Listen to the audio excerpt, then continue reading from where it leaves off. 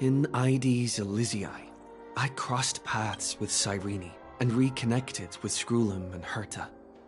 They revealed that the world-bearing core flame must be secured in the world's next cycle, but Lycus would stand in our way. Only with the power of the law could we hope to oppose him. We returned to the era of the first Flame Chase journey, where we met the Flame Chase heroes of old, including the monarch Ceridra, the Chrysos heir of law, and Hycelins, the Chrysos heir of the ocean, who served her. To ignite law, we needed to overcome Fagusa, who had sealed the vortex. However, we discovered at the rallying feast before the battle that Lycus had already forged a pact with the reigning Ceridra. During our clash, I was cast out of this world, and Ceridra broke her alliance with Lycus. Guided by Herta's hints, I obtained the Garden of Recollection's aid and left Lycus's cage.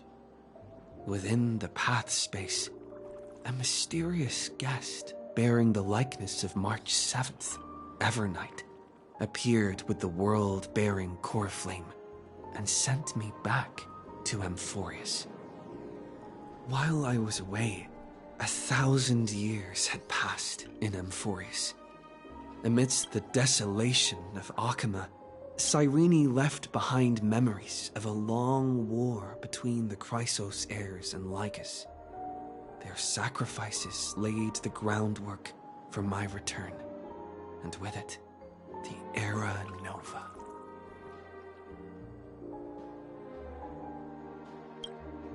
In the illusions of Styxia, the tales of Hycelins and the first Flame Chase journey were unveiled to me. Hycelins, who had been waiting in the ocean's depths, led me to the vortex. There, Lycus emerged, revealing his true identity. Genius Society Number 1, Xandar. Hycelins and I couldn't stand against Xandar alone. But the geniuses and Cyrene acted just in time, wielding the power of the remembrance to drive him back. I successfully reversed the course of the Era Nova, delaying the birth of Iron Tomb. However, another force now seems to be stirring.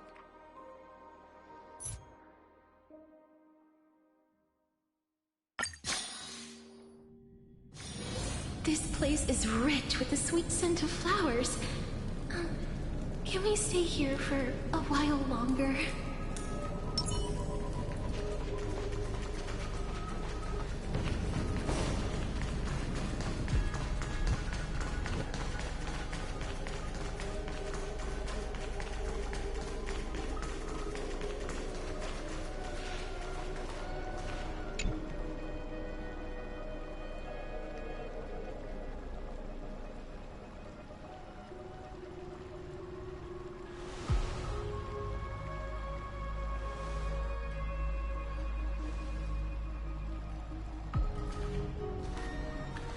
I'm finally here. Once I return this core flame and become the world-bearing demigod, the cycles of Amphorius' tragedy can finally end. This Era Nova will be the arena for the final battle with Iron Tomb. But I still feel like something's not right. Even though this cycle has no demigod of time, time has always stood on humanity's side. Then, with this core flame blessed by the remembrance, respond to their hopes and blaze a trail to the future.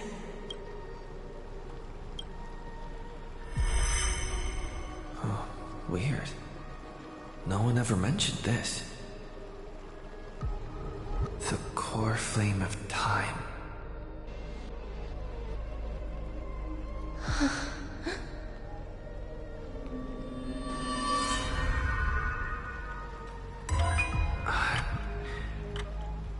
did it get returned? You used Memoria to resist me. But did you not consider the possibility that the Remembrance and their children might have taken this opportunity to join the fray as well?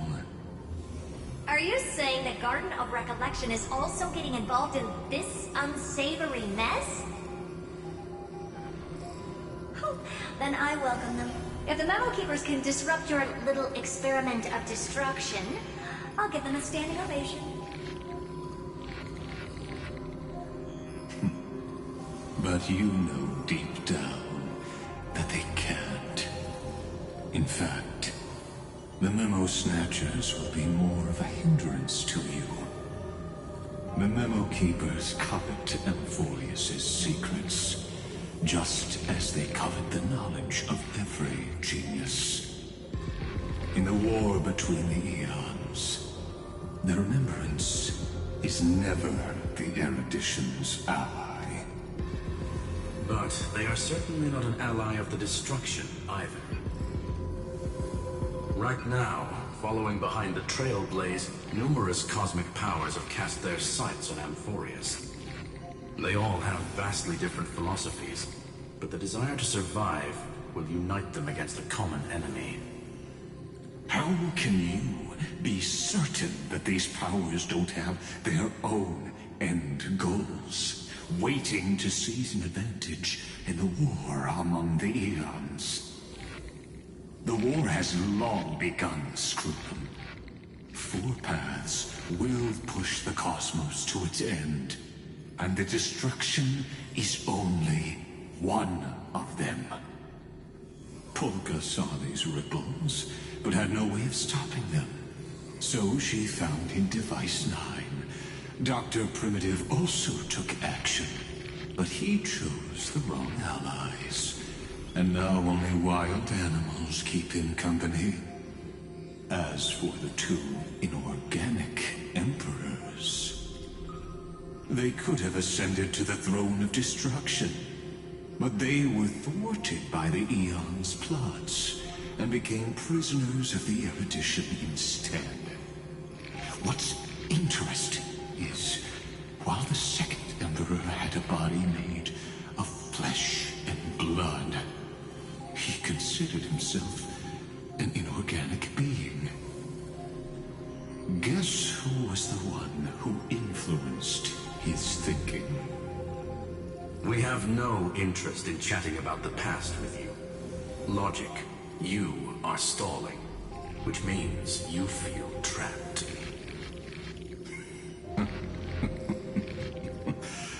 Trapped.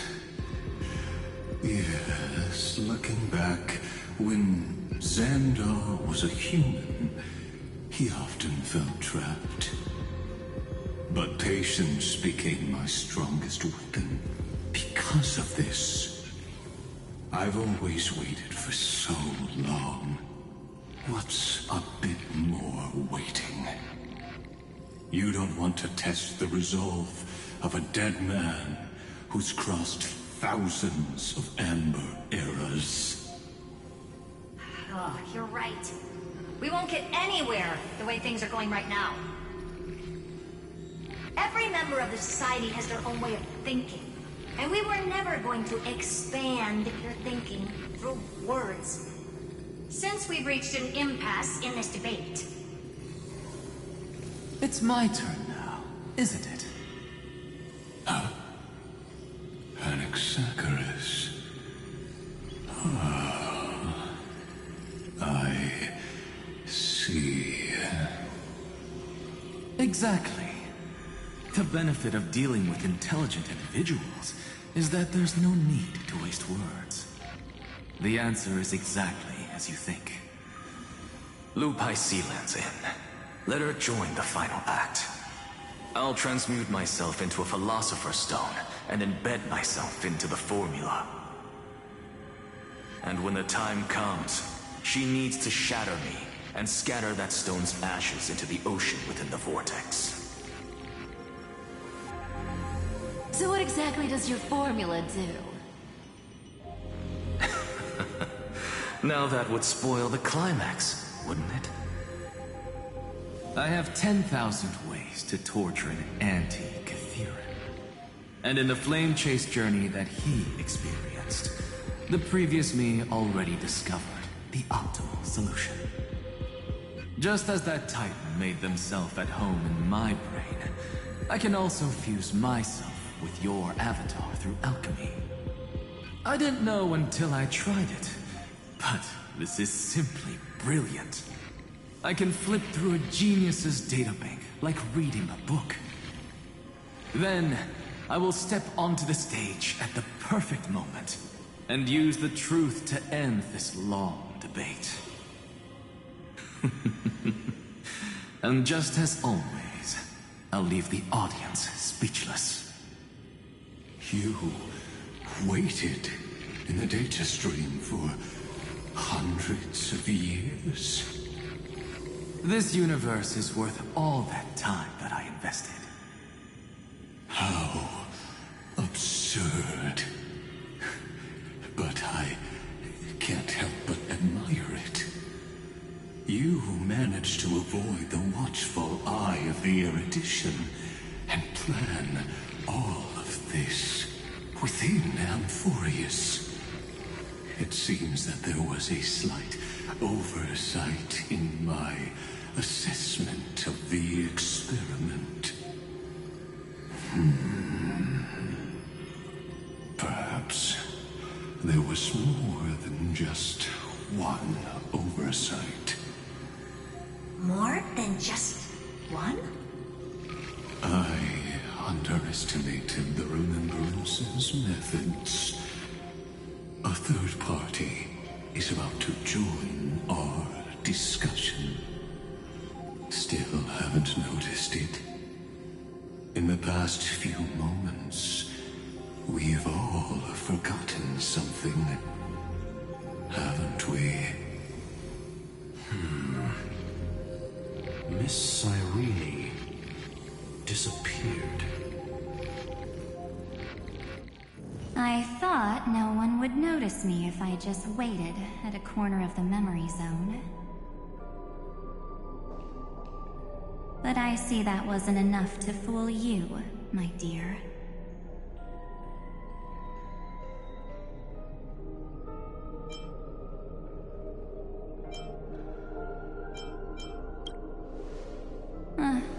Looks like you're no longer that surprised to see me.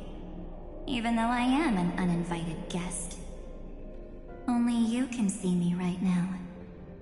I only exist in your cognition. So that way, other people can't interrupt us.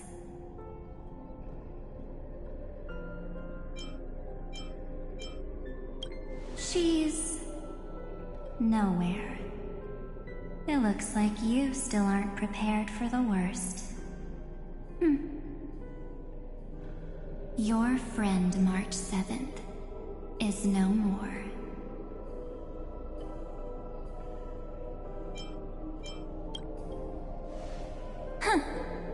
It's just like what she predicted. The truth shook you. Just like she said it would. March 7th entered this world long before you and Don Hung arrived at Amphorius. She embraced the path of remembrance to save you two, and burned away, like a lone candle in the fog. And I am the shadow cast by her candlelight. I've been hiding within the cracks of time all these years. It isn't easy to deceive a genius, but I can do it. I'll now answer your other question, about who returned the core flame of time in this cycle. The answer is simple. No one ever did.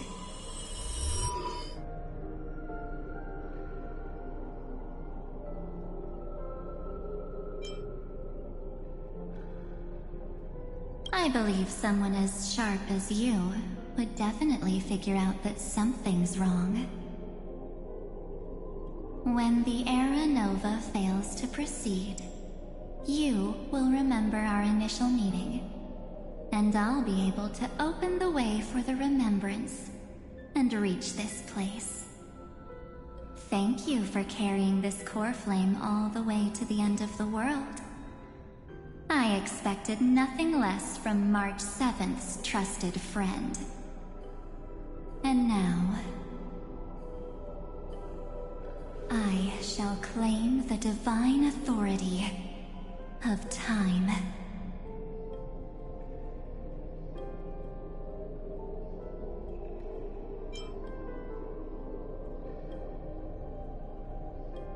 I already told you, she no longer exists. But you still have a chance to fix everything. The divine authority isn't actually all that important. What's important is that I will use it to participate in the inner workings of this world. You already have a good idea of what the Era Nova does, right? It initiates extrapolations for the next cycle, based on the World-Bearer's memories. This immutable experimental mechanism is the key to the genius's resistance against Iron Tomb. And now, I'll be lending it just a touch more help. Let me filter your memories. Keep the appropriate seeds, and discard the rest.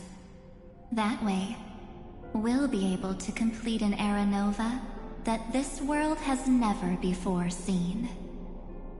It won't take too long.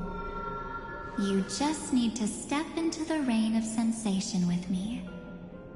I'll tell you who deserves to be forgotten, and who deserves to be remembered. With your memories as the base material, I will recreate the cause and effect of this world, and let a flawless Amphorius be born from the chaos. Isn't the fate of the entire cosmos hinged upon this fight? Then this is the best way to ensure everything works out.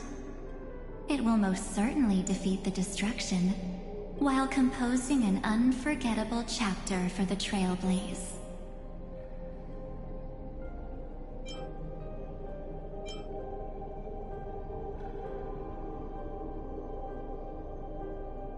Of course. You've got to be at the same level as a genius if you want to contend with them. Besides, that's what March 7th wanted. If a new life is to be born, its seed has to be dead. March 7th made a wish to me before she disappeared. Her only wish was for the Trailblaze's journey to continue, without an end.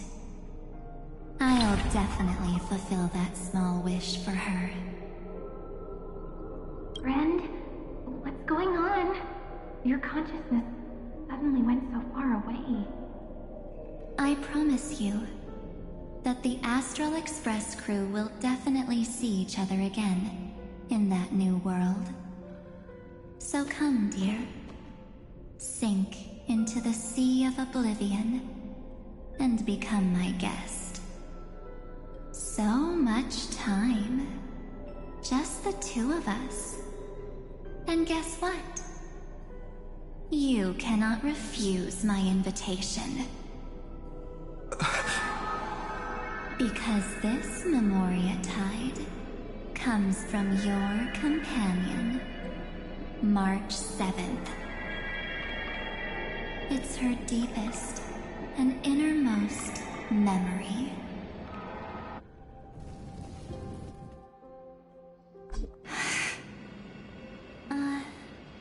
Well, I'm not actually all that surprised.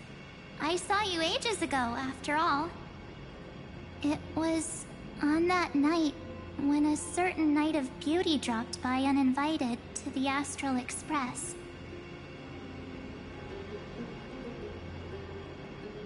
That was when you showed up, without even saying anything.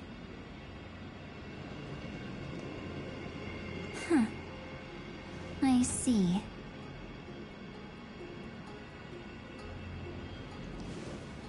Then, do you still remember how long it has been since you entered Amphorius? That's gonna be tough to answer. 97 days. You walked every inch of this world in 97 days. But unfortunately, no one was able to see you. And you weren't able to interact with anyone. Like how the Memo Keepers renounce their flesh and turn into mimetic entities. You are now a ghost. A being. Unperceived by all. But I can't just do nothing. This world is super terrifying. He and Don Hong have already set off. The Astral Express could appear on the horizon any second now.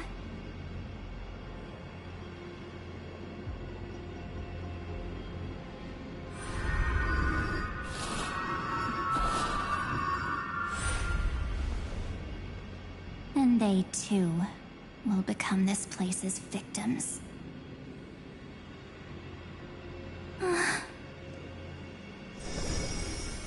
For ages, I've watched people walk through that door.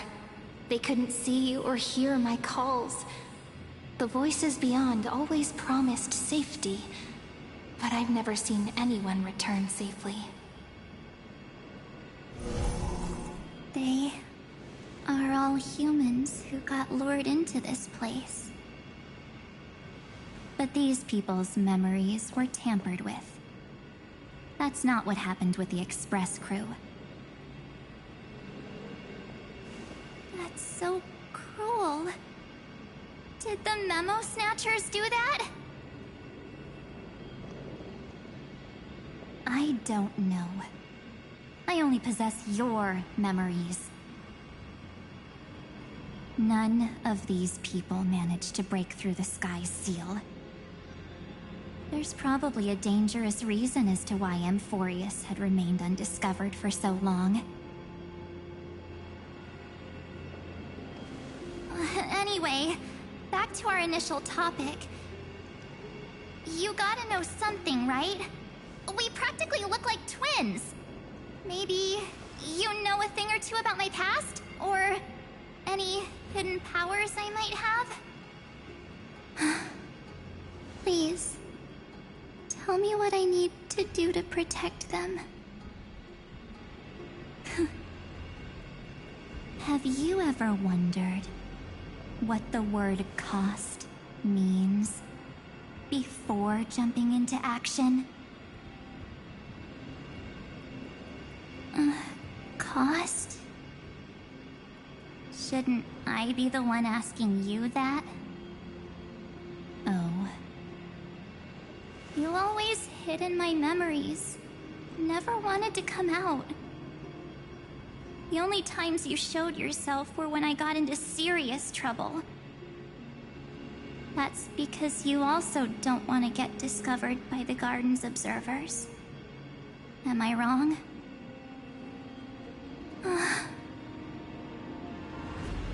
There's no one here except us.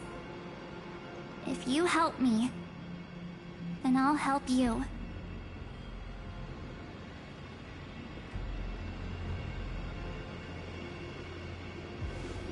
Fine. Let me drop a single pebble into these stagnant waters and watch the ripples reshape everything. But you must polish this pebble with your own hands, and it will require all of your memories. What will I turn into after that? Maybe you'll turn into a guiding light. Or maybe you'll be reduced to dead embers. I can't guarantee that you'll remain the person you are now. Inside you is nothing but an Evernight. Even I can only catch a tiny glimpse of it. If this is the only way, then I don't see why I should say no. Besides, the mastermind behind the show is about to find us.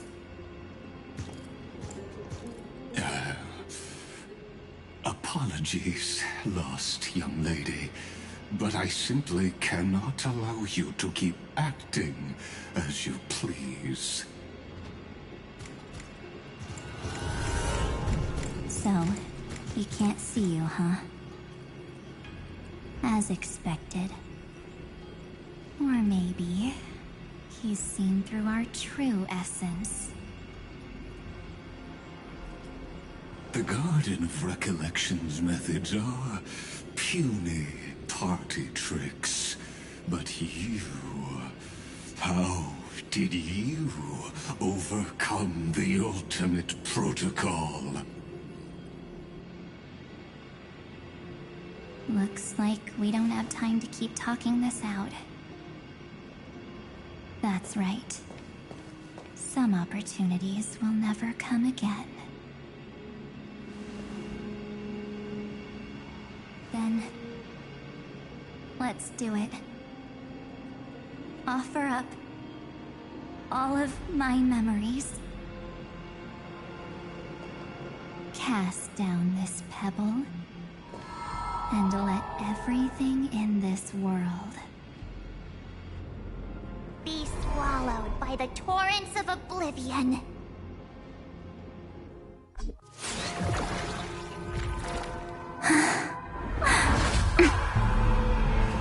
I promise you. What was frozen was alive.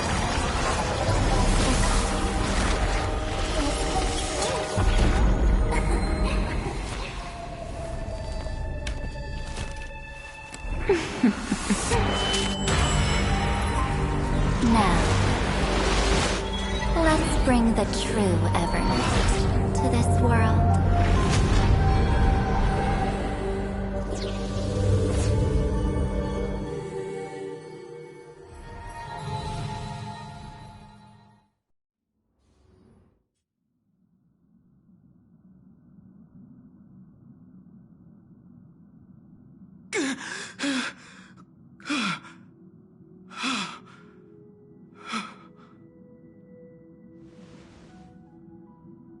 Is this...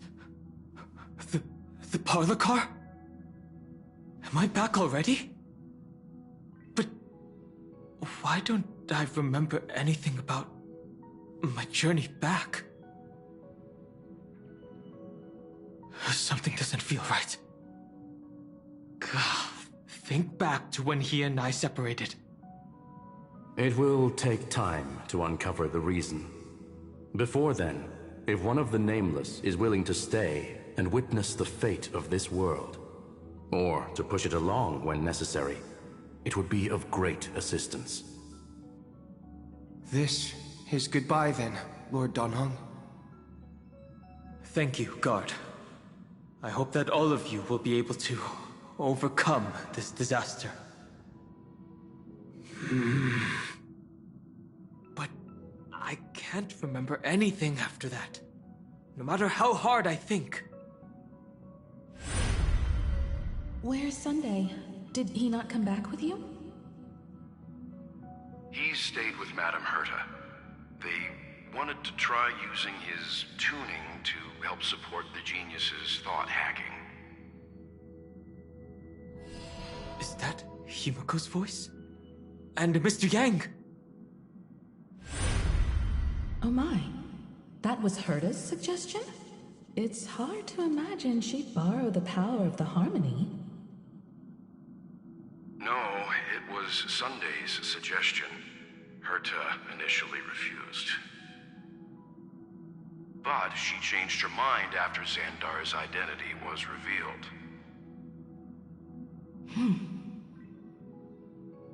And we still can't get in contact with the Xianzhou Lafu? I'm still trying, but this place is outside the inter-astral peace communications coverage zone, so there's a limit to what we can do. What about Aventurine's chip, the mini-transmitter? Surely it can get through to the IPC's lines. Himiko, are you alright? I've never seen you this anxious before. I'm... all right. I'm probably just tired. Let's focus our energy on the kids. Now's not the time for distractions. Right. Unfortunately, I left that chip in the dreamscape when we departed Penacony.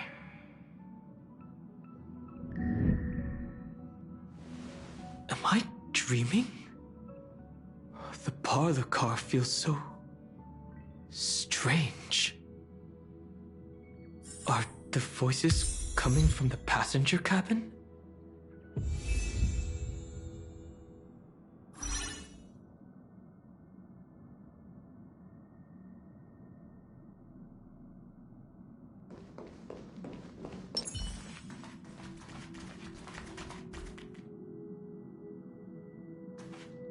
Those two passengers have to return safely.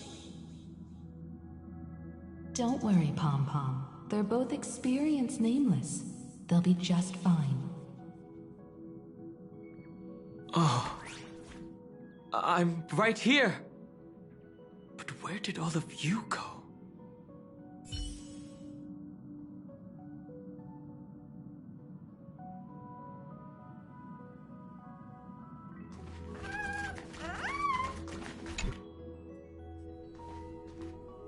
It's hard to believe that their car is still floating in the vacuum of space. That's why the Express wasn't able to receive any landing signal. It's likely that the two missing nameless, like March 7th, also came under the influence of the Path of Remembrance, and only their minds entered Amphorius. We can analyze all we want, but the real question is, what can we do right now? I was just about to get there, Miss Himiko. Right now, Amphorius' memory zone is extraordinarily full. I can also take this opportunity to enter the world and seize as much of an advantage for the Astral Express as possible before the other memo keepers arrive. For example, I can light a beacon in the memory zone for the Trailblazer and Don Hong to follow back home.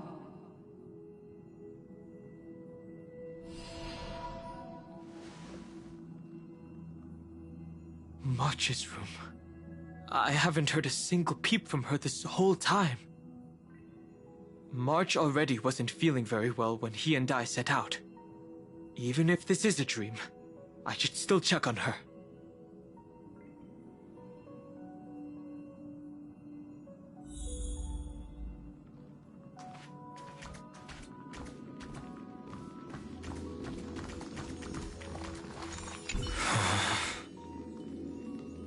March, it's me.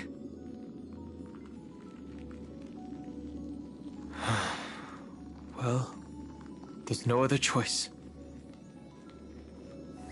Sorry, March.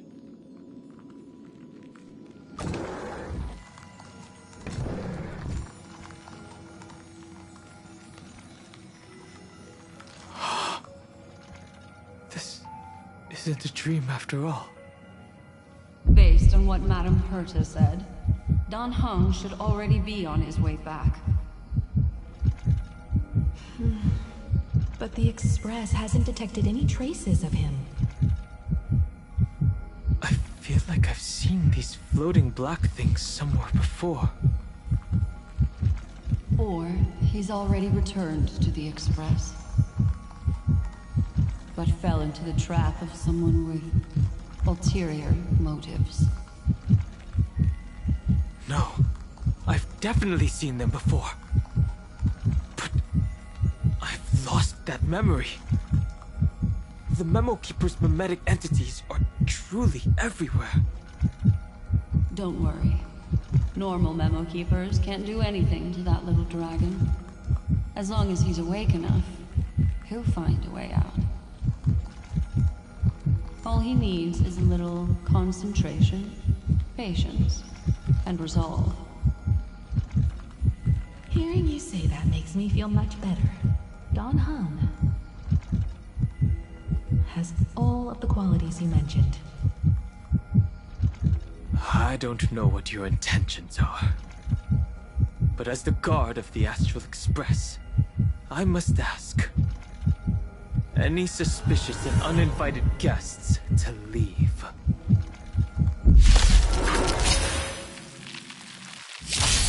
We can do it! How's this taste? As you wish. Root here. That hurts a bit. You just don't learn. You can do it! We can do anything! Fighting the west wind! Away we go! Time to mix things up! My friends, indulge yourselves!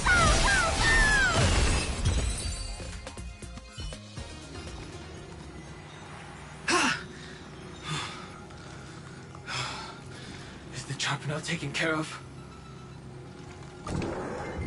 Dan Heng! Miss Himiko, I'm back. Even if it's just through a spirit warp jump. You could hear our conversations? Yes. It was thanks to your voices that I could pierce through the memorial barrier. Although, it was not a wise decision to let a memo keeper of unknown origins board the Express. Can't argue with that. Miss Black Swan has been on the crew's side ever since things started going wrong in Amphorius. We can trust her. So many baffling things kept happening one after another. I don't even know where to begin. I wish I could have returned with better news. Don't blame yourself. You're all safe and sound, and that's good enough for me. Are he and March 7th really safe and sound? As a matter of fact, while you were on your way back, Amphorius' circumstances changed once again. And these circumstances have something to do with the two you just mentioned.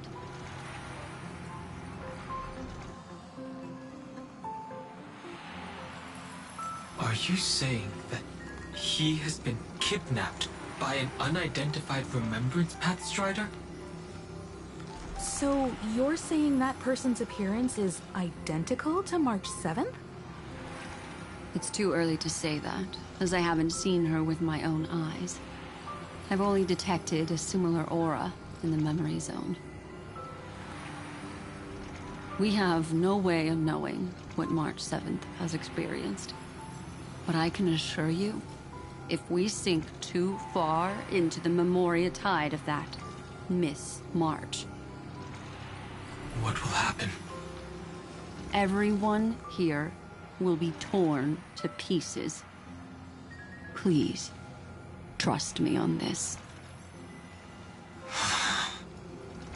But I also trust in our trailblazing companions. I know this isn't what March would want. No matter what secrets are buried within, we'll do whatever we can to find that March 7th and bring back him and the March we all know.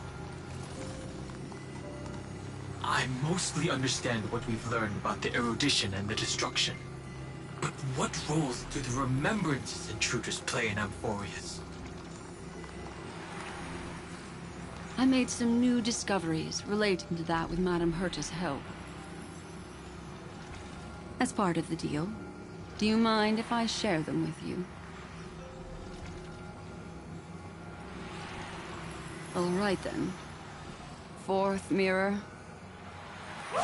It's finally my turn to shine. Oh, this feels like such a grand occasion. It's really been too long since I last appeared. This friend here is Madame Herta's very capable assistant. They were the ones who helped you complete the spirit warp jump. Additionally, it was thanks to them that I was able to learn the secrets of that group of extremist memo keepers. I appreciate the praise, but I didn't have to lift a finger. Mirror. You did this through a mirror? The Garden has strict rules for collecting memories. But not all memo keepers are as proper as I am. Herta Space Station often has uninvited guests, and they never seem to know their limits. That group of memo snatchers has been taken care of, and they are now trapped in the fourth mirror. How many of them are there? I can't quite remember. I didn't really count carefully either. Maybe around 42? There's still room for more. I carefully dissected the memories of these colleagues of mine. Individually, their goals are not worth mentioning. But when you piece them all together, you come to a conclusion that can't be ignored. The Garden of Recollection is secretly salvaging the memories of a path disappearing. In other words, their goal is to gain the memories of a god's death. The moment an eon falls? That would indeed be a spectacular sight for someone dedicated to recording these things.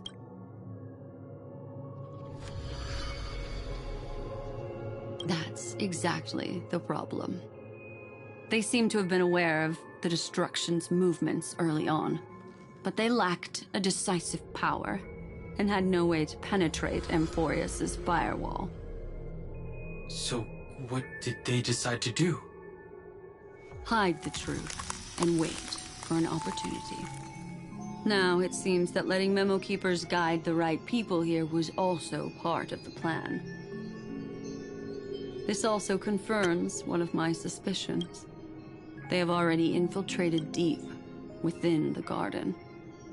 They would not hesitate to associate with the Destruction in order to salvage memories? Could they be the Cremators? I don't know. Perhaps there are even deeper things at play here. The majority of Memo Keepers believe that when the universe inevitably reaches its death, unable to sustain increasing entropy, Fu Li will use the memories of everything to reforge the cosmos. Amphorius, as a scepter, can be viewed as a mini-universe. This is why Memo Snatchers have been frequenting the Herta space station. Without a doubt, these extremists wish to record the cause and effect of Iron Tomb's destruction of the erudition.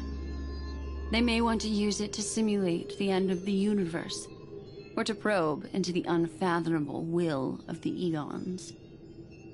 The Trailblaze broke the seal around Amphorius, giving these people the opportunity to enter. Now, they'll do anything to prevent outside powers from interfering. Because your involvement will certainly influence Iron Tomb's final outcome. You said that March is closely linked to the Remembrance. Is what she's doing related to these Memo Snatchers? I do not believe that Miss March is on their side. In fact, when the car you used for landing first made contact with Amphorius, a violent surge of memories flowed past. Combined with what we know now, I have reason to suspect that the flash of power came from March. Exactly. She was the first to be hijacked by the Remembrance, but she used Memoria to neutralize the firewall, allowing you two to enter Amphorius. At present, we've lost contact with him. Our only choice now is to rely on the eyes and ears of those two geniuses to understand the situation within Amphorius. There's no use in agonizing over this, Dan Heng. Our top priority now is to find where that car landed. Yes. Ah! Passenger Dan Heng! You finally found your way back home! Yes, conductor. I'm back. It's just... Pom-Pom knows. Pom-Pom came over to bring you good news. Passenger Welt says they found those 2 passengers. Their projections are in the parlor car.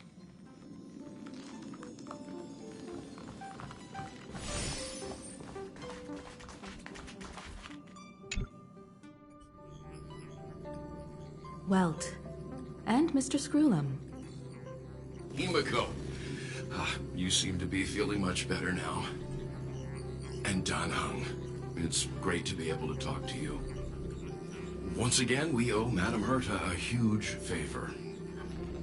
Madame Herta doesn't care much for favors, but she'll be happy to receive everyone's praise. Back to the topic at hand.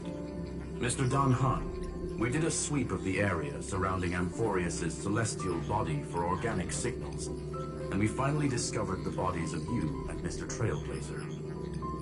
The 2 of you were very fortunate, as there was something protecting your bodies. All vital signs are still present, and your functions are all intact. Was it March protecting us? Our preliminary determination is that the bubble enveloping you 2 in the vacuum is made of a substance similar to Memoria. Conjecture. This substance is connected to the lost Miss March. It will take some effort to bring your bodies back to the Express, so you should get some rest first. Have we completely lost contact with the inside of Amphorius? There have been several unforeseen circumstances. We broke through Lygas's firewall after the law was amended. But now Amphorius is enveloped by the fierce path of remembrance, once again cutting off all channels of communication for outsiders. So we have no way of contacting him. If we take into account the difference in the flow of time, every minute we delay here could be a year of waiting for him. Dan Heng, what are you thinking? If it was March who helped us get past the firewall initially, then does that mean only he and I have the travel permit for Amphorius right now? That is a logical inference, Mr. Dan Heng.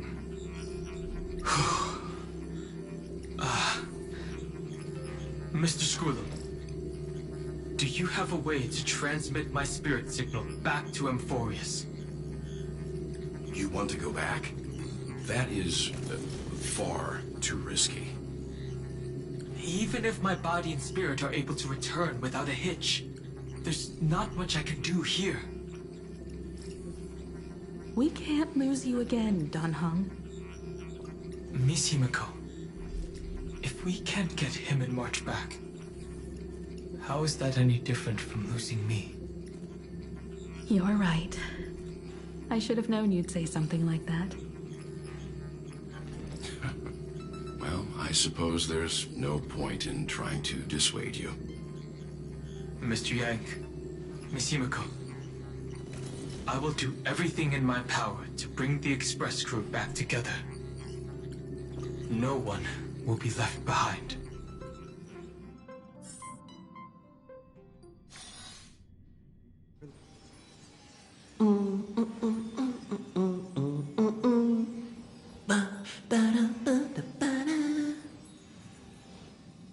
You may notice a hint of sweetness in the air. That would be the fragrance of the 7-colored bath salts from Marmorial Palace. A truly splendid journey, if I may say so. With the Era Nova now complete, you have granted the hero the perfect conclusion.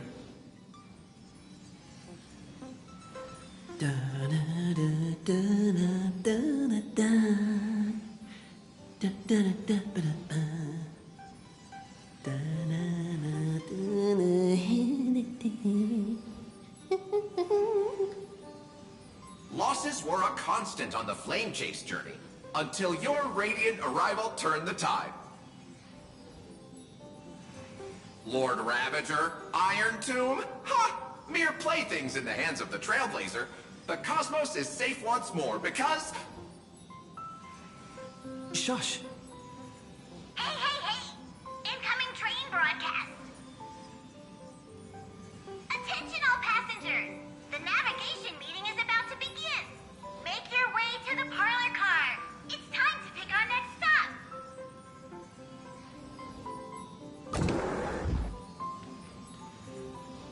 Perfect timing. Let's head to the meeting. I'm wide awake and feeling great.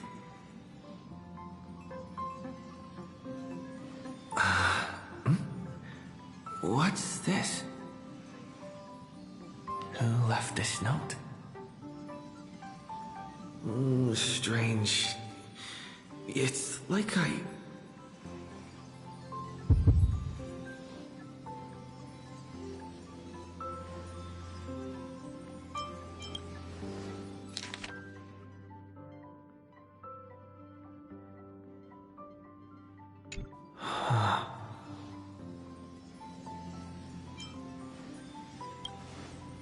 March.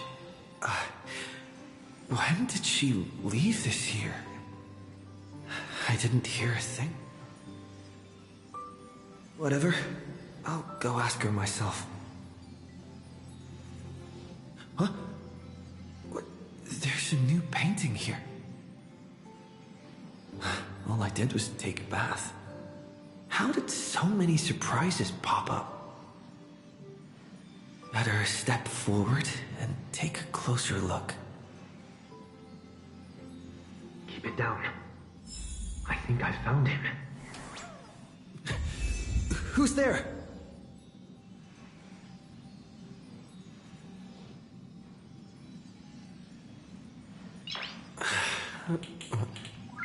Nice.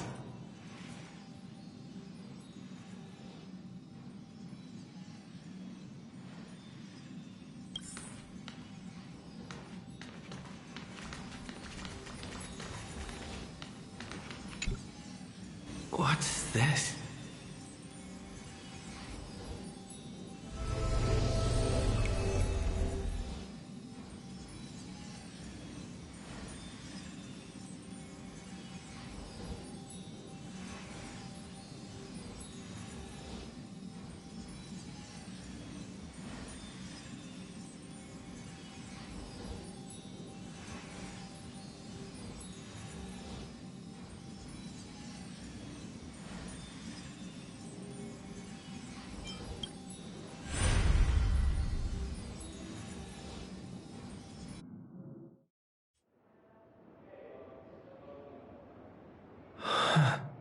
What? Is this the Reverie Hotel? Seriously, what is happening?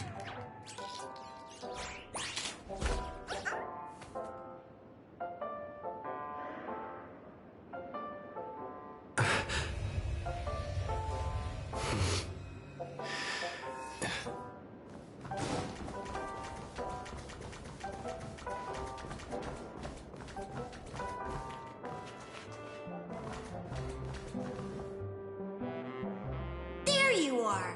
What took you so long? Hurry up! The navigation meeting is about to start! Navigation meeting? In Panacoli? Come on over. It's time to choose our next destination.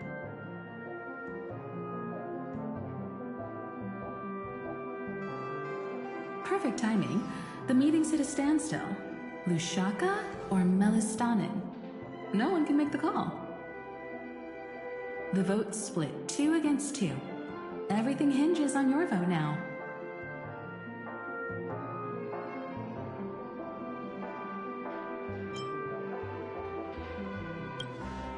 What do you mean?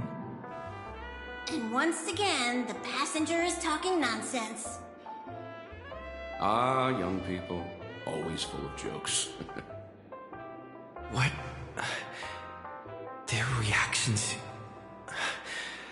What's going on? Oh, I get it. You want to play a game with us, right? You said you didn't see March. True, she might be hiding somewhere in the lobby. The objective of the game is to uncover where she's hiding. You're her closest companion. If anyone can do it, it's you, right?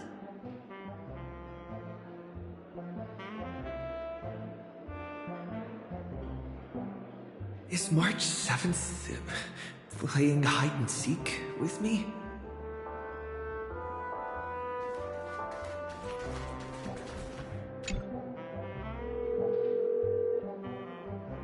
Weird. Did I even make a call?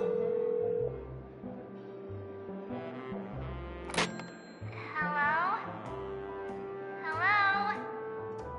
Is that you?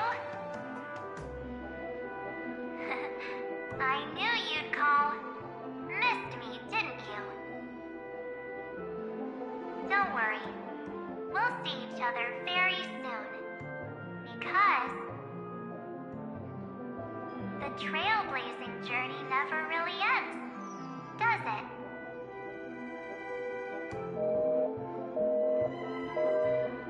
March.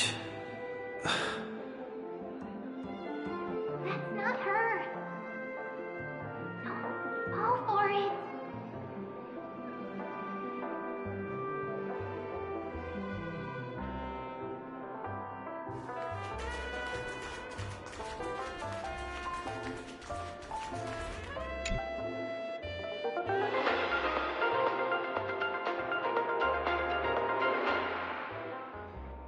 This is the Interastral Peace Broadcast.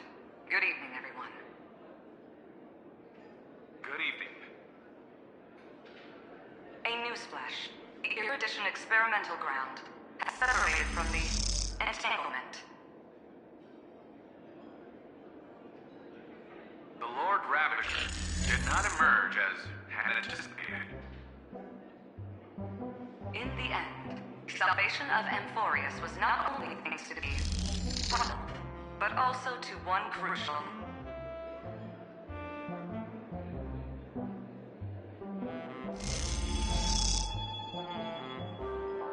It won't be easy, I know. But you've got this. Find your way back. Find yourself.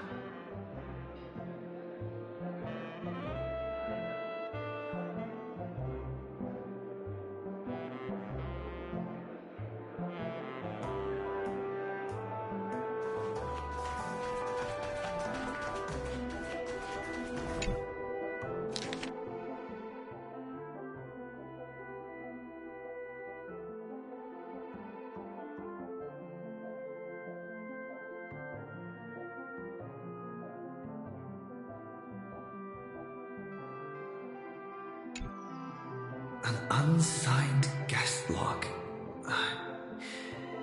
Can you really call that a log? Wait a second. Why am I looking for March 7th in the guest book? Raymond! Over here.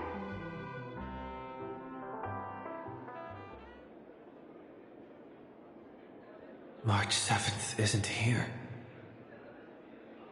Faint, fleeting voices are speaking to me. But where are they coming from?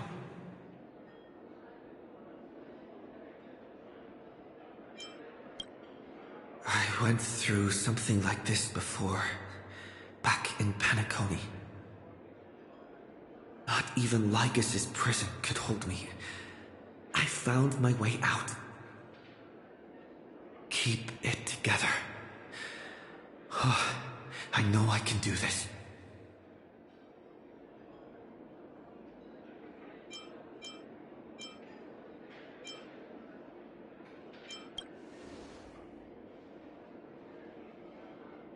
Well done, friend. Just like that time in the Sea of Flowers in the Nether Realm. Match up my colors, okay? Then we can go home together.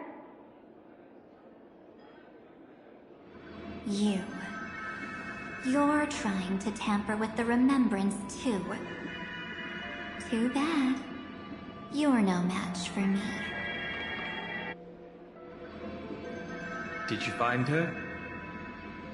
No. It's a futile game, isn't it? In truth, you don't have to go to such lengths to find March 7th. Because in this memory zone, March is everywhere. We're protecting March 7th's wish.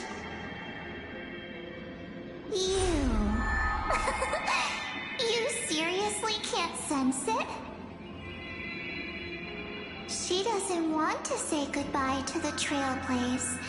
She wants to keep traveling together. Forever and ever. We are her memo sprites. For the sake of her wish, we must give it our all. Finally, the timing is just right. A thrilling damsel in distress rescue. Wait, maybe I got that backwards.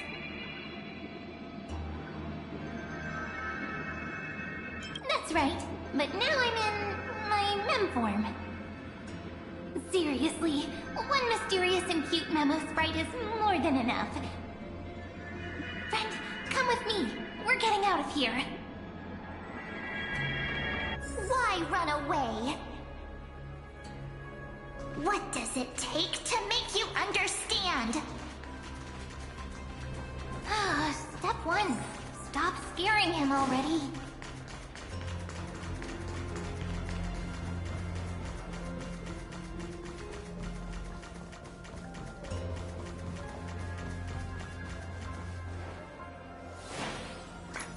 In this form, I'm way more suited for the memory zone. I'm totally in my element. Grab my hand. Let's hide away in the deepest corner of your memories.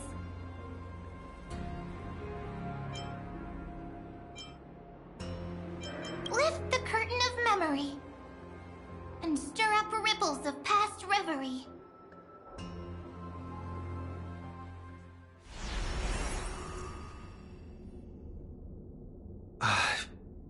Where am I?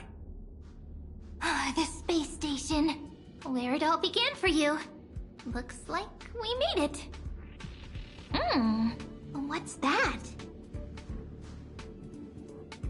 Silverwolf? Kafka? It's your secret. I'm so curious. But I won't peek. Promise. When I first met you, I remember they were there in your memories too.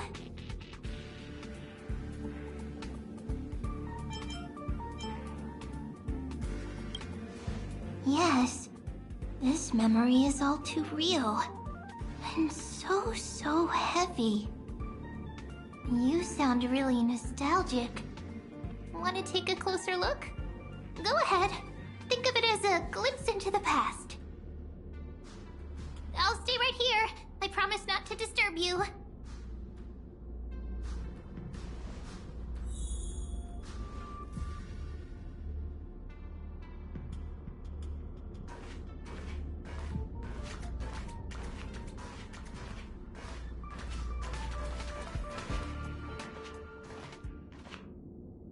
What's this? Memories, from before I woke up? So, Silverwolf, how long till he wakes? Hard to say. Maybe a few more minutes. By the way, that part in the script, could this be the right moment? Yes, looks like we're on the same page. In that case...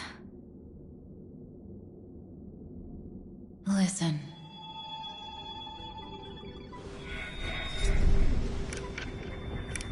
Remember these words. then forget them.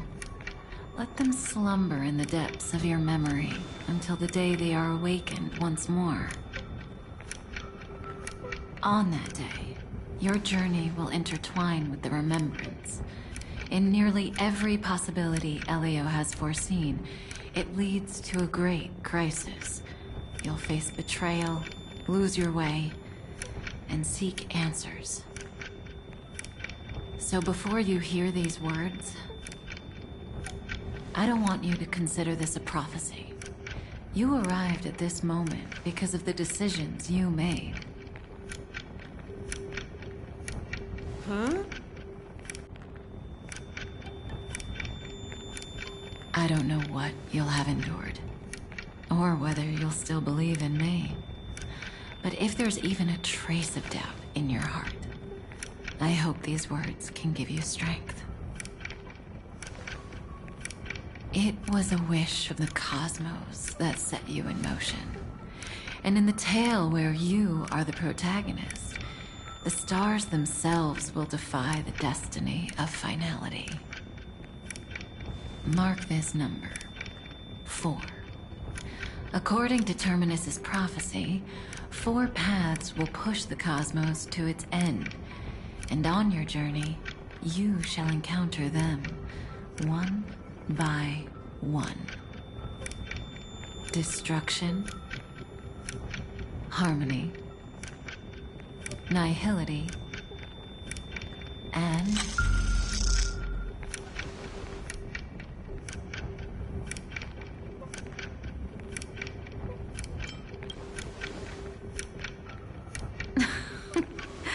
easy now. Trust what you remember. The 4th path has yet to fully reveal their face.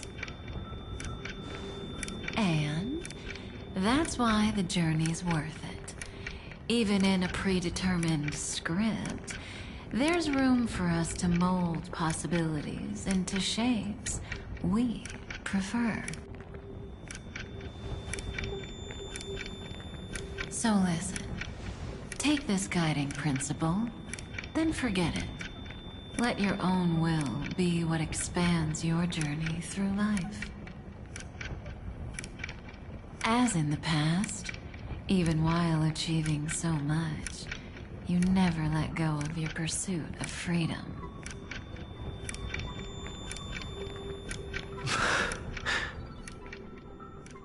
That was so sincere. I might actually tear up a little.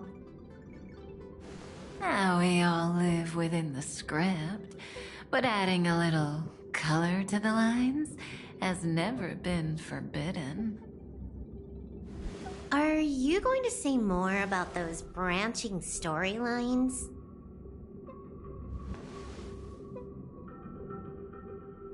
Never mind. Best not to tempt fate. Get ready, he's about to wake up.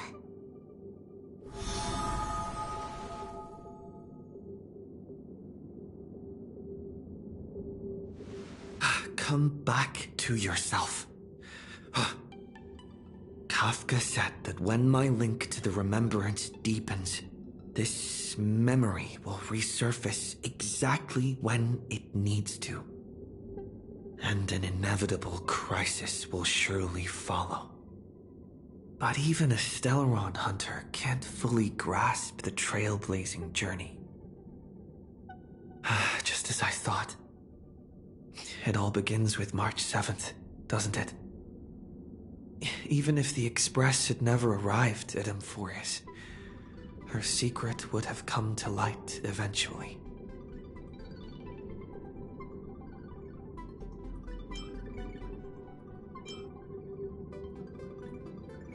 All things considered, that's the most reasonable conclusion.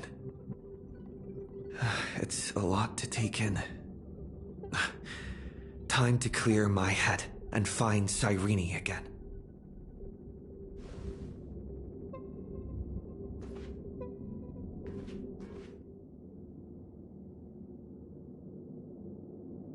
Cyrene?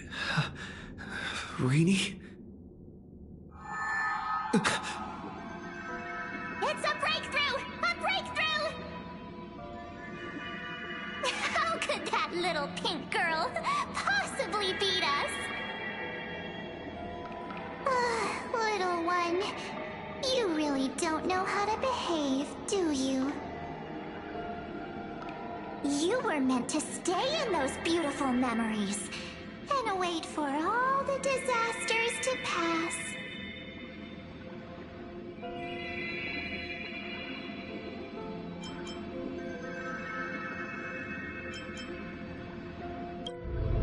Oh, triple-faced soul. Cast your light upon us. Let no darkness remain concealed. Someday? Raise your hands high and embrace this boundless light.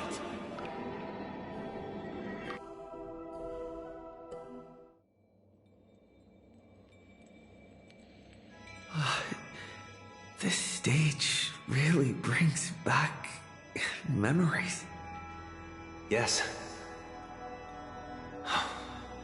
For you, I suppose it's been a long time, hasn't it? None of this would have been possible without Miss Cyrene. Even while engulfed by Memoria, she fought to stay in contact with the geniuses. Only then, through tuning, was I able to undo the memory zone's effect on you.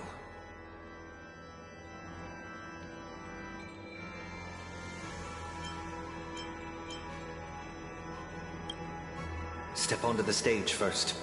Ms. March will come for us soon, and she won't be alone. Those memo sprites will follow. We need to prepare early. Only then can we get you out safely, and go back for Cyrene and March 7th. Please, be careful. Amphorius is being overwhelmed by an unusually violent Memoria tide. I'll do all I can, but even that might not be enough. Black and pink. Two memories twisted together. Time is precious. Let's pick up the pace.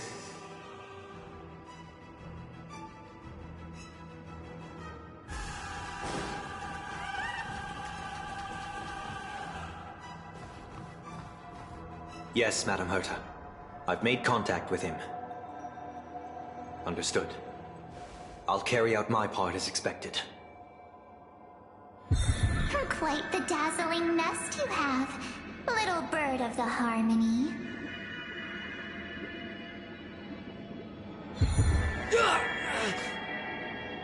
Your grasp of Memoria is unexpectedly profound, but playtime's over. This ocean we created, according to her wish. This journey that flows on, without end. Don't any of you think about interfering with it.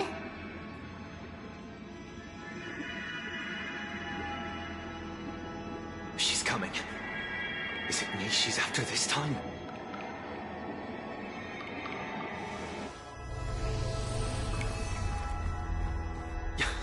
There's no time to regroup. I prepared an alternate escape route. Wake from your slumber and return to reality. Come on. I'll bring you out.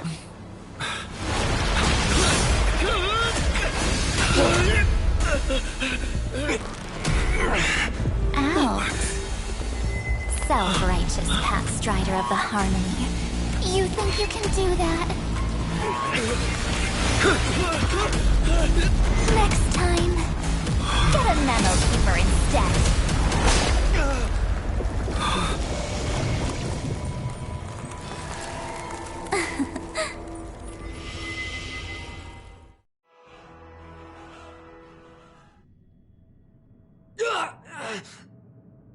That was way too close. Good thing I was there to fish you out.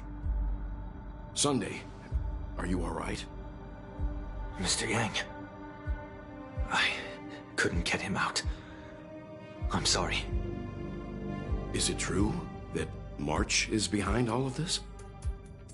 Yes. And no. That Pathstrider of Remembrance is identical to March 7th in appearance, but what lies inside? I can't find the right words to describe it just yet. Can't you come up with an analogy? I thought that was your thing.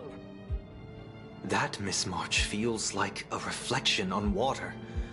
Only not from a calm, clear lake, but from a bottomless abyss. Within her words, I sensed an intense but utterly pure protectiveness. Protectiveness? This is only speculation, but after being drawn into Amphorius, perhaps March 7th experienced... No, she likely foresaw a tragic end. It was out of a desire to protect her fellow crewmates that she chose to awaken a power that teeters on the edge of evil.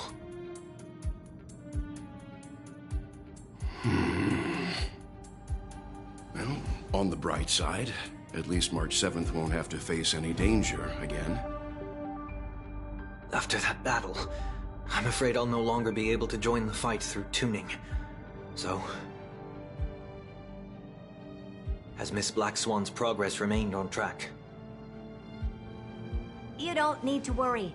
She used your disturbance to mask her movements. Current status? Advancing upstream within the memory zone. I didn't see that coming. The Memo Keeper is pretty courageous, choosing to defy the rules and take matters into her own hands. This means she's chosen to stand against the Garden of Recollection.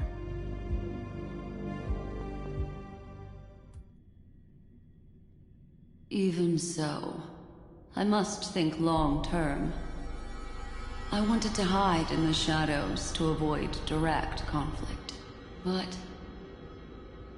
why is it so quiet here? The air is thick with memoria, yet it's so chaotic, like broken memories all mixed together.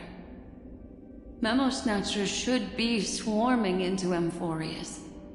I was expecting this place to be very lively.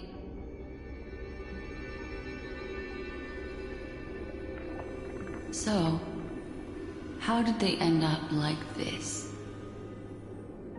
Now I'm getting very curious.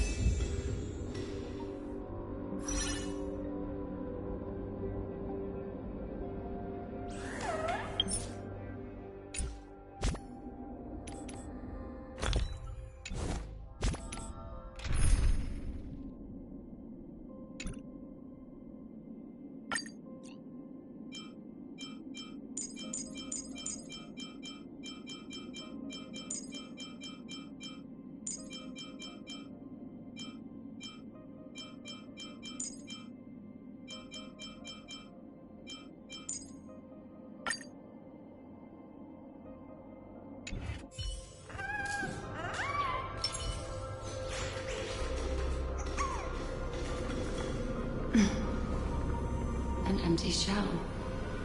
The consciousness that maintained this Dharmakaya has disappeared. So efficient. Not a single trace left behind. Alternatively, she might have sacrificed herself for an even more mysterious purpose. Either way, what exactly made these fanatical believers end up like this? Memory. It is indeed a deep ocean of dangerous allure, where fascinating secrets always hide beneath the waters. I keep getting the feeling that the same thing happened in Penacony.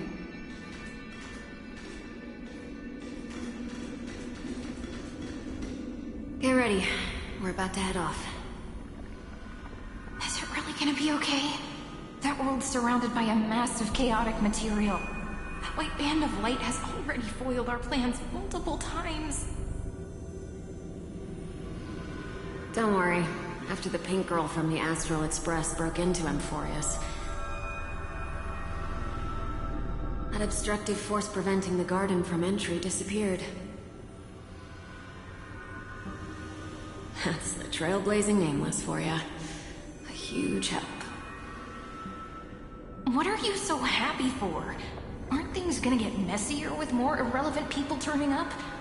What if those Trailblazers find the Seed of Remembrance before we do? Then we'll just steal it back. Simple. By the way, there's a messenger and a memo keeper on that express. We don't know where they stand on this matter. So make sure they don't notice you when you make your move. You folks are truly everywhere. These memo snatchers are different from the previous hosts. These ones seem to have had contact with him. We'll introduce ourselves to gain your trust. We are the Garden of Recollection. You should be very familiar with that name by now. This memory ends so abruptly, as if a shapeless hand snuffed out its candlelight. It appears the secrets ahead are even murkier than I imagined.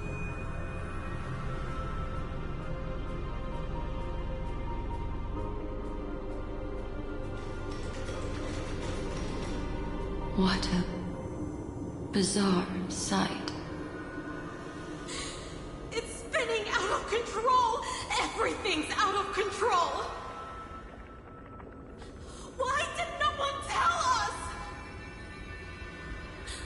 That girl is the Memo Keeper's nemesis! Is she talking about March 7th? That Evernight! Those black memo sprites! They swallowed everything! Those who came here first all drowned. Not even a trace of their consciousness was left behind! I wish I'd never come here. I don't want anything to do with Amphorius anymore. Please! I'm begging you! Don't come near me! No!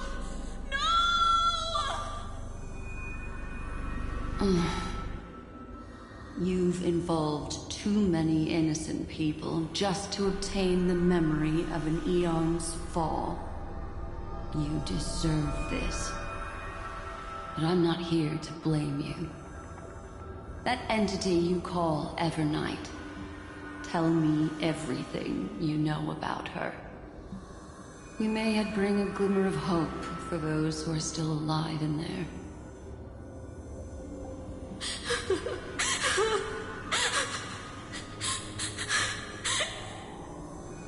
Eden, a blessed insight! Huh?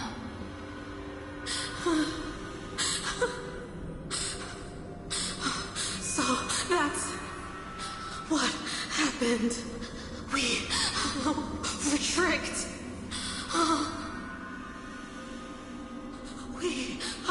We are the sacrifice. The garden used us. The pure child of Anathrava abandoned us.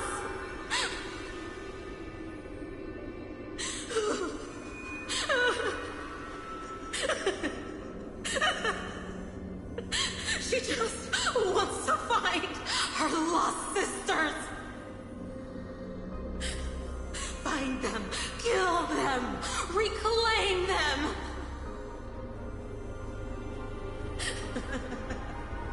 If a new life is to be born, its seed has to be dead. Dead, dead, dead, dead. Dead, dead, dead, dead, dead, dead, dead. Dead, dead, dead, dead, dead.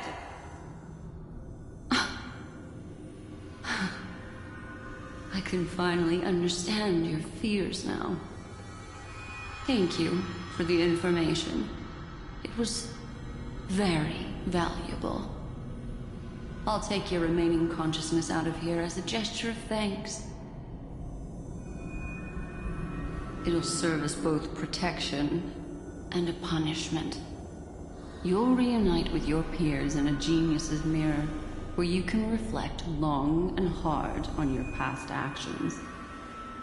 Well, provided that I can survive my encounter with her.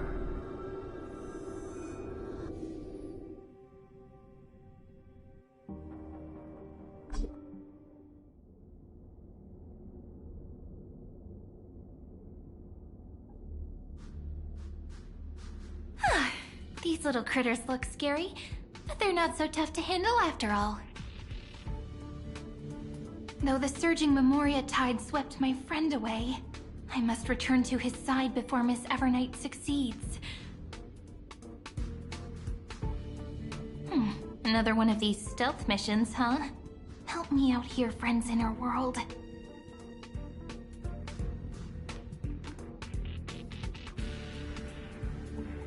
A scorching and dangerous aura. This power shares the same origin as Finan. And then there's that enigmatic, bottomless aura that seems to jolt awake at midnight. Must be Miss Evernight. Better steer clear of her. There's a beam of light over there. Full of energy, yet uncontrollable. More familiar than the others. As if it's coming from someone close by. Could it be... my friend? Maybe it's the Stellaron he mentioned. Memories of the Stellaron are flowing deep within the Memoria tide. Let's go there to find my friend. Ugh, jeez. So many little ones gathered here. Did you know I was coming? You're being a bit too enthusiastic, aren't you? Thankfully, his presence hasn't weakened. I feel like I'm getting a bit closer. Huh?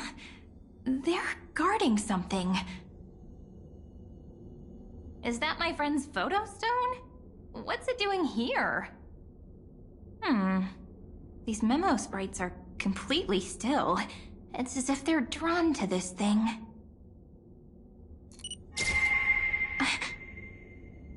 This is an even cuter memo sprite. No wonder the photo stone can't store more memories. Have you been hiding in there all along? Find my travel companions. What? How could that mean? My companions. Are you March 7th?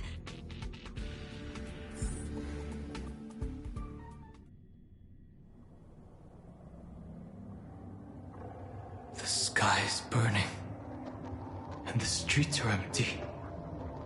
It's just like how things were last time. How long can the encryption key you wrote for me last, Mr. Screwlum? That is difficult to project. Logic. It is currently unclear how the unknown variable, Miss March, conducts her interference. Please rest assured that I will extract you on time before the encryption key expires. But that means I will no longer be able to hack in via the same method. I only have one chance. The maze of the Remembrance is starting to change. I cannot remain your guide on your path forward. That is why we had to form a temporary alliance with our former enemy.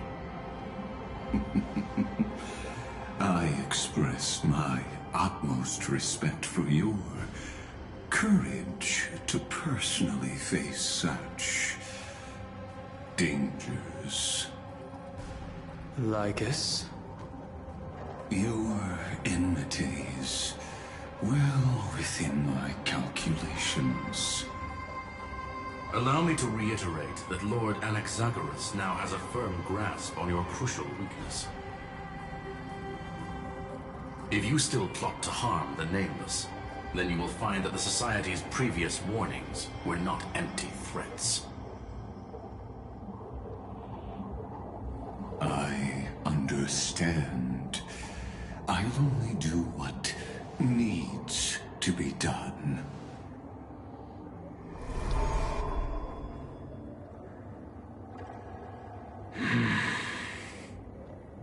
I never imagined that I'd one day walk alongside a genius who offered himself to the destruction. My stance has never changed. The erudition's ruin is inevitable. But before that, I'd be very willing to witness the reunion of the Nameless and to escort you on your way home. More like her appearance completely interrupted your plans, even forcing you to seek out collaboration. I'll remember that. Your words are as sharp as ever. But remember, happenstance is the only true constant in the universe. The demise of the progenitor of all dragons is a testament to that. Come with me. I am honored to guide a scion of permanence. You created this wasteland before us with your own hands. Such sights are no longer able to stir anything in my heart. Ha! Are you saying that once upon a time you were actually moved by their defiance? I'm sorry to say, I never was.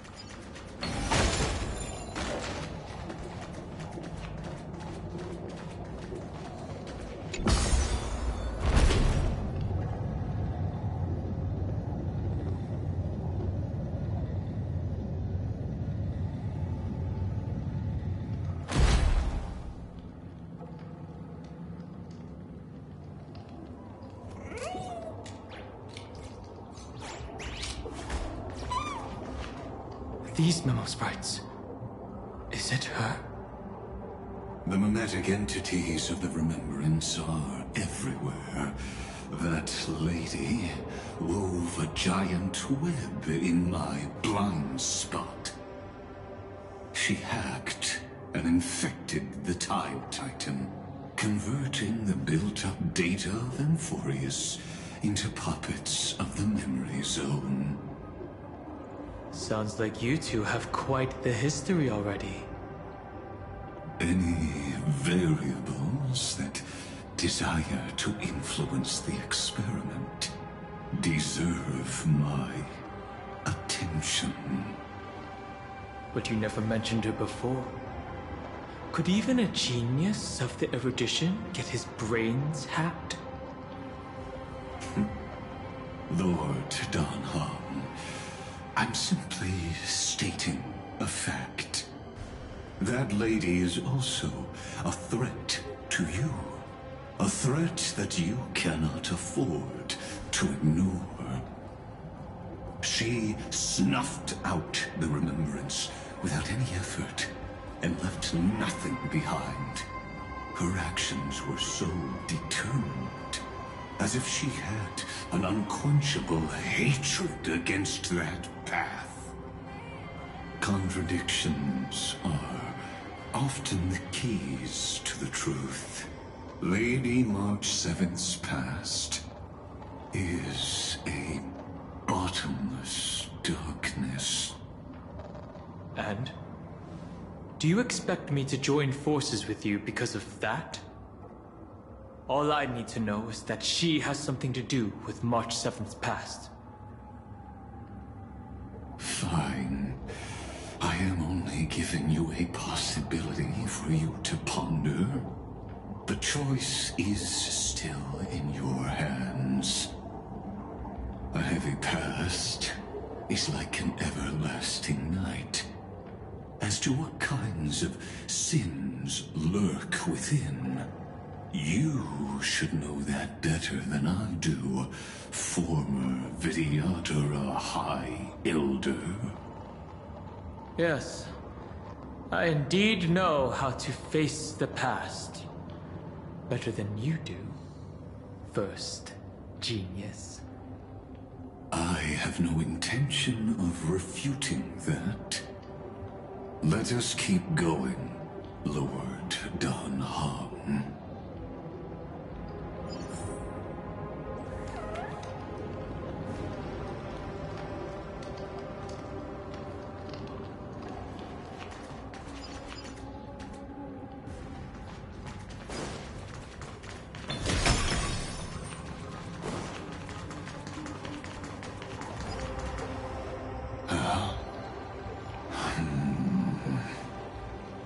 I didn't think there were still some that got away. Explain. They are thieves from the garden. They have long coveted this world, but it always been kept out. They finally got a chance thanks to your efforts. Unfortunately, they ran into Miss March, and their consciousnesses were plucked out one by one, reducing them to mere husks. Those who were lucky enough to escape her drowned in the black tide, becoming these twisted figures. But they look very different from the usual Black Tide creatures. The reason has to do with our destination. Let us deal with the threats before us first. Then I'll reveal the answer to you. You really have no intention of fighting, do you?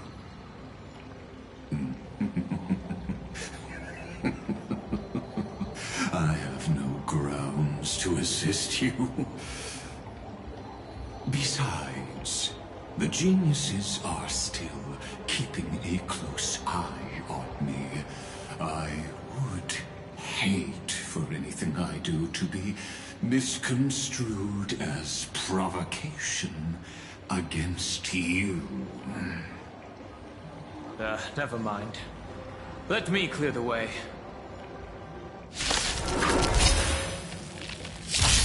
We can do it! You just don't learn. I like that confidence. How's this taste? Root here.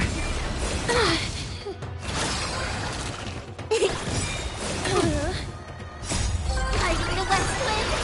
Let me go! You can do it! Time to mix things up! My friends? Indulge yourselves! Embrace a new life.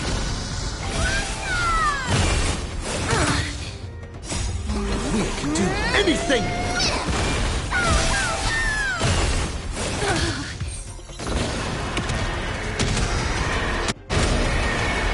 May death protect us!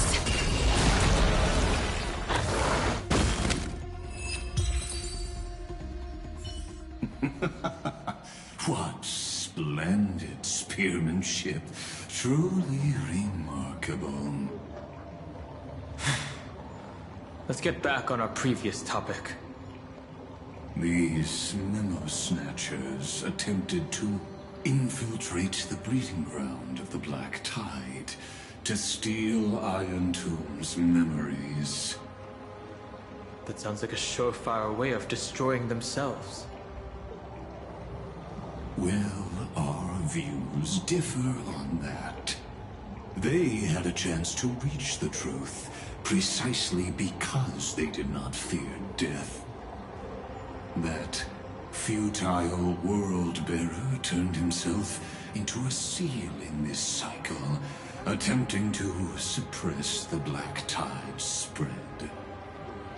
His golden blood soaked into the ocean tides and covered the earth, etching the scar of destruction into this world.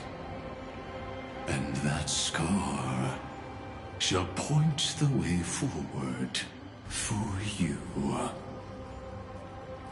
Erudition, destruction, remembrance.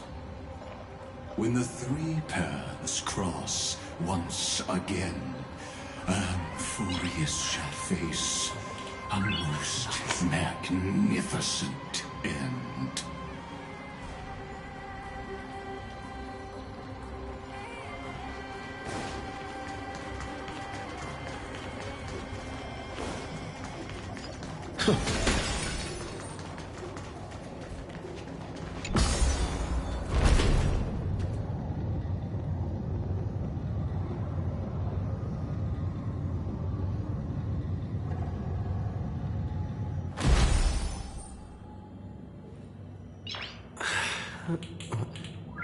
Nice.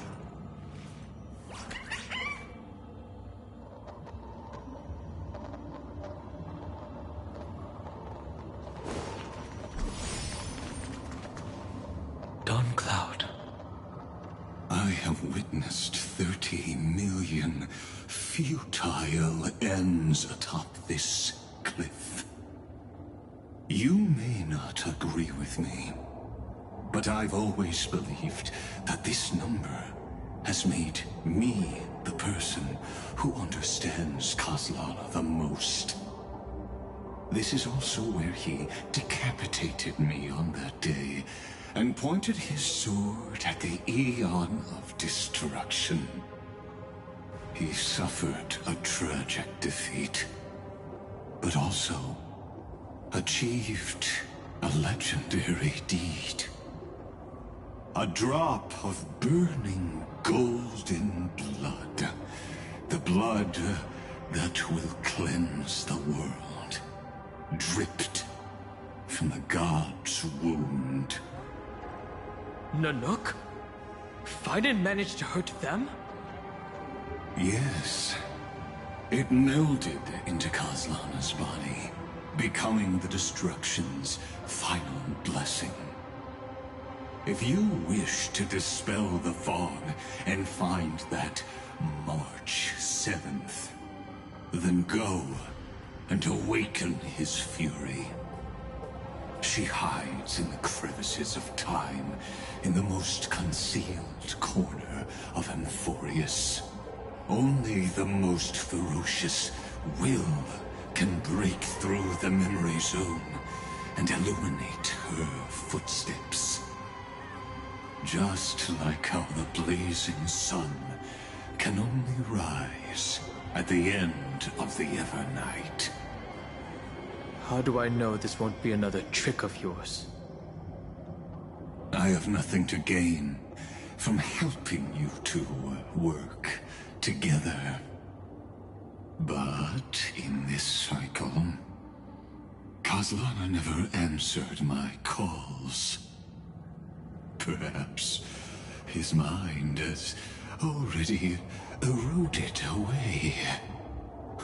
Or perhaps he is still awake, still fighting the whispers of the Black Tide.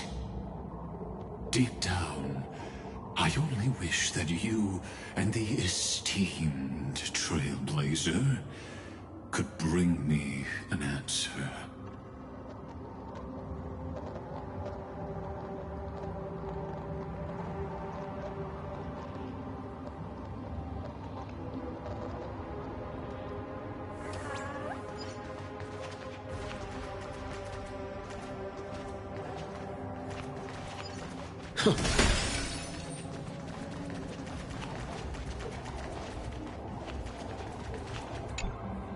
Is there really no other way? How long has it been for you? Kaslana. Fine then. I'm back. What? The moment you took the world upon your shoulders without hesitation, you lost the chance to ever be yourself. Duty does not drive you to wield your blade, but hate. Behind that hatred, you seem to desire the destruction of the self. Losses are a constant on the Flame Chase journey. What you stand to lose weighs far heavier than life itself. It is because you suffer that you are so much stronger than any ordinary person.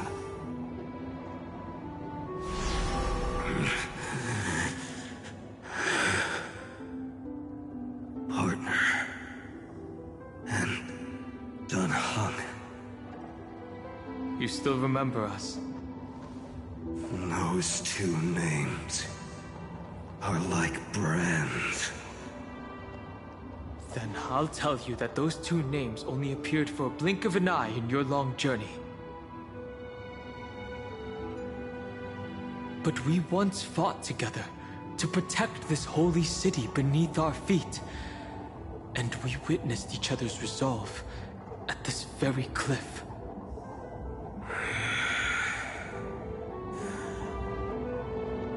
I have forgotten everything.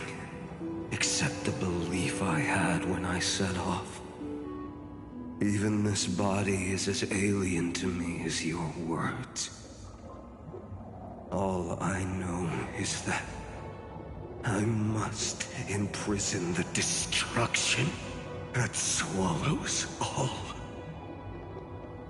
What if I tell you that we're here for the same thing? Look at what this world has become. You know what it's waiting for. Even if you've forgotten everything, I still believe that you'll make the right choice, like you did in the past.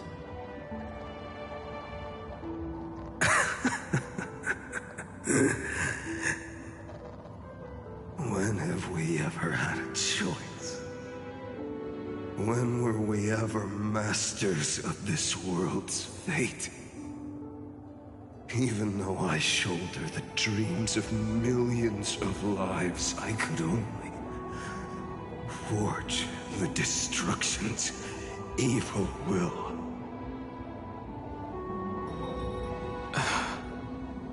No. Everyone I know is dead. And the world I dared to save has been torn to pieces. So, be gone. This body never existed to carry out deliverance.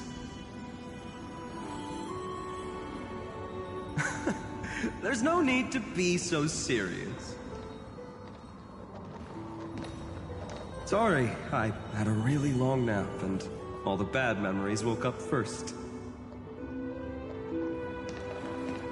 Long time no see, partner. Well, it was only a very brief farewell for me. We once walked side by side and trusted each other to watch our backs. That memory will never fade away, even if all else does. And because it was so precious and hidden so deep in my heart, it needed more time to wake up. Trailblazing? What an interesting concept. Surely on your worlds, that is also a titan revered by the masses. There is no need to further confirm your resolve. Today, we inherit the duty of the gods, safeguarding the inhabitants of Amphorius. Stand with me, and become heroes!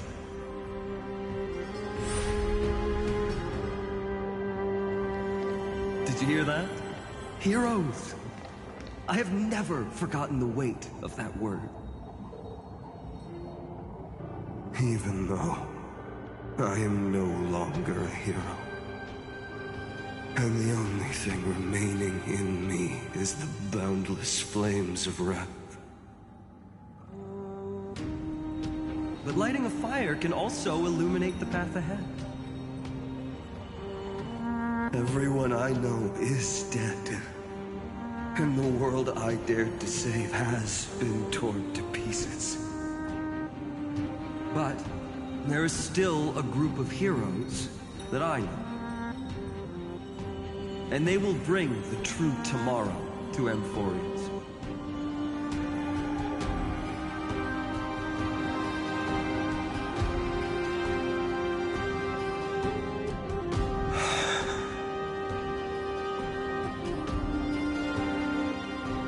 This body never existed to carry out deliverance. It only ever burned for world-bearing.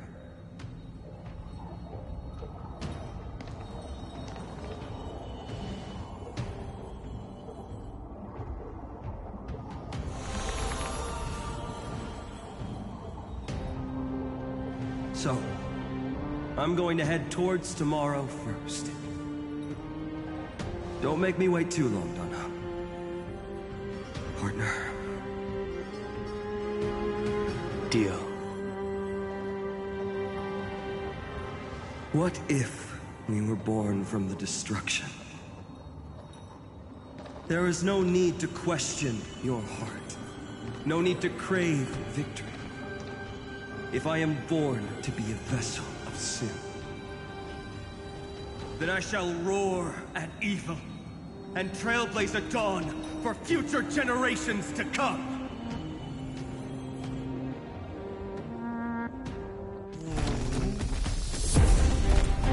Let us go to the other side of the night.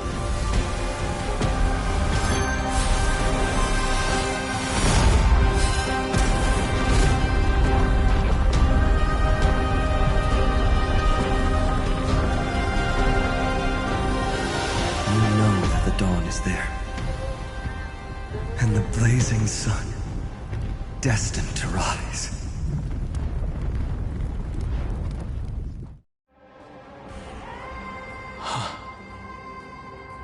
It won't be too long before our paths cross again. There is a ruckus coming from the Grove of Epiphany. It is time for you to set out, my lord. I have another notice for you. In this cycle, an eccentric demigod deviated from their flame-chased destiny. In a history known by none, Terravox, the Earth, fell. This matter has remained extremely mysterious, contradicting the extrapolations of 30 million cycles. I have reasons to suspect it also has something to do with Lady March 7th. As of now, clues that yield no conclusions are not important. Finan already pointed me in the right direction. Open the way.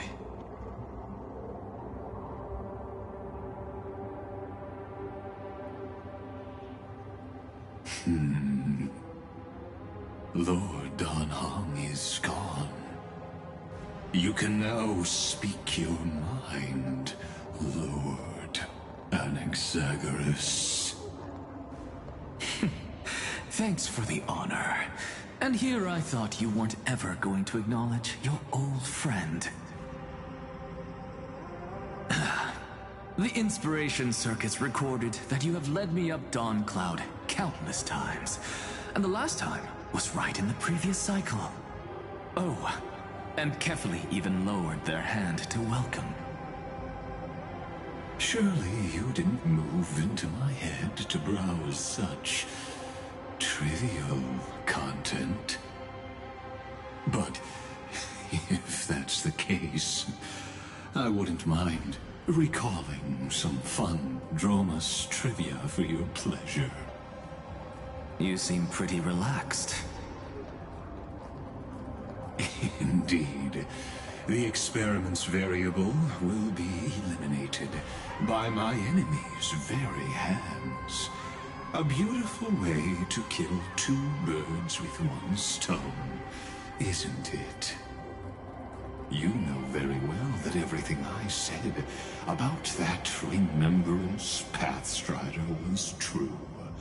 Both my hypothesis regarding her identity and my recommendations to Lord Dan Heng. Yes, I know. You haven't told a single lie so far. But I noticed your thoughts would generate a curious ripple whenever you mentioned her. It's almost like you were deliberately trying to hide something into the depths of your brain. Since you're talking in such a blunt way, I'm assuming you haven't actually found any concrete evidence. That is correct. Thanks to that mechanical body, you can control the boundaries of your thoughts, opting to only show partial truths. Pity that I still managed to grasp a shiver of fear that escaped your control, and I traced it upstream to discover one single word.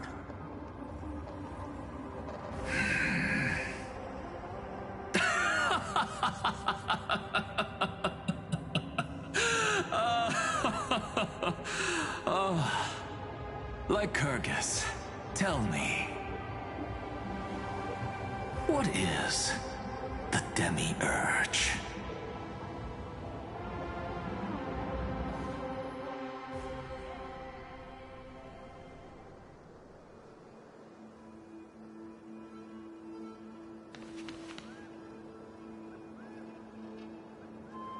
The grove. Even the branches and leaves of the sacred tree have been dyed gold. Finan gave his all for him. Now that the destruction has quelled the Memoria Tide, it's time for me to go deeper into the grove.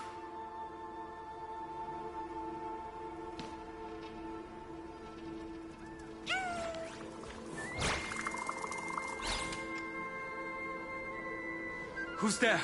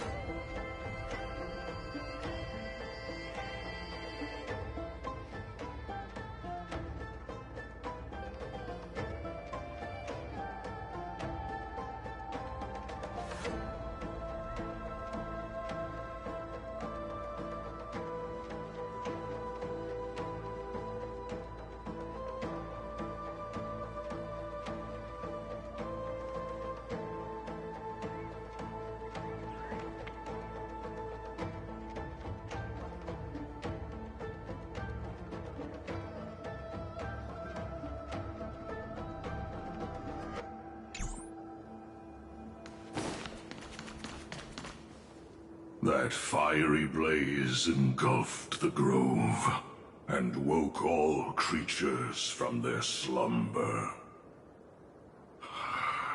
And you, visitor from beyond the sky, you have no intention of listening to the cries of the earth. You are... Are you surprised? Demigods with golden blood are not solely limited to Kefali's children. Is it not natural that the offspring of Georios would take on their duty? I am Terravox, Avatar of the Earth, divine protector of the myriad living beings. What a coincidence. I was just told by someone to watch out for you. Answer me. Why would the Dromus King of the Legends, the demigod who should have fallen, appear in humanoid form? You already know the answer. Is the transmutation arcanum not precisely your specialty, descendant of the Permanence? How do you know about... Was it March 7th? Exactly. Thanks to her, I was able to escape into the Memoria Tide and disappear from the world's memories. So you didn't die. Your fall was just a lie. You cast aside your duty as a flame chaser and joined her. Why? To survive. For a Dromus, life is no more than existence. The birds and beasts of this world have struggled to survive since time immemorial. Yet unlike humans, they are unable to live on in the World-Bearer's memories. But Evernight is the master of remembrance, and I saw your story in the Veil of Evernight. Vidyadhara, the Permanence, Dragon Transmutation, Resurrect, Shun. The path you chose to survive will lead to your death, demigod. And what of it? This body is soaked in filthy golden blood. The earth is hungry, and only the Permanence can satisfy it.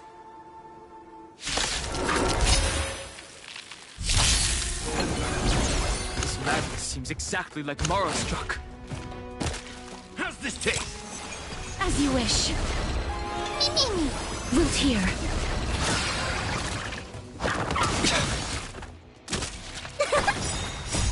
Fighting the West Wind! Away we go! Still here. Time to mix things up. My friends? Indulge yourselves! Embrace a new life.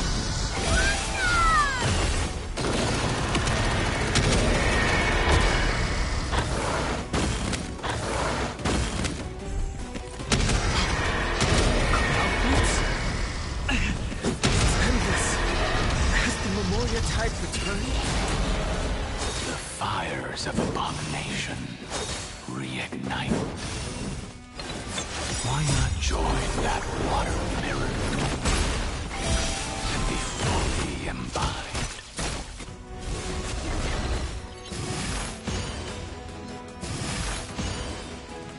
Mimi!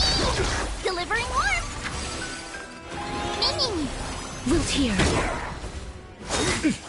A miracle! Fighting the West Wind! Away we go!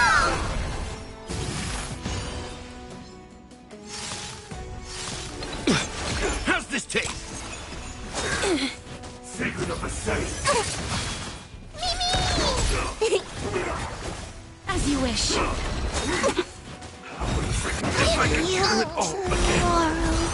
I choose you.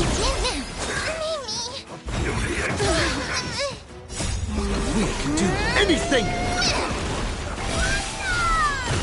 Time to mix things up! Embrace a new life. My friends? Indulge yourselves!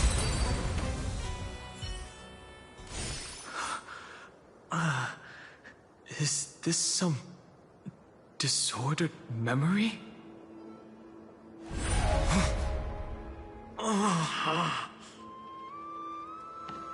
The mists of the past shall drift away. What? Scatter, fade, turn to foam.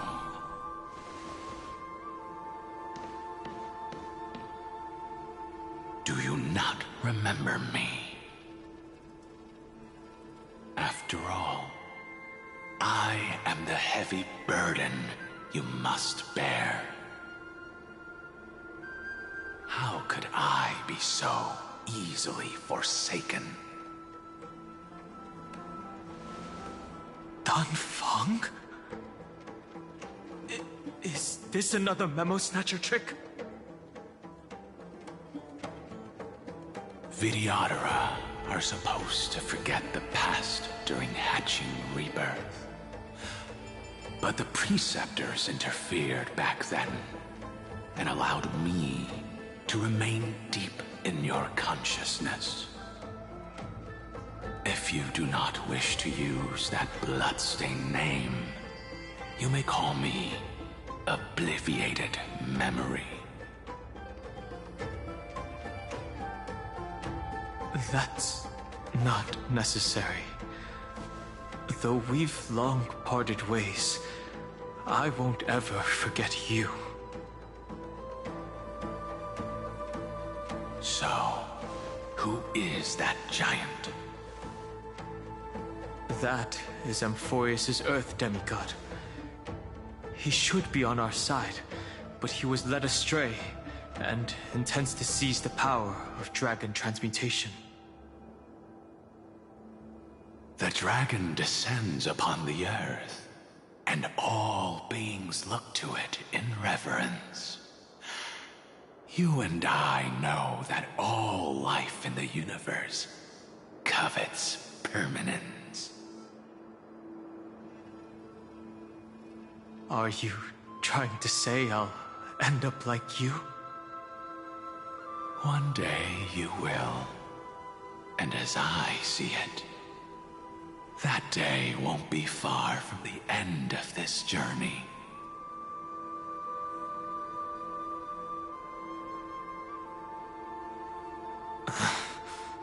Let's move on to another topic. I have no intention of passing judgment on Danfeng, and I have even less desire to become entangled with him again. I only have one concern right now: bringing my companions back safely. You can either help me deal with these abominations, or return to the shadows of memory. Danfeng. All right. The filthy remnants of the Memoria Tide still run rampant. Let me accompany you through these ruins. You could use the help. And presumably, that giant who craves the power of dragons won't just let things rest. Do as you please. I'm moving ahead.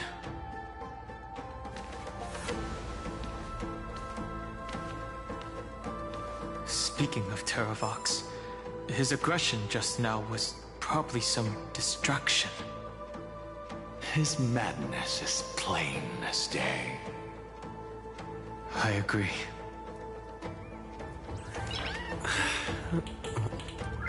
Nice.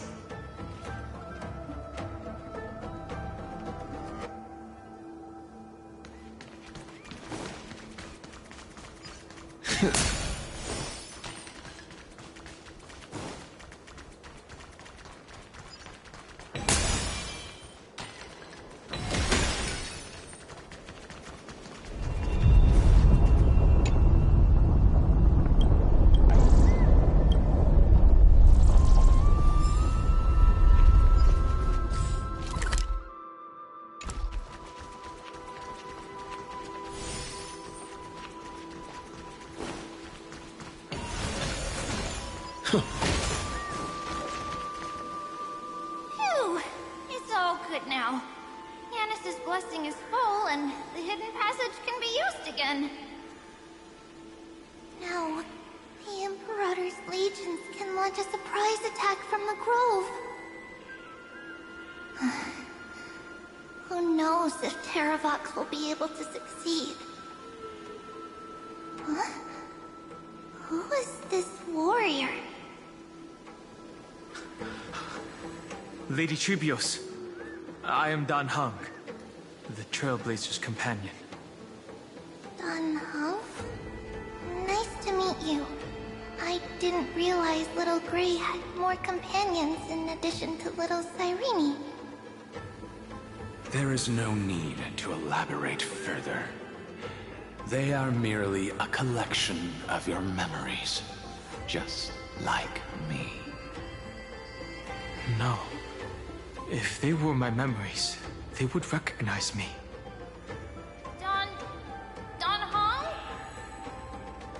Even though we don't know you, we'll still ask you to get somewhere safe. A terrible battle is about to break out here. Iceland's, Tux Gladiorum, is not far ahead. The evacuation efforts are almost over, so go now, or it might be too late. Iceland's. I see. In that case, I'll go look for her now. Thank you. No problem. We need to go deliver some messages, so we'll be off. Please, take care, Dan Heng. Memories, crazed ramblings. What do you think? It's too early to reach a conclusion, but this memory is most definitely not mine. There are two possibilities. This memory either belongs to Terravox, or it belongs to him. The person you're desperately looking for. But the probability of the latter is very low. You should know better than I do. After that final battle, even the first genius couldn't determine where he went. Correct. But the conversation I just had gave me an idea. Let's forget Evernight for now. In the Vortex of Genesis, there was someone else who went missing along with him.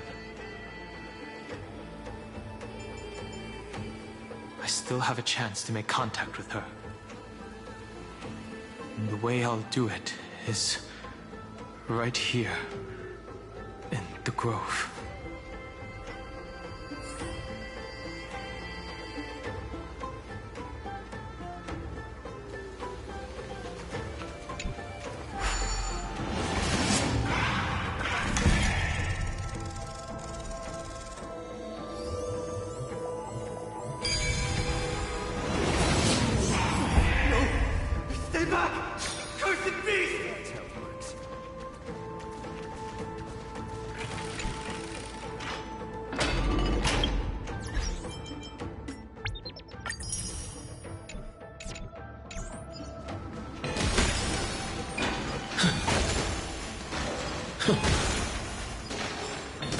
There's not a single sign of movement here. That was probably just the echoes of the Memoria Tide.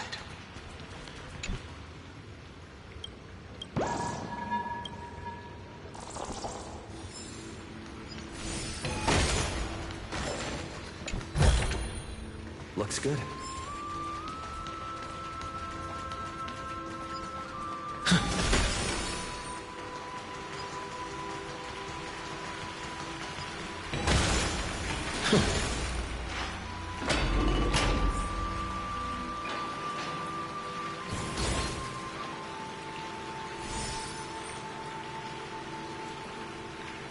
Are you the spirit thief?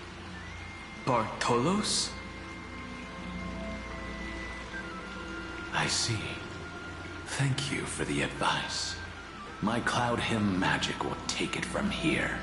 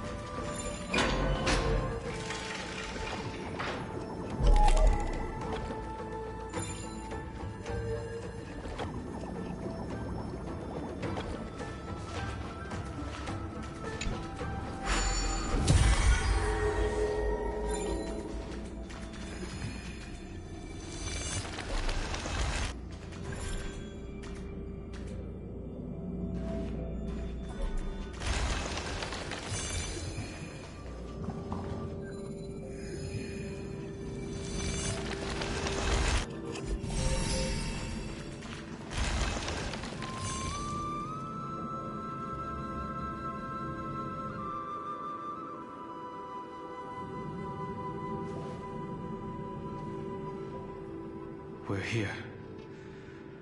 Now, it's time to awaken the person we're looking for. A pool of spirit water. I see. You plan to resonate with the waters of this world. Compared to the currents of my home, the waters of Amphorius are rather untamed. Subduing the waters wasn't easy, but I've gotten the hang of it now. Under the raucous steps of their frenzied dance, the roar of celebration calls forth the Spirit Water's memories. How incredible. There are still survivors in Amphorius. And this one even knows how to use the arts of water. Very good. It's nice to meet the ocean demigod, Lady Hyseevans. A green dragonfish. Are you Dan Hung? I hope I've remembered your name correctly. Scale Gorge Waterscape is your home, isn't it? In Greyfry's memories, I saw you two standing side by side. That's fortunate. It means I won't have to introduce myself. I can get straight to the point. Tell me, where are Evernight and him? The stranger snatched away the deliverer right before my eyes. I commanded the waters to surge after them, but layered cliffs blocked the water's current. You must be careful. Earth has abandoned the Flame Chase mission. Though Terravox still lives, they are not an ally of the Trailblaze. That's no surprise. I've already exchanged blows with that mad demigod. I didn't think the worst would still come to pass. He also intends to get his hands on a dangerous power.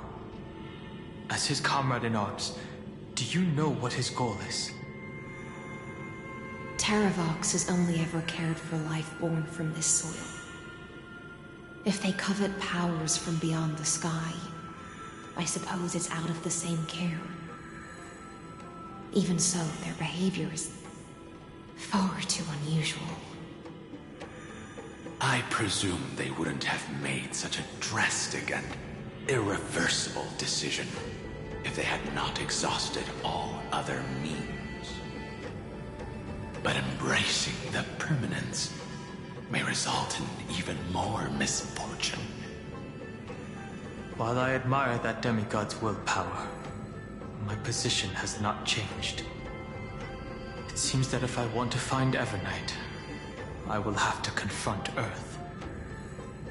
Since my opponent has already turned into a vicious beast, what I do won't weigh on my conscience. Then allow my spectre to accompany you, Lord Dan Hung. As the demigod who witnessed the end of this world. At least let me sing an elegy for my last comrade. That doesn't sound like something you would normally say. Huh? What I do won't weigh on my conscience.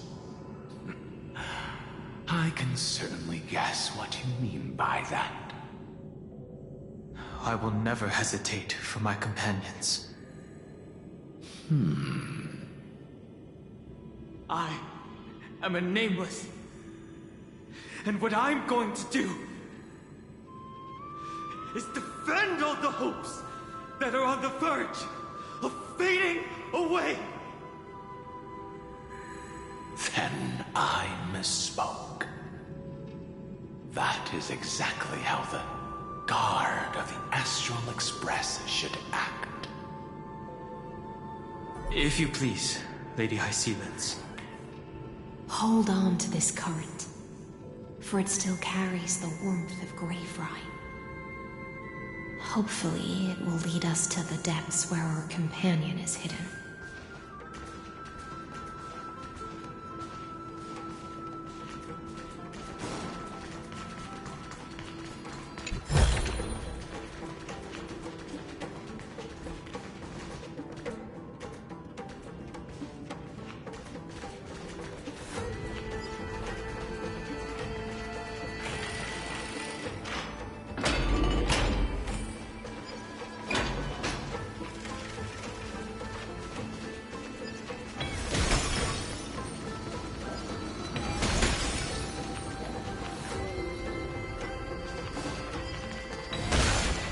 Electra, is that you? Who's that? You're right on time. Let the ocean sink into the Memoria tide and become part of the sacrifice to resurrect the Earth.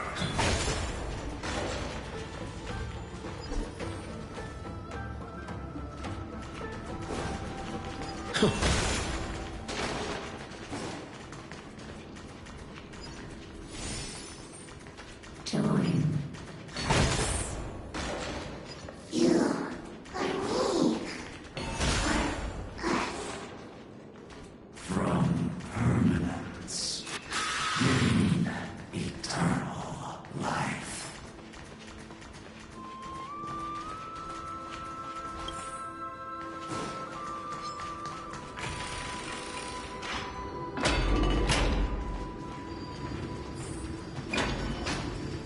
Rouse yourself.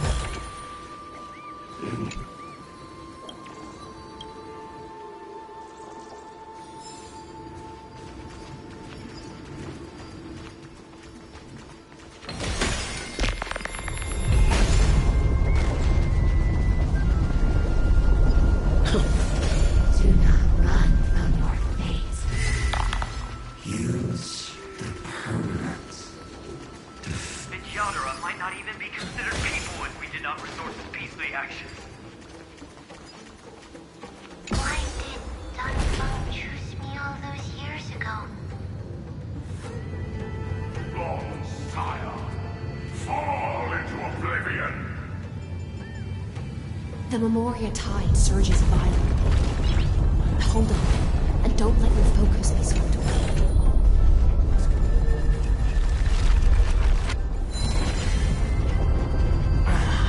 The whole grove is shaking.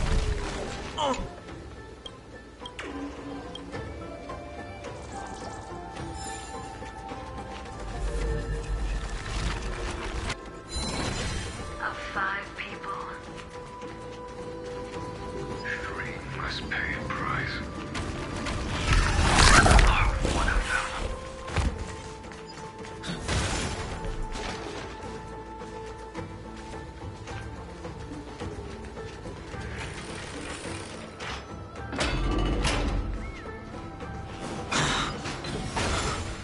Is it over?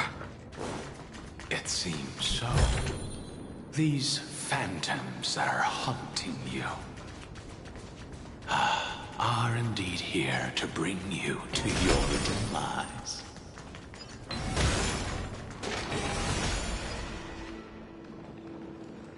It's unusually quiet here compared to before. Don't let your guard down. The Memoria tide has become even more violent. Is that?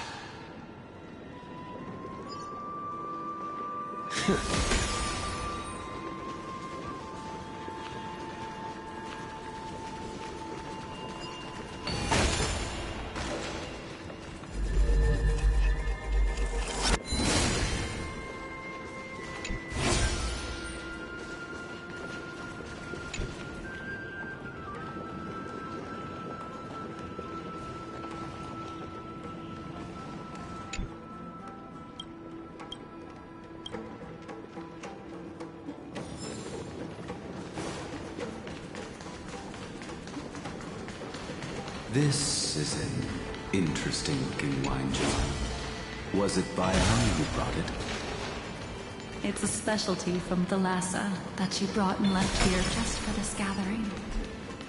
But she herself didn't come?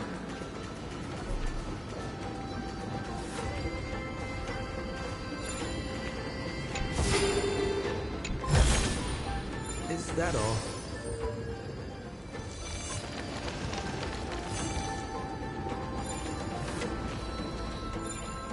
Your mind retains far more of the past than I had imagined. I've seen this farewell more than once in my dreams. The previous life is just an immersion to a newly born Vidyadhara. You know rationally that these are your memories, but it doesn't feel like you experienced them yourself. I use dragon transmutation for selfish reasons, and close friends turn to enemies. You probably want to ask me if it was worth it. The Military Affairs Office is placing more importance on the Yutres battle this time.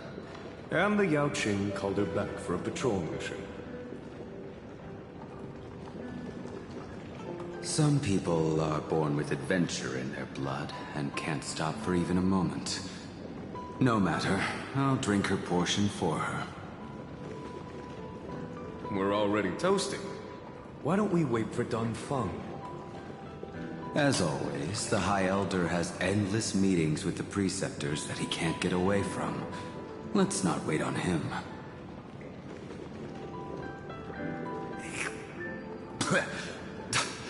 Isn't this just water? I'll relay her exact words. It is a mistake to drink too much before a battle, so I'll leave a jar of spring water from Thalassa's Crystal Palace. She said that wine only has flavor after a triumphant return. Why didn't you say so earlier? I didn't want to go along with her, but she insisted on seeing your expression after your first sip.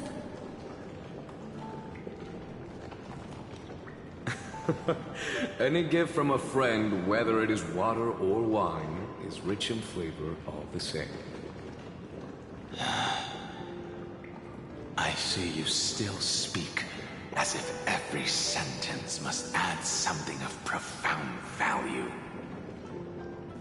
I see you still speak as if every sentence must add something of profound value.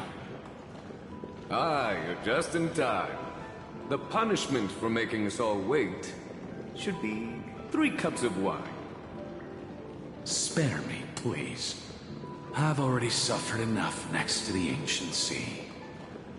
I've convinced the Preceptors. Vidyadhara Cloudhymn Magi will join the battle on the front lines, and our armies will fight side by side. It seems like you can now carry out your plan for dealing with the Kitu Mirage, Jingyuan. Thank you for standing your ground against the dissenters, Dun Feng. I never thought those Preceptors would ever relent. After all of this, countless Vidyadhara.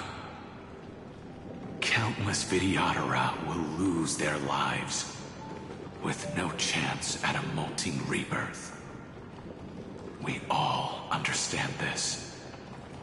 But the Vidyadhara cannot become a part of the Alliance's destiny if we do not share in its joys and sorrows. We would only be bystanders to everyone else's suffering. That is something we all understand as well. That is also why we've gathered here. Come, raise your cups. This toast is not for bidding farewell to each other, but for honoring the soldiers who will not return, for honoring our companions.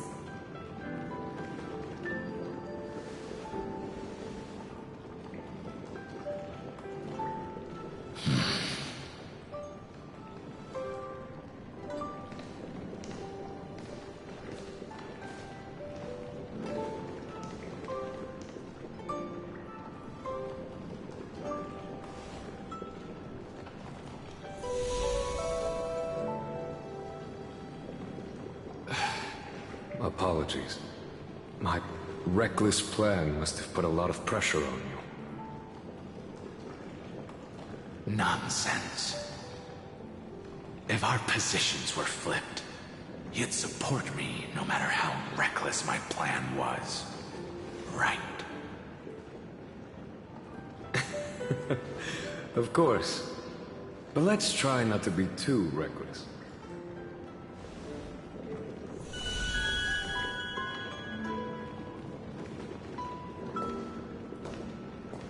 When you make a decision like this, people will always ask, was it worth it? And you will also forever question yourself.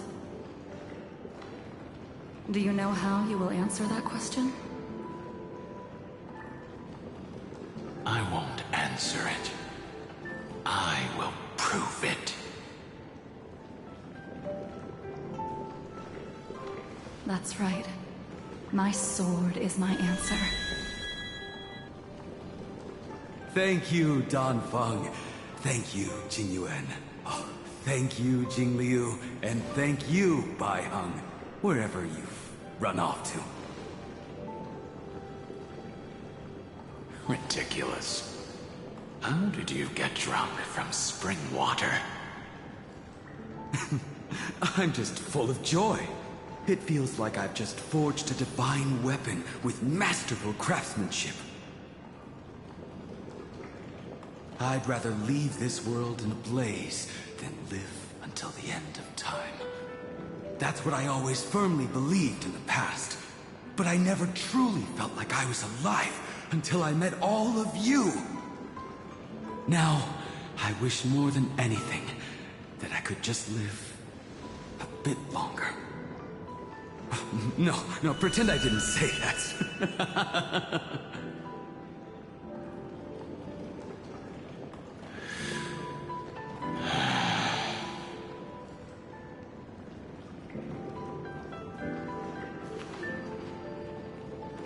It's over. And you know exactly what happened to these 5 afterward. So, can you understand it now? After both he and March 7th have left you. Losing a dear friend with whom you've shared so much can never be considered a victory. It's a failure that torments you for the rest of your life. I could never accept that kind of fate. So you made a decision. I was the one who used the transmutation arcanum. I was the one who swore to bring Bai Heng back to life. And the one who brought everything past the point of no return. That was also me. Do you have any regrets, Dan Feng?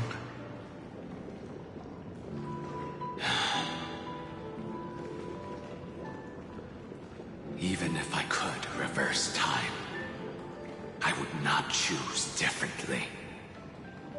And if it had been Jing Liu, Jing Yuan, or even Ying Xing who died in battle, I'd still choose to do the same thing. Because only I could make that choice and protect all of this. Now, for the sake of your companions, for the sake of those 2 who walk alongside you, how much are you willing to sacrifice, Dan Heng?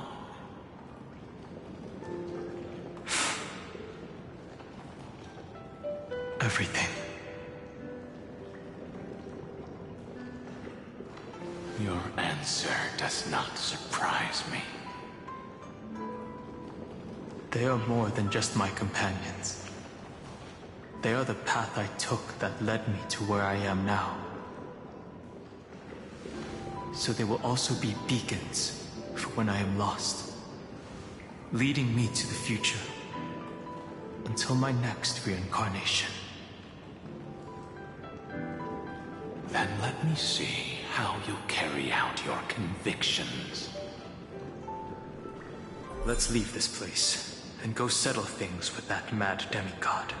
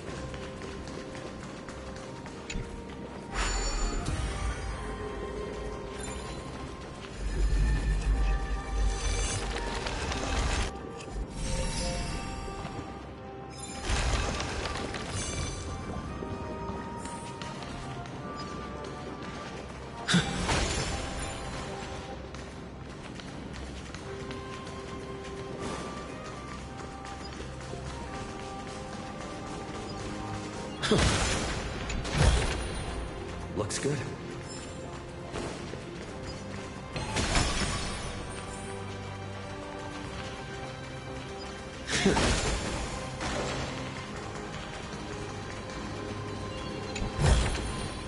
Is that all?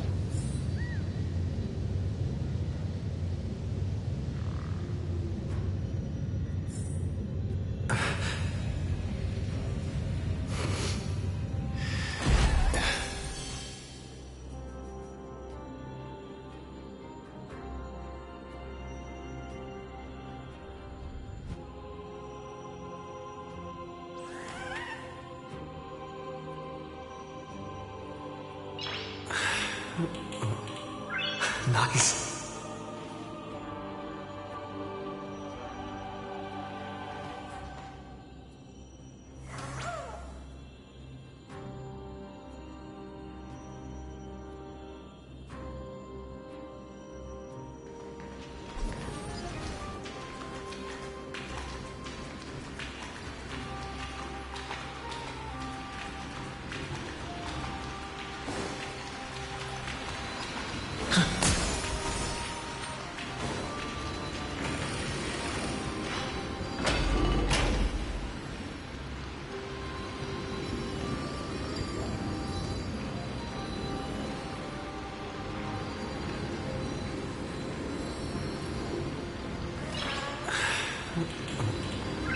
Nice.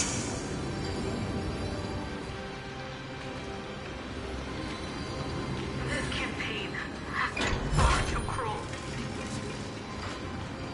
Let them be a necessary sacrifice for the flame chain. 3.6 Walking Dragon. History shall remember you as a Titan Slayer! Memories intersect. Another betrayal. Another catastrophe. I see the destination that the destruction points to. Golden blood is gurgling out. It's almost like a heart that has burst open.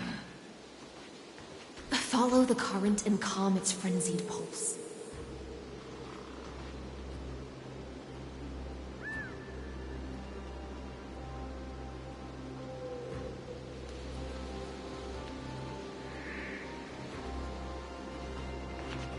As expected, someone's been waiting for us. It's you. They are here. A scion of permanence. And your old comrade in arms. Terravox, my old friend. Indulge yourself. Let this Memoria tide swallow everything. Be prepared for the worst, Lord Dunham. This mountain dweller must not be underestimated. Geocles the Mountain Breaker. Earth's Dromus Rider. It's been a while. Mountain Breaker? He's not Terravox? I remember you, little fish, and your despicable master. I didn't think you were still alive. Death is just a return to the earth for mountain dwellers, thanks to Evernight's gift. I was able to come back to the mortal realm and keep watch over my dear friend, the Earth demigod who was sacrificed to the flame chase plot in vain. Long Scion, you are the most important offering in this ritual sacrifice. No matter how strong your will is, it will eventually be swallowed by the Memoria Tide. When that time comes, you and the powers you bear will serve us. We will use the permanence to awaken the fallen giant dragon and give the Earth an everlasting body. I see. So you pretended to be Terravox in order to lead us here into a trap. If it weren't for the Imperator's tricks, the name Terravox would be shared between us anyway. They made the right choice for Amphorius's tomorrow. But the tomorrow you speak of only ever had a place for humans. Once, my old friend, I will once again start a fire that burns away the chains that shackle us! Why don't you leave this to me, Lord Dunham? Use that hidden passage to reach the opposite shore. Perhaps Greyfry's there, deeper inside. No. I will stay here.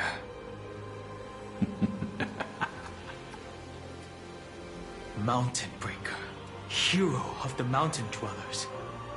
If I do not stay here and triumph over him, he will die an ugly death in delusions of the permanence. That should not be his destiny. And for the vicious beast that insists on obstructing the Astral Express and threatening the fate of the world. We've stood on the precipice countless times along this journey, forced to make difficult choices in the face of disaster. But this time,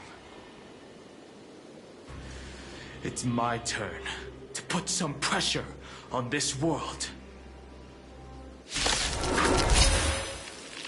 This feeling, this scene, all too similar. Root here.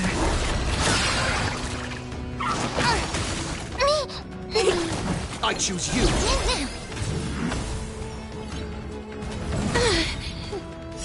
Embrace a new life.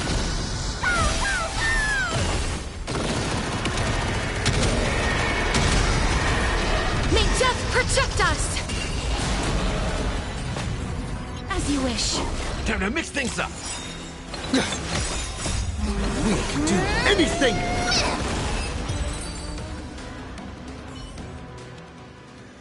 It's time to stop struggling, Geocles.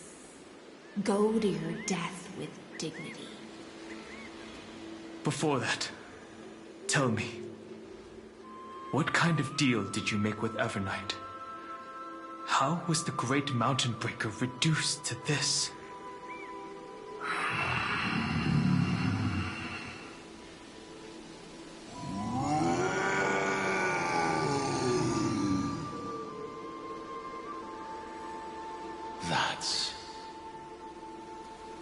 Leave it to me.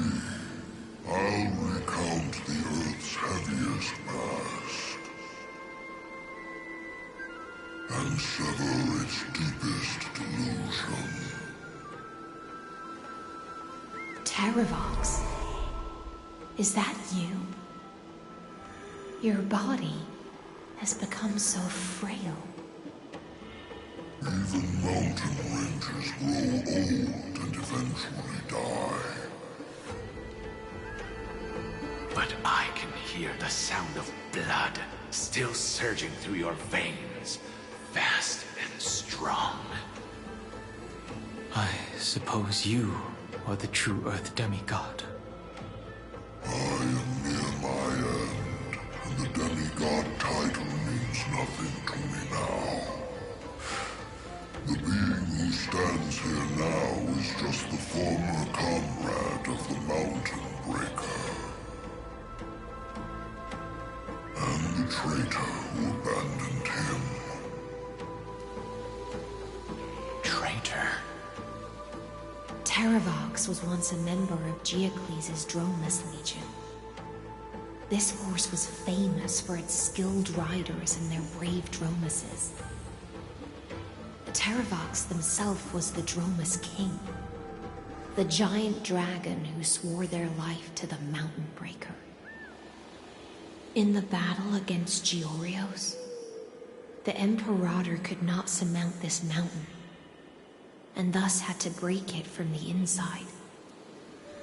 Terravox's betrayal was key to the Flame Chase Army's victory.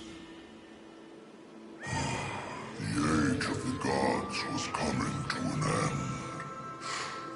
Living beings had adapted to the changes amidst the rifts of the earth, and now they had to learn to survive in the crevices of the epics. Someone had to watch over the earth, so I agreed to a deal. I would take the Titan's divine authority and sink into the cliffs, using my flesh and blood forged of stone to mend the land. But there was one betrayal I could never forget. The Mountain Breaker refused to believe that was my choice, even till his dying breath. Faced with having to surrender to the Imperator, he chose to die instead. So this is why you decided to conspire with Evernight. Time's strange visitor appeared before me. The great power from beyond the sky, called the Remembrance. It's incredible. Geocles was able to be reborn as a memo sprite. He mumbled about the times we fought side by side. Just like how all the lives this body carries speak to me. Evernight did not ask for much in return. She only wished for me to use the divine authority of Earth to hide her tracks. Since you're being so candid, does this mean you've given up resisting? Resistance. For a beast on the brink of death, what is the point of resistance? I see. 1,000 years have passed, and your mind has long since been shattered. This frail body bears the weight of all those I've betrayed. And now, my only wish is to rest with them. In the unchanging past.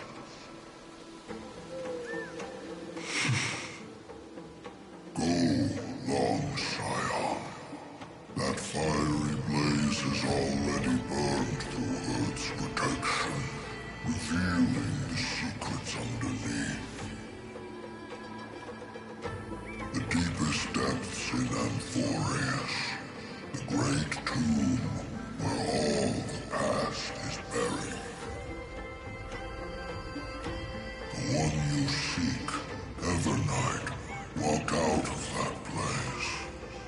Before her arrival, no one knew of its existence.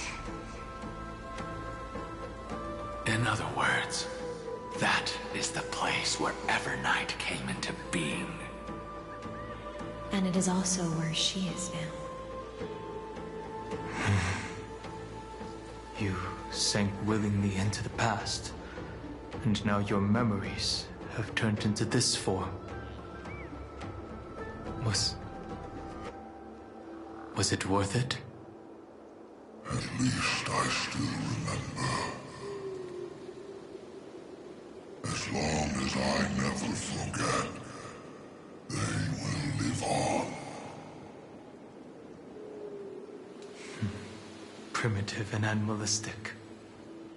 I understand these instincts. Have you ever regretted anything? The Earth is not a lonely island in the middle of the ocean. It is the sum of all the living things that stand on it. I have never regretted defending the creatures of this world. Then, a final question. Terravox, after all of this, how much are you willing to sacrifice for the power of the Permanents?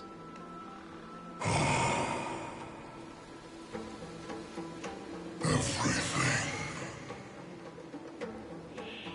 My journey up to here has allowed me to fully understand my destiny. No matter how I struggle, the Earth will never be able to reach the stars.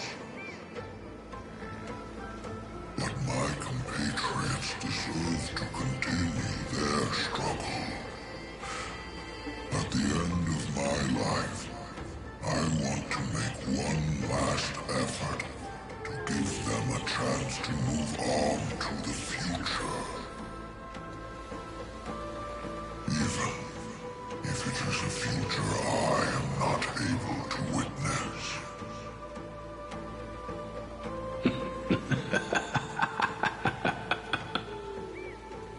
I understand. Then, join me in rebelling against this unjust fate once more. Even if the world collapses, the Earth must remain unshaken. Give me the core flame that burns within you, and allow this immortal body of the Permanents to bear the furnace of life for you. Long Scion, are you willing to bring them all into the new world? I won't give you empty promises. Allow me to answer your question from a different perspective. The Permanence is the path that dragons trod, and eternity is life's deepest desire. If you entrust the Earth's living beings to me, they will live in symbiosis with the instincts in my blood. With this body as an ark, I will deliver them to tomorrow for you. That tomorrow won't be the end of Amphorius' west wind, but a vast and boundless sea of stars. A sea of stars. It's a future where all beings can trailblaze side by side. Not a prison made for remembrance. In the veil of Evernight's memories, you've always been someone with reservations. I misjudged your resolve. I understand. This is the only choice. Behold, this core flame that burns in my chest. This core flame born from the earth. It is the red soil from which life sprouts, and the furnace of all living things. It tells me to commit one final act of treason. Entrust this heavy task to the Trailblazers from beyond the sky. Let them tend to the wild terrain and safeguard the lands.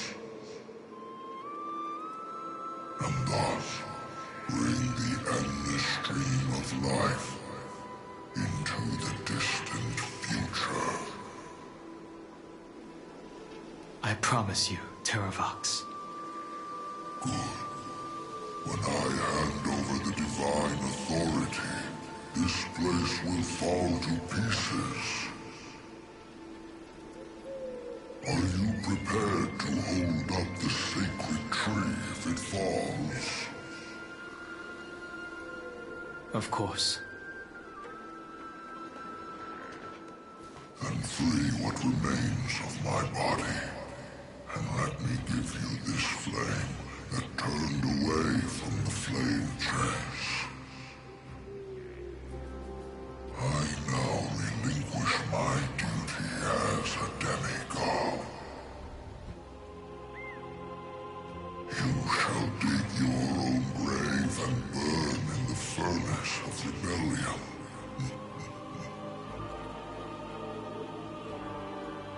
I only hope that, after all this time, Father will take me back into their heart.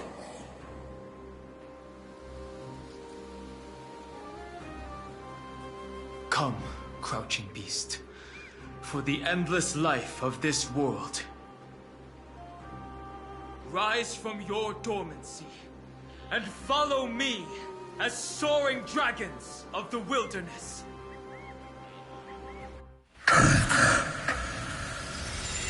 My final rebellion. Then declare to the earth the name of the new god.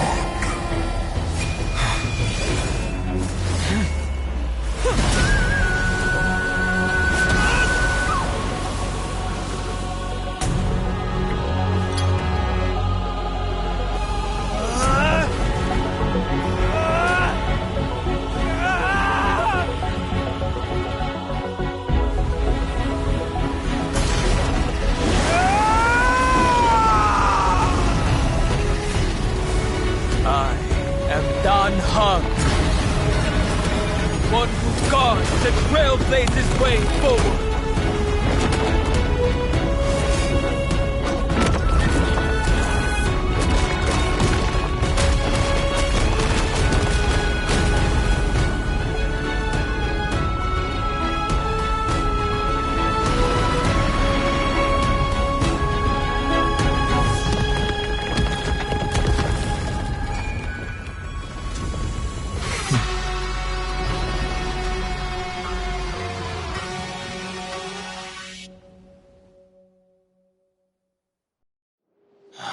Fortunately, the worst did not come to pass. If your opponent had already turned into a vicious beast, whatever you did wouldn't weigh on your conscience. So what if that demigod had harbored ill intentions or vowed to fight to the death? Would you have pointed your spear at them and carved out the core flame with your own hands?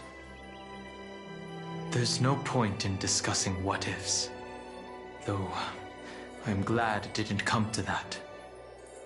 Regardless, I will attempt to join this game and become a part of the Era Nova. This is the only way I can face my friends and this world with a clear conscience. Now that things are settled between us, it's time for you and I to say goodbye. Everything that I left behind has faded away at this point. Go and march toward your own permanence. As for how to tame it, I'll leave that to you. Thank you. We can't go back to the past and make better choices, but at least we can do better in the future. A dragon can only welcome new life by shedding away his old, scarred skin. For the first time in my life, I feel at ease. this burning core flame. Is this what the destruction feels like? The light is unexpectedly warm. It's just like the fleeting moments when one wakes from a dream. Farewell, Danfeng. Now, it's time for me to set out once more. The final rebellion of Earth was to bestow trailblazing wings upon all living beings. For Terravox, this was probably the best possible ending. Behind that scar lies what they called the deepest depths. The rising steam tells me that Greyfry is in there. But right now, he's trapped in a bottomless whirlpool. Is Evernight with him? I'm afraid I can't tell. A scorching abyss. If I were to enter it alone, I'd almost certainly get lost. And Miss High Sealants, would you give me cover? I'll need to focus completely on what's ahead, and may not be able to pay attention to my surroundings. What are you planning to do? I'm going to continue where you left off. The stranger snatched away the deliverer right before my eyes. I commanded the waters to surge after them, but layered cliffs blocked the water's current. Times have changed. The cliffs are now in the palm of my hand. Then I believe it's worth a shot. It's just, without absolute resolve, you still won't be able to pass through that Memoria tide, much less save someone from it. The search for Greyfry might stretch on like an Evernight without end. Be careful. Wandering through time is no easy feat. Don't worry, Lady High Sealants. Just as you kept your lonely vigil in the depths for 1,000 years, my determination to find him is even more unshakable than the earth itself.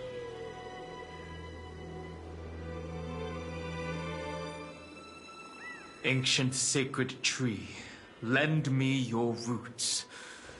With the core flame I carry, let me resonate with this land. With heaven and earth as my map, and time as my compass, I will find that one singular point. Even if I must cross every mountain and valley on my own 2 feet, I will bring you home. Circe's giant tree, witness to Amphorius. This time, I will follow its roots into the ancient earth until I find you. On this journey, I will become the bedrock of mountains and bear the cities above. With the currents, I merge into the tide, crashing upon the land's jagged reefs. I sweep across the nameless barrens, scattering endless snow and frost. Entwined in the cycle of day and night, into the deepest depths of this world, adrift in the darkness that was before all else. When can I lead you out of this maze? No. I can't do it with just my eyes alone. Maybe it was never me. Maybe it was always you who could set us free. Long time no see. All right. Let's settle this and keep moving. That's where we will find our answers. Hey, Danheng, wake up. 3 of a kind. 2 pair.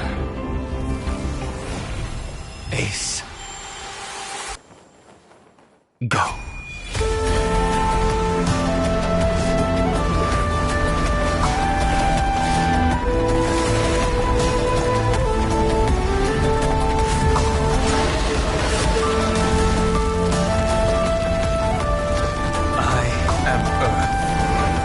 That grows upon the earth. I am you.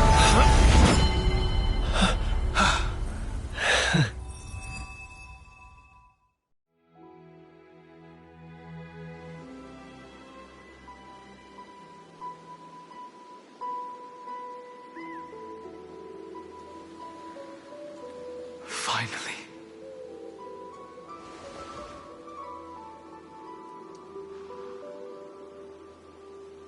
I found you.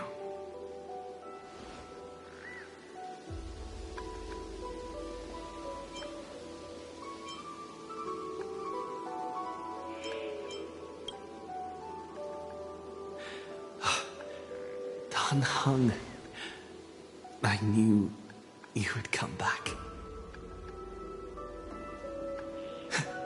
While you were trapped, I experienced a lot.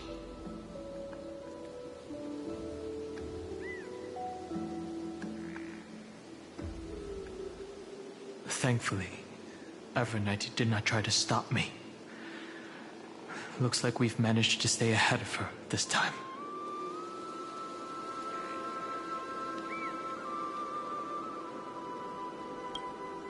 Rest assured, we won't abandon her. We'll all return to the Express together. No one will be left behind.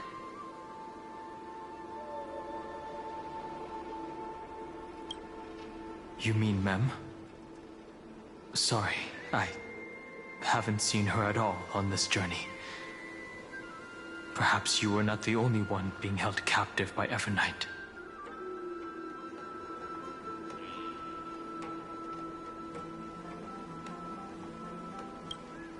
They never once stopped worrying about us. About you, me, or March 7th. They never gave up on trying to save us. Even from outside this world. Miss Himiko, Mr. Yang, Pom Pom, and even Sunday Black Swan and the 2 geniuses. They are all doing everything in their power to aid us.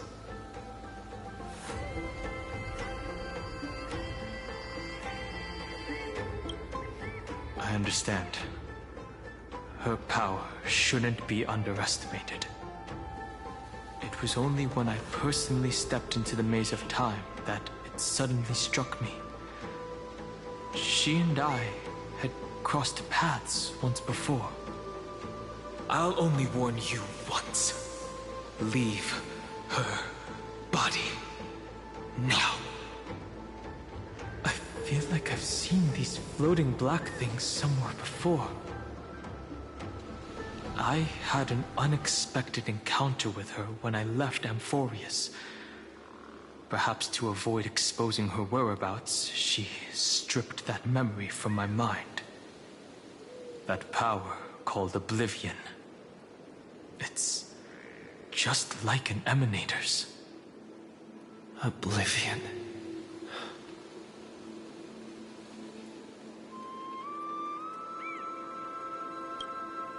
I know.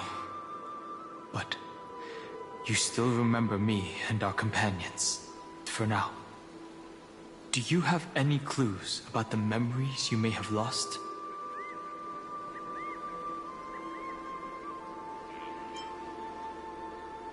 Are those Evernight's exact words?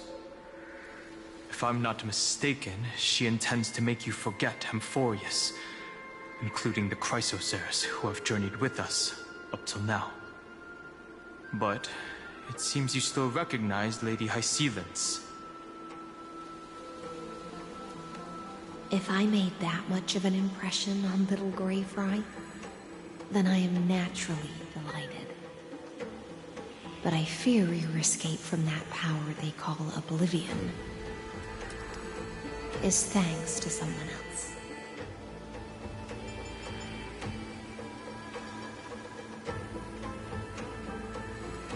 Nice to meet you. Or maybe I should ask, how have you been since we last saw each other? Along with you, this little butterfly fish's memory was also salvaged from the depths of that whirlpool. Just as a pearl is cradled within its shell, the power of Thanatos surrounds you, shielding your soul from corrosion.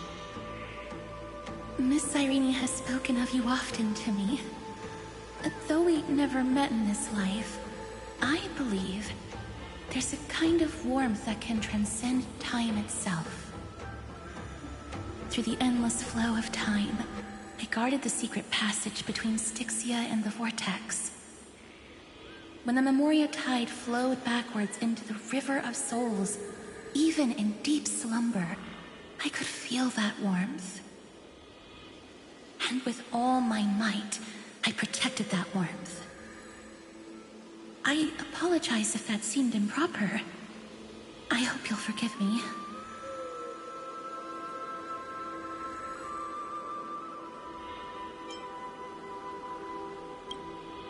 I understand that your mission is still unfinished. The path ahead is treacherous, and even though my body is bound to these dark currents, I'll do everything I can to watch over you both. The little butterfly fish is right. There is still a pair of eyes watching from the shadows, but we won't let them get anywhere near you. Go forth, golden dragonfish, and you, deliverer. Seek out your companion. Go forth and illuminate the lightless Evernight. I cannot thank you enough. Accept this promise from the Nameless. Amphorius will definitely write a brand new ending for itself. Of course. We'll write it together.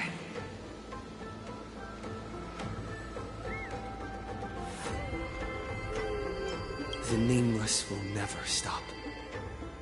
Until all of us stand side by side in the true new world.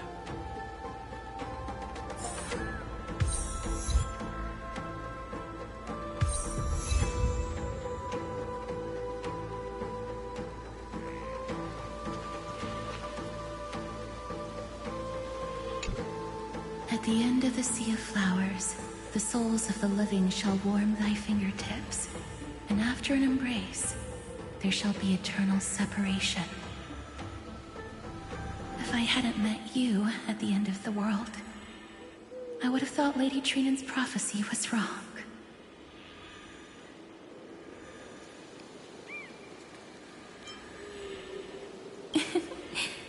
As Lady Trinan used to say, fate is not the flowers that bloom at the end of the road, but where people tread beyond the gate. Thank you. My own path has finally come to a gentle end. Take all beautiful wishes with you, march forward with determination, and don't look back. Go forth with courage, little Greyfry. My ocean currents will guard your arrival, and my songs will accompany your journey ahead.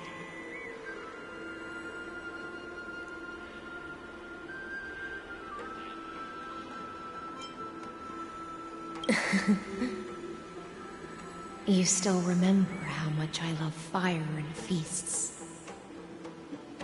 All right then. It's a promise. Go find your companion and see your journey through. I'll raise a glass while I await your triumphant return.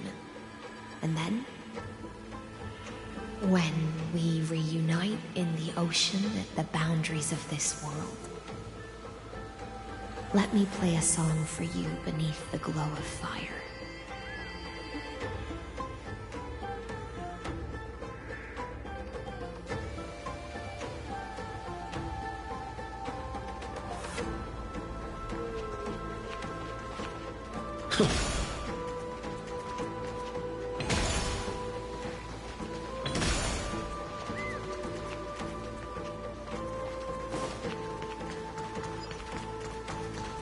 This place was once Nestia's altar.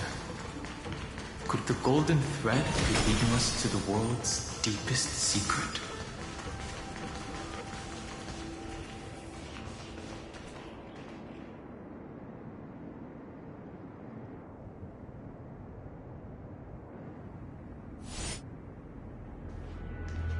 Is this a symbol in the shape of Amphorius?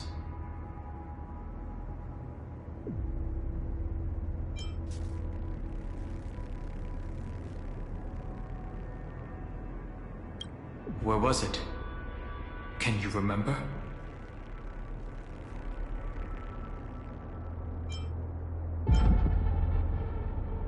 Which Titan is this? It's very similar, yet somewhat different. That doesn't make sense. How could a world enclosed within the scepter have a way of knowing what it looks like from outer space? Unless the mural isn't a drawing of Amphorius, but rather someone saw the mural and shaped the world in its image. Could that someone be Xandar? No. His concession proves that this place where Evernight is hiding must be a blind spot of the experiment. I'm afraid not even Xandar knows about the existence of this great tomb, or the secrets buried within it.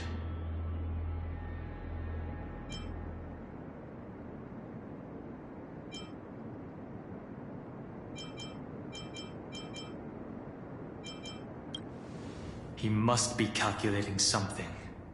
But this time, with the Chrysoceres giving us their full support, we've had the upper hand from the start.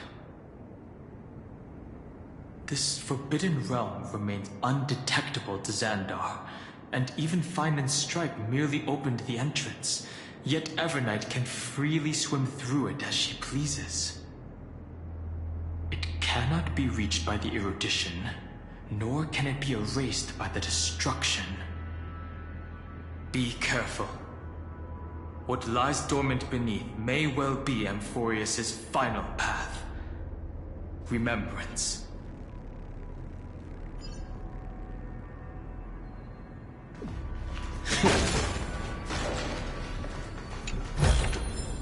Looks good.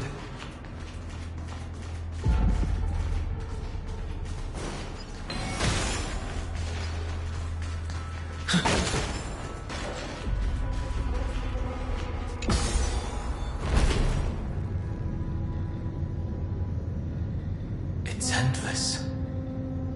It feels like we're plunging into an abyss.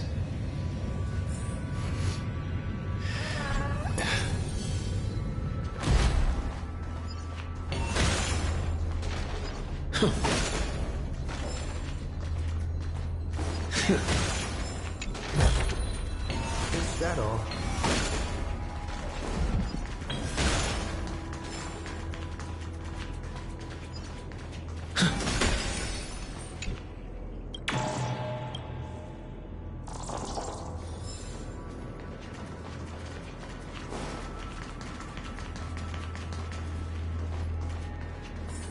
Are those distant structures all entombed data?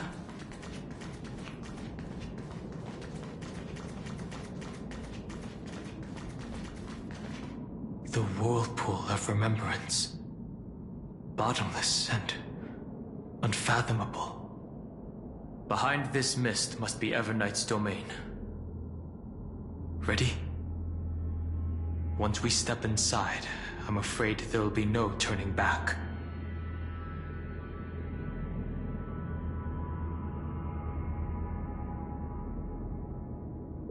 For March 7th. And for Amphorius. Let's go. On the Trailblaze, no one gets left behind.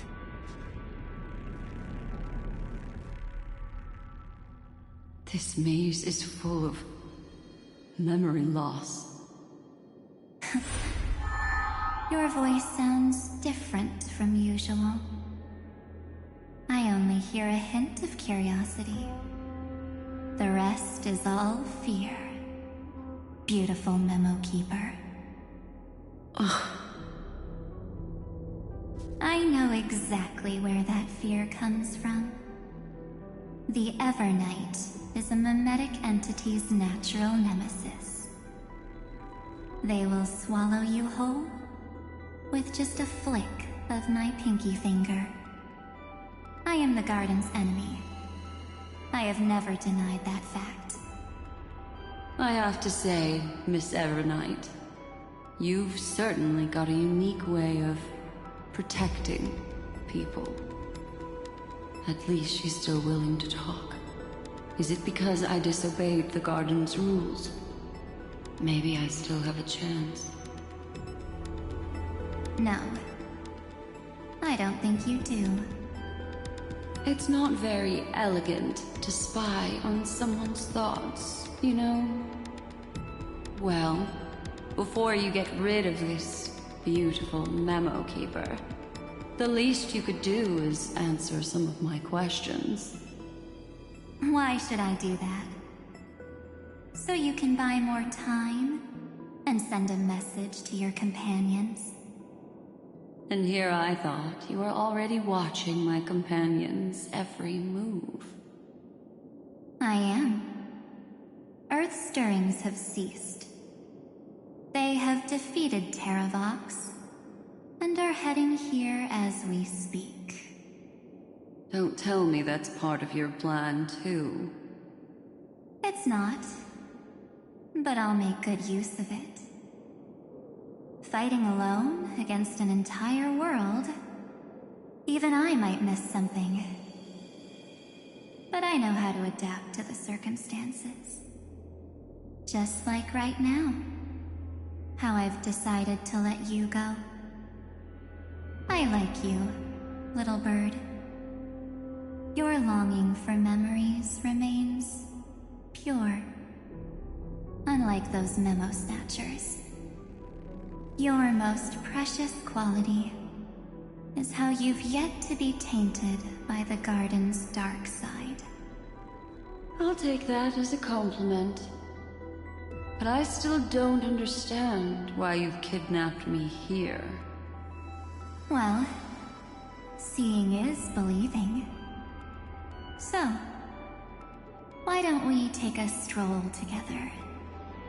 This ruin buried deep underground is called the Kernel, in the language of erudition. But I gave it a friendlier name. The Heart of Amphorius. The great tomb of the Nameless Titan. The Nameless Titan? You'll see with your own eyes just how important the remembrance has been in this world. And how we will stir up the waves of oblivion to douse an eon's ambition. You've been hiding here all this time. That's right. Curious about how I discovered this place? It's not actually all that complicated. The road we just walked was the beginning of March 7th's journey in Amphorius. The beginning? Do you still remember how 3 paths are said to intertwine in Amphorius? That 3 entities, each comparable to an emanator, left their marks in this world. There's Xandar, Iron Tomb, and... That's right. To this day, there have been no signs of the entity corresponding to the remembrance. The Garden of Recollection was curious about that too. So the Memo Snatchers spent an unimaginably long time chiseling out a tiny channel to peek into this world. But there was always a power in the memory zone that kept them out. And when March 7th's consciousness was seized, it was a ripple of the remembrance that protected her and sent her in here. Can I assume, then, that this hypothetical emanator of remembrance was consistently protecting this world from the Garden's eyes until the Astral Express arrived? That's correct. You're a smart one. But why? Go see for yourself, little bird. The memories contain everything. This gate is really impressive. These are March 7th's memories.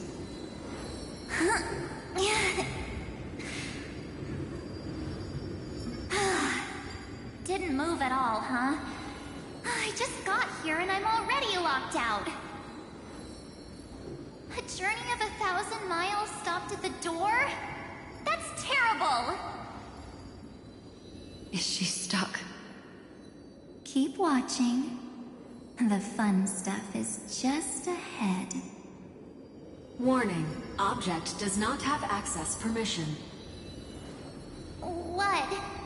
Did I touch something I shouldn't have?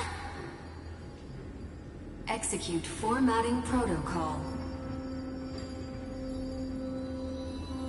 What's going on? Formatting? Warning. Illegal operations detected. Warning. Illegal operations detected. Hey! Don't just activate like that! How do I stop this thing? Warning. Warning. Warning. Operation authorized. Protocol name. Back. Huh? Finally, it stopped. Wait. Did you just mention his name? He's barely spent any time in Amphorius and he's already famous? I don't know what you're saying. Let's not speak in riddles, alright? Why don't we start with an introduction? I'm March 7th, and I'm that person's companion. Sorry I accidentally ended up barging in here. Establishing communications. Communications? Oh, does this mean I finally get to talk to someone real? I really, really need outside help right now. Channel established. Proceeding to encapsulate. Whoa, wait. What? Encapsulate? Encapsulate me? Encapsulation complete. Initiating transmission. Transmission destination. Recurrence number 335503336. Huh? What's going on? My body? The memory stopped so suddenly. She was already lying in the abyss of fate the next time she woke up. And Orynyx was calling her mother. Mother? Maybe that's just how the Titan calls all Remembrance Path Striders. Like how they call Thule Skyfather. So March 7th had already brushed against the inner workings of this world at the beginning of her journey. That warning in her memories must have been the Scepter's safety protocol. But why did it mention the Trailblazer? March 7th should have entered Amphorius long before he and Don Hung did. An inexplicable inexplicable contradiction, isn't it? Let's put that aside for now. The protocol didn't kill March 7th. Instead, it threw her deep into extrapolations. Over the next 97 days, the two of us, trailblazed through Amphorius as mimetic entities as she evaded the Administrator's pursuit. It must have been a difficult and lonely journey for her. Yes. No one could see March 7th. She didn't belong to Amphorius's memories, so she could only watch this world from the sidelines, like a transparent shadow. Then when did you appear? On the day that she ran out of options. March 7th tried so many things to help her companions, but the only outcome of her efforts was a few Amphorian folktales. In the end, she had only one option left. Just as she wished, I erased everything using the power of oblivion. Then I protected him and Don Hung, and made sure that they were spared from the Memo Snatcher's clutches when they broke through the seal. And you've been hiding in the shadows ever since, while manipulating time and colluding with Earth, all the way till now. A journey of 1,000 miles starts with a single step. The story of the Remembrance has just begun. Why don't we step into it together? As someone qualified to walk with me, you can now take in all the secrets behind this door, and witness how, in a blank space of time, another futile journey across 30 million lifetimes was forgotten by this world. I thought Evernight would have done something to stop us, but it's been smooth sailing the whole way through.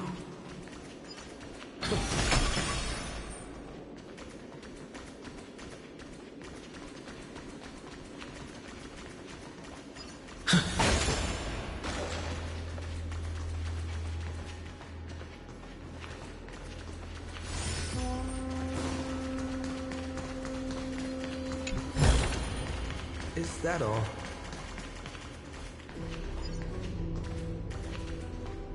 Are you ready? I'm going to open this door. Absolute silence. I can't sense anything at all.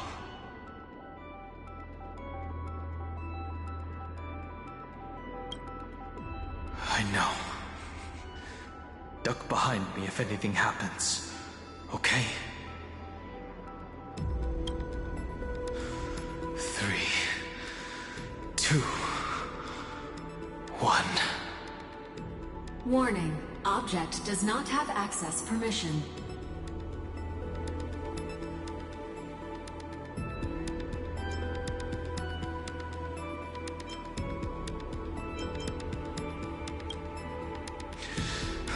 That means we're in the right place. Warning. Warning. Warning. Get ready. Incoming. Welcome back. What?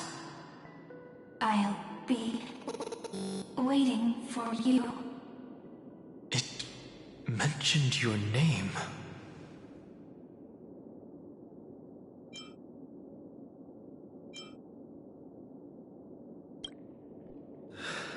Also, I'm getting a feeling of deja vu.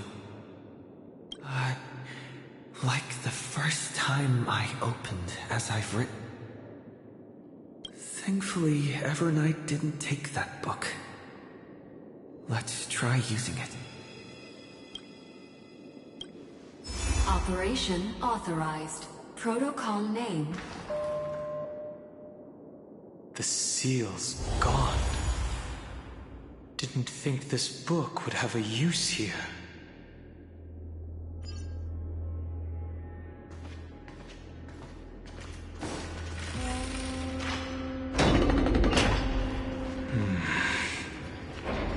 Is that...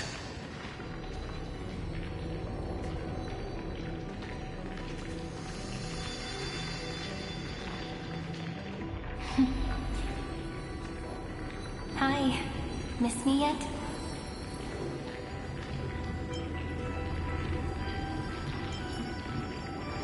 I'm just messing with you.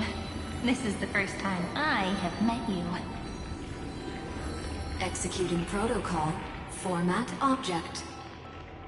Formatting progress. 0.015%. And it looks like it'll also be the last. Something's wrong. She's not talking to us. She's not the mem you know. Could she be a Cyrene from the past? Formatting progress. 23.815%. Since we don't have all day, let's get started, shall we? As always, I'll read this book to you. That way it won't just be Cyrene's memories alone. Formatting progress. 45.147%. Where should I start this time? Let me see. There. Shall we start with the meeting between the Helcolithist sage Midamos and the King's Aegis, Anaxa? Formatting complete. What? Did you hear that? She just said...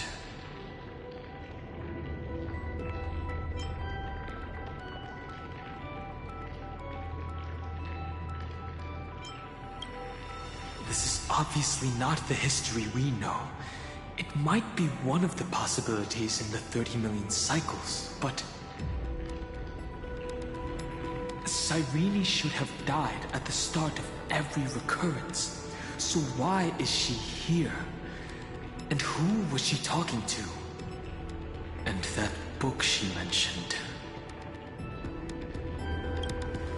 That's very likely. That door reacted to the book as well. Let's try copying what she did.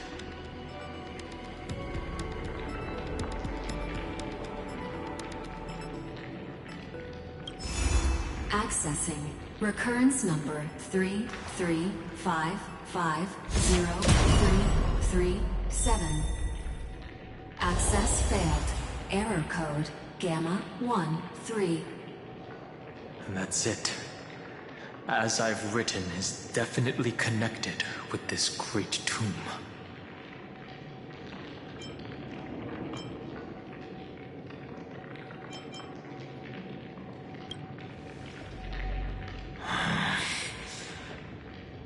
There are 12 chapters in As I've Written, corresponding to the 12 demigods. Maybe the Nameless Recollections match these runes. Let's try linking them first.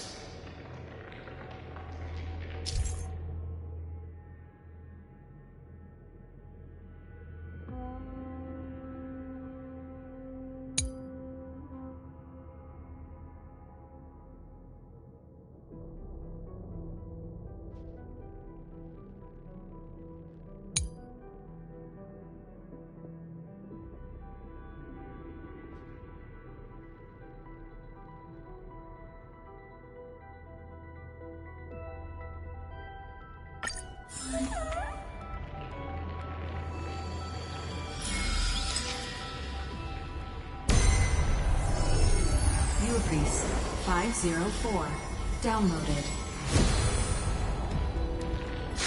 As expected, the data stream flew into the crystal in the middle. It's absorbing the memories in the book in this manner.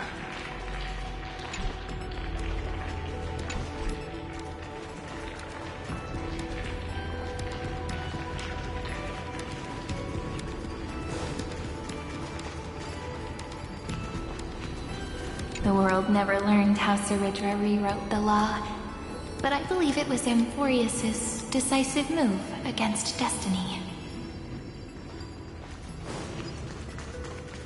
30 million departures, 30 million shatterings, and the beginning of 30 million flame chase journeys. Fate betrayed Trebios, but she was never betrayed by humanity.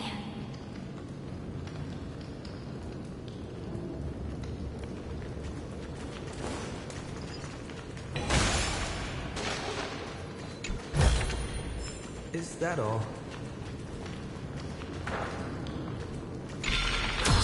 So desolate. What exactly is it?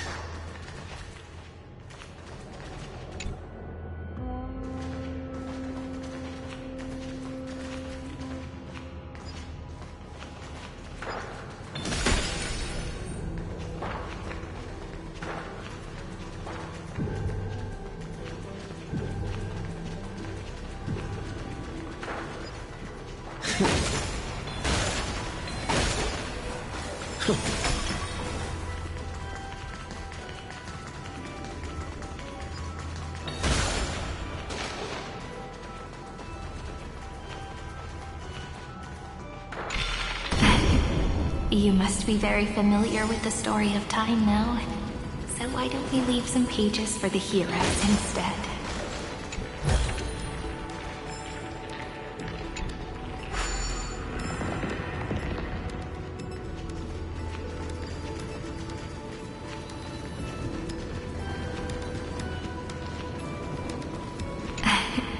You must be very familiar with the story of time now, so why don't we leave some pages for the heroes instead?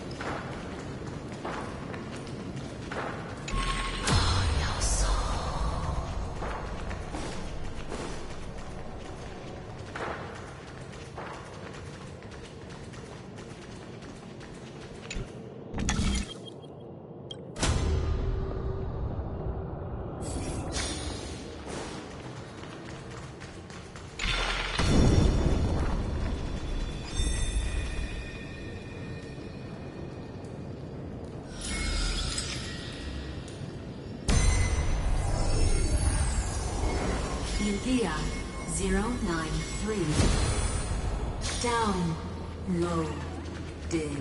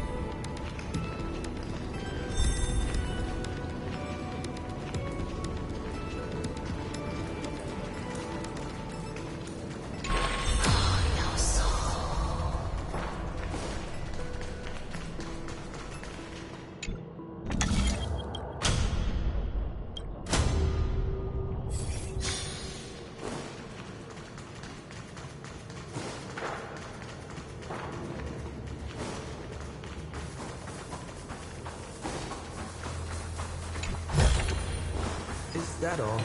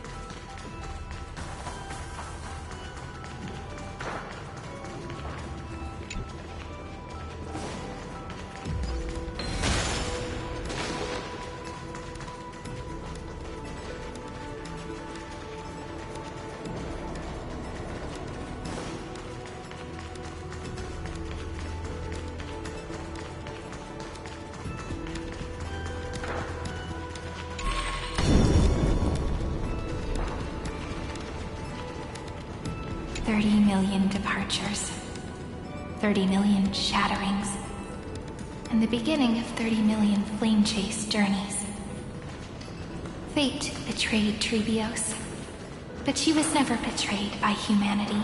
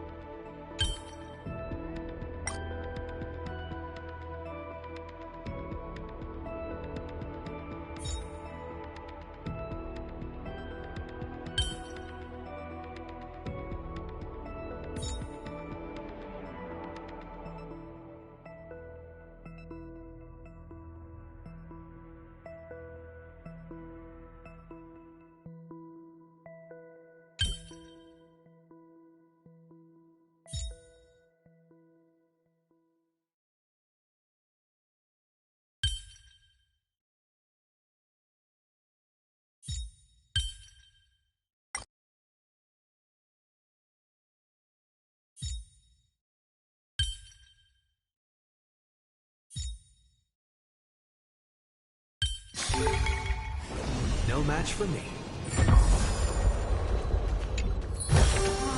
Looks good.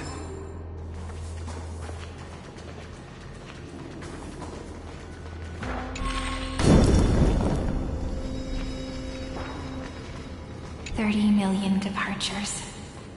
30 million shatterings. And the beginning of 30 million flame chase journeys.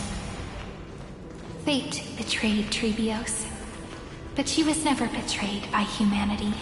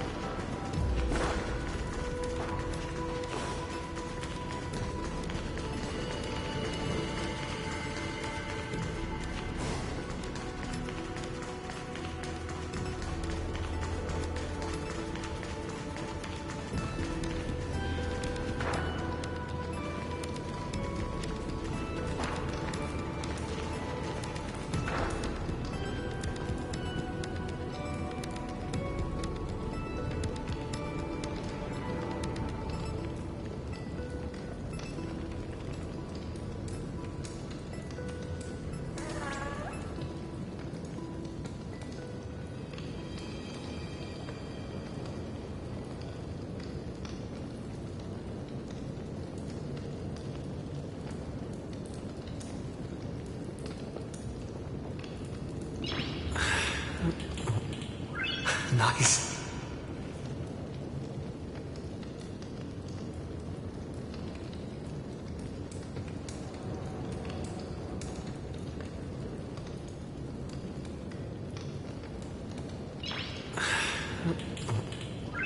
Nice.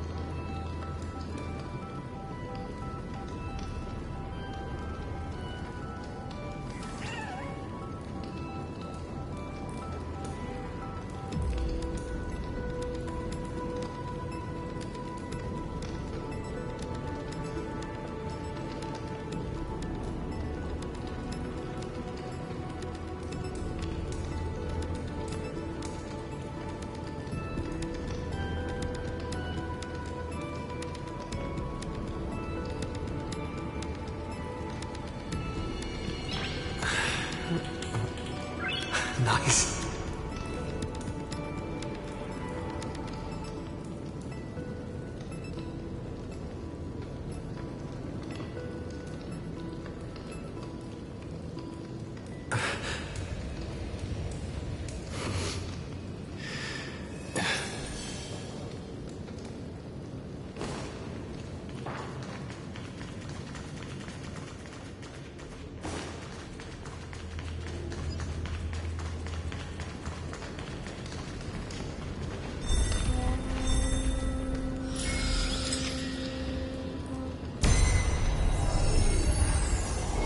Uploads 405.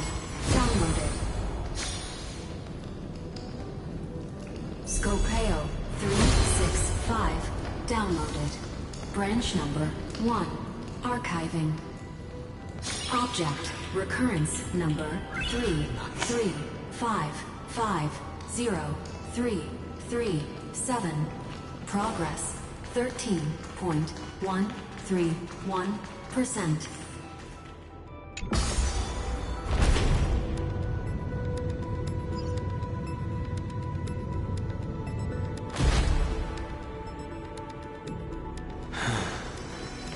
there's a notch in the terminal that's just the right size for this book.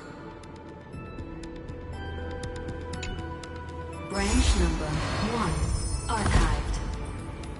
Encapsulating encryption key.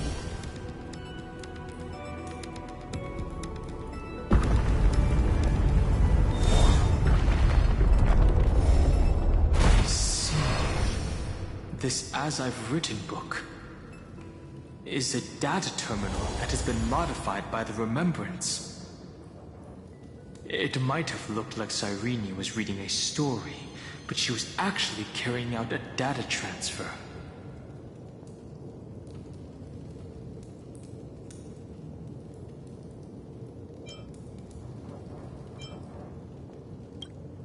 Right. That's a more direct way to think about it. No wonder these facilities are reacting to it. This book is a key. But Cyrene could never have known about the truth regarding the scepter. So where did she get this key?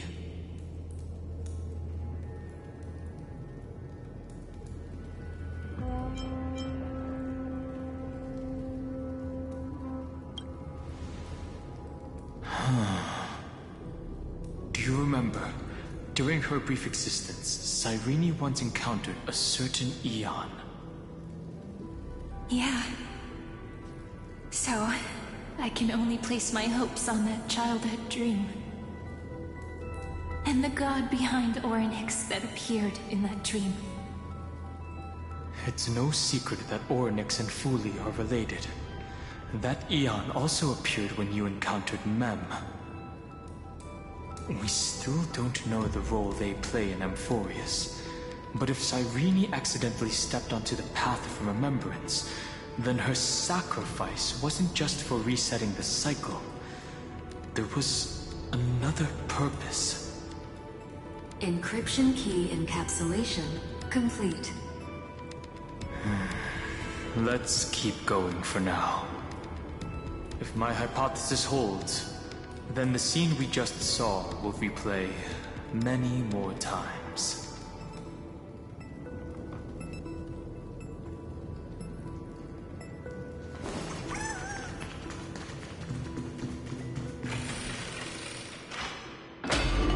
Hey, be careful. Evernight's eyes are everywhere. Don't get too far from me. The chronocognitive anchor will protect us.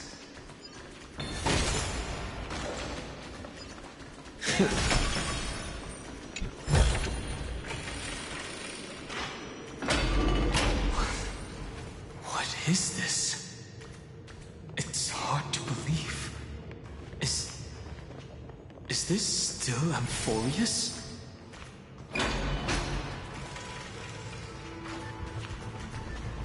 So many countless storage arrays. This would even rival the cyber prison of Inupis. Look, what a magnificent sight. Even this classical world contains a futuristic palace like this. Would ID Silicii end up looking like this after a few thousand years? Executing protocol. Format object. Formatting progress 0.027%. It's always so on time. Never late at all. It's okay, I get it. It's just trying to remind me how precious time is. I want to share a story with you this time. I saw a little nymph on my way here.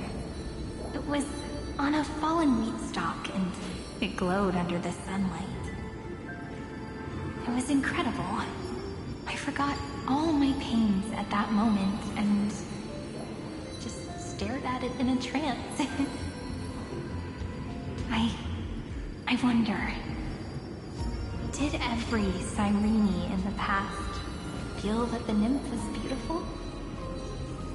Would they also have recorded that scene into the Eternal Saga? So, could you give me more time, please? I want to leave behind more memories for the future. Formatting complete. As I expected, the answer is the remembrance. An Eon appearing in her dreams, 3 paths intertwining in Amphorius, and the Garden trying to infiltrate this world at all costs. I have reasons to suspect that Fooley's gaze once swept over this world before the scepter completely fell into destruction. And that Cyrene basked in that divine gaze.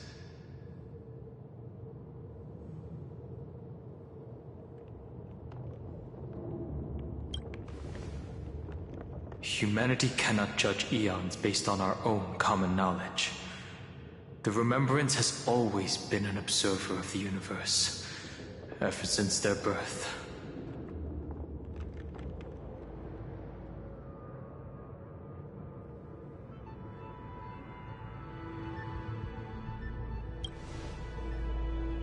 That's to be expected.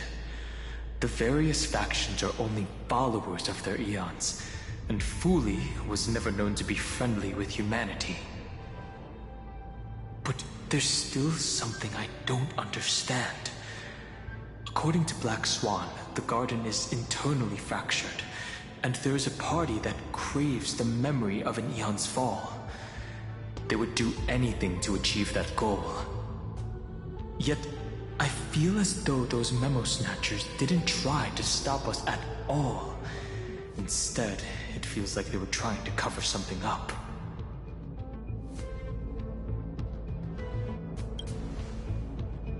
Most of the time, a gaze is simply a natural phenomenon, though some Pathstriders regard it as a supreme honor. An Emanator, however, must possess power granted by an eon's blessing. I know what you're thinking. That theoretical Emanator of Remembrance remains a mystery. But now, I'm leaning towards the idea that what the Garden's mirror reflected was a kind of miracle that Fooley left behind.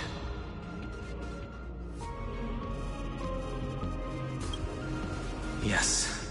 We're thinking the same thing.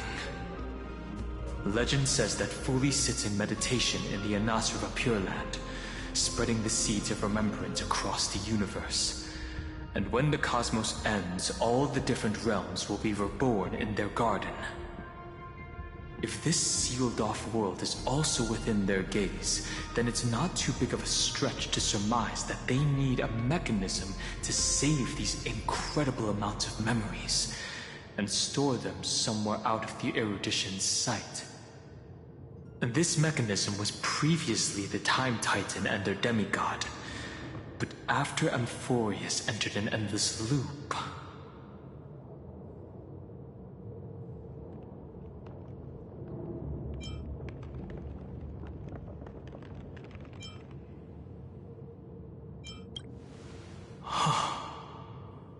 It's that ceremonial blade. Now, I can say with certainty. Time is the page on which that eon records Amphorius.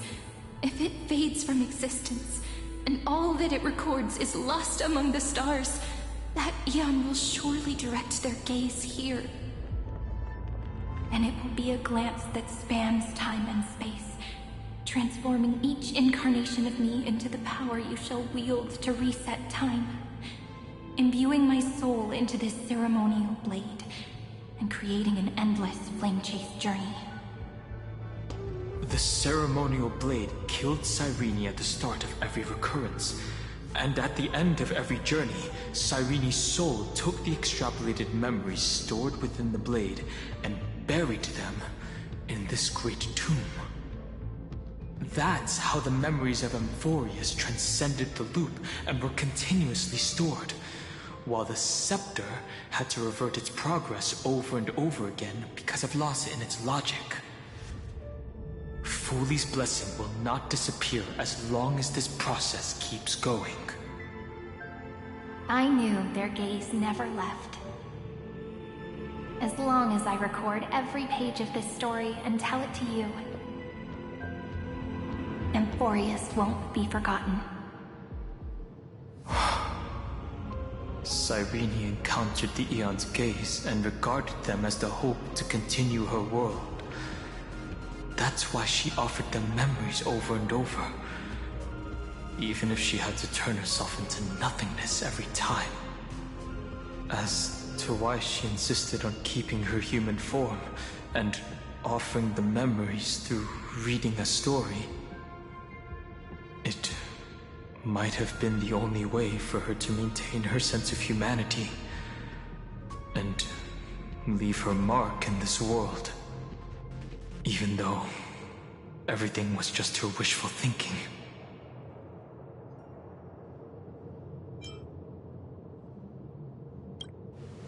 Right. Based on the runes on the floor, the encryption key from earlier should be used here. There are 3 keys in total. We're 1/3 of the way through.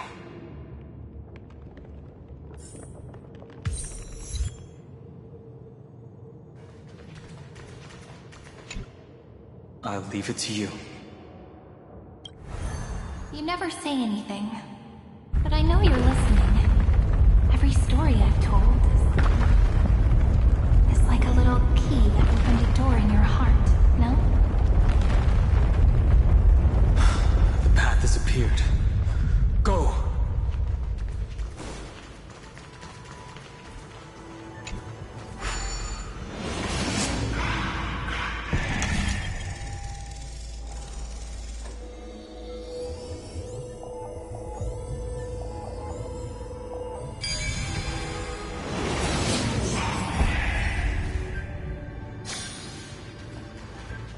Then, the sky sent down rainbows and showed the world a gentle smile.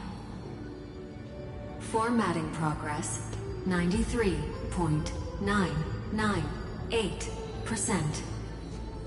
Looks like it's time to say goodbye again. Before I was even aware of it, this book had already recorded too many emotions. Every page has become so heavy. I've started to feel uneasy whenever I take it into my hands. Where did the very first ripples want these memories to be sent to? Formatting progress, 94.423%. How many times has it been? It faithfully fulfills its duty, activating and formatting. Never changing, like the fate of the flame chase in every cycle. If I can only write the same ending every time I lift my pen, then is this weighty saga just an overly naive dream? Formatting progress, 96.024%. Process error. Analyzing. Process error. Analyzing. Really? Are you encouraging me? Thank you. I'm sorry for making you see this embarrassing side of me.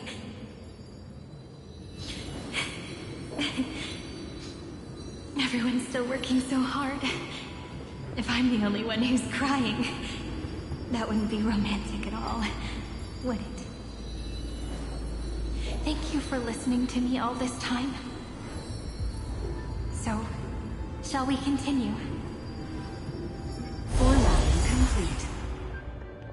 The endless cycle took its toll on her. Even Cyrene could not resist despair when faced with eternal stasis. Like Aslana, she started to wonder whether everything was futile.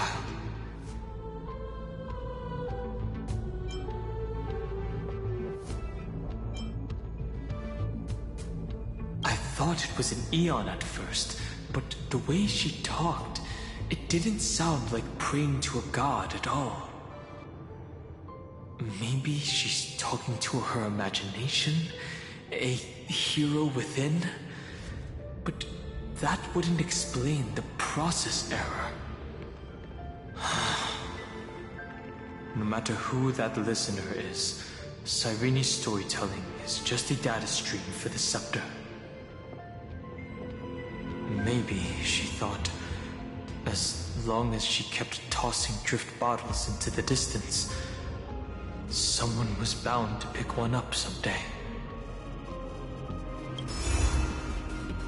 Accessing recurrence number 335503337. Once again, Castor is offered her final embrace to death. And from then on, she started another lonesome watch. How wonderful would it be for someone to give her a real hug?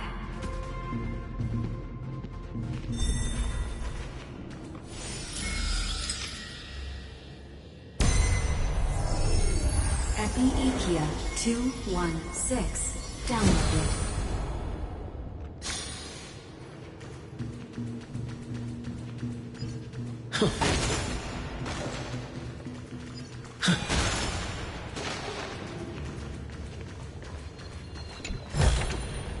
Looks good.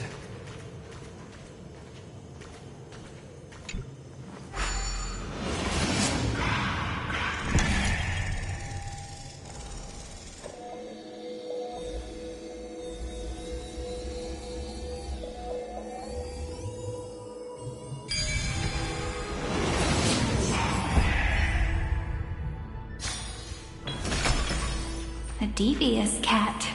The trickery that fooled the entire world. No matter how her identity changes, she will always end up being a pillar. The hand of Zagreus. Seems like we'll need it here.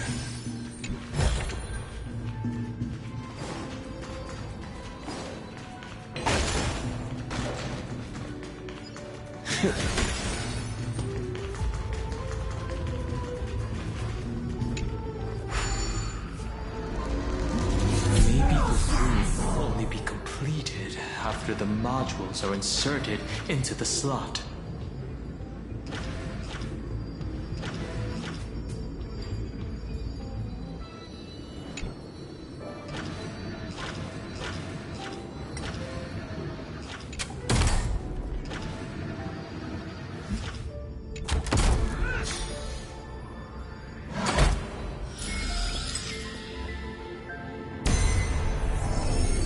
Orexis 945 downloaded.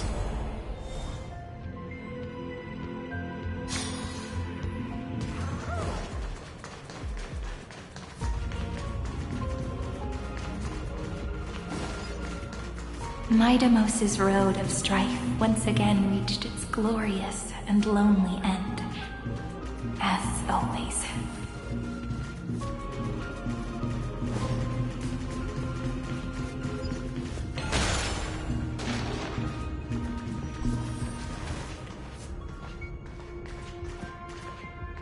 Access denied. We were denied access. Memories about strife are always so defiant and resistant. A fight is unavoidable. Come.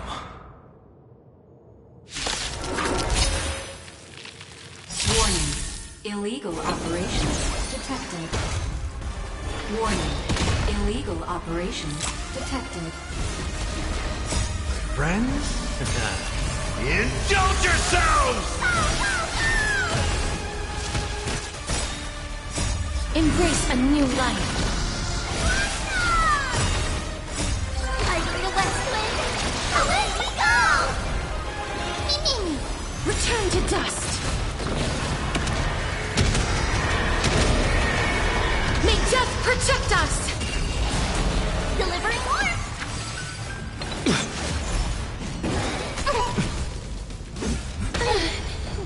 Time to mix things up! As you wish. We can do anything!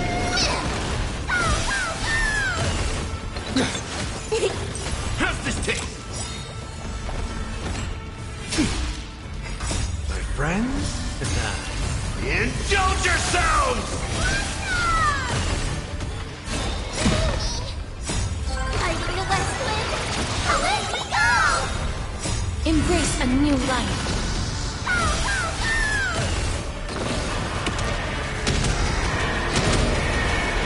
May death protect us!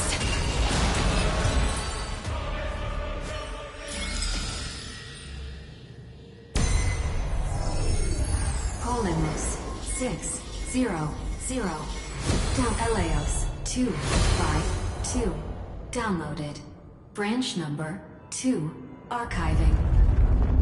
Object recurrence number 3355037. Progress 31.313%.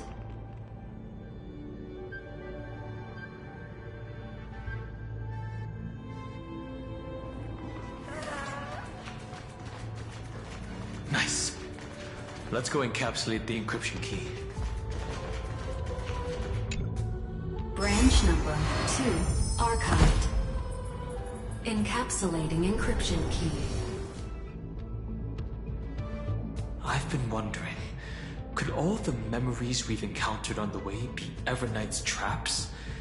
She still hasn't shown herself. That's very suspicious. But I can't think of a good reason for her to do that. I can only surmise that she's either still waiting, or someone's holding her back. Encryption key encapsulation complete. Let's keep observing. Every ripple of these memories could potentially reveal to us Evernight's true goal. Let's go back and use the encryption key to open a new path.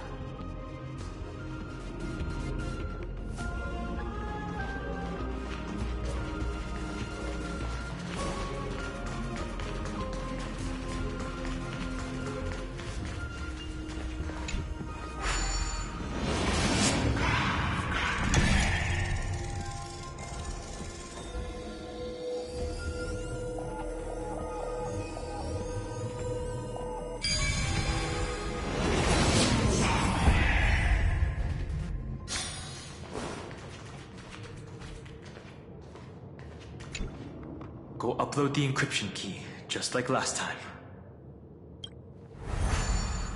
What could be behind this door? Glittering crystals? Or a beautiful world I've never seen before? If I tell you all the stories of tomorrow, will I be able to finally welcome the Deliverer and Emphorius' dawn in the next life?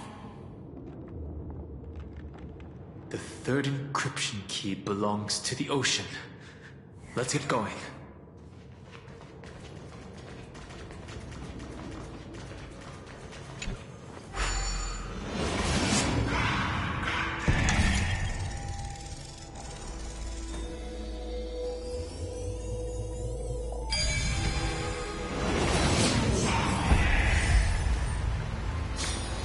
So that's how it works.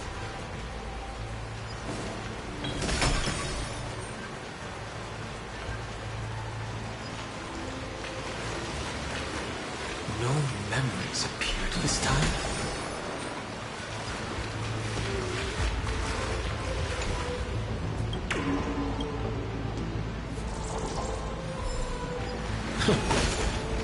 It's a huge fan. Use the chrono vessel over there to stop it.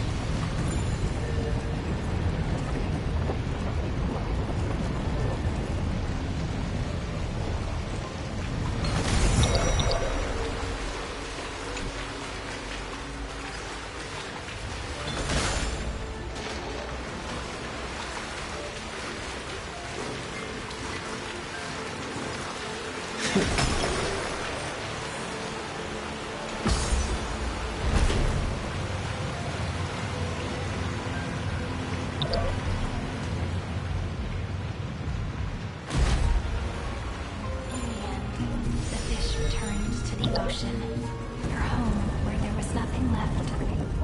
For the sake of the future, she guarded the vortex at the end of the deep sea until the very last moment.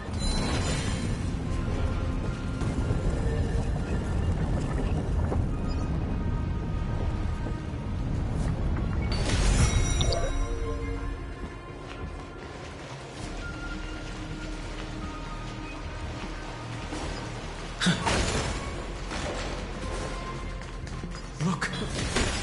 She's over there. Cyrene.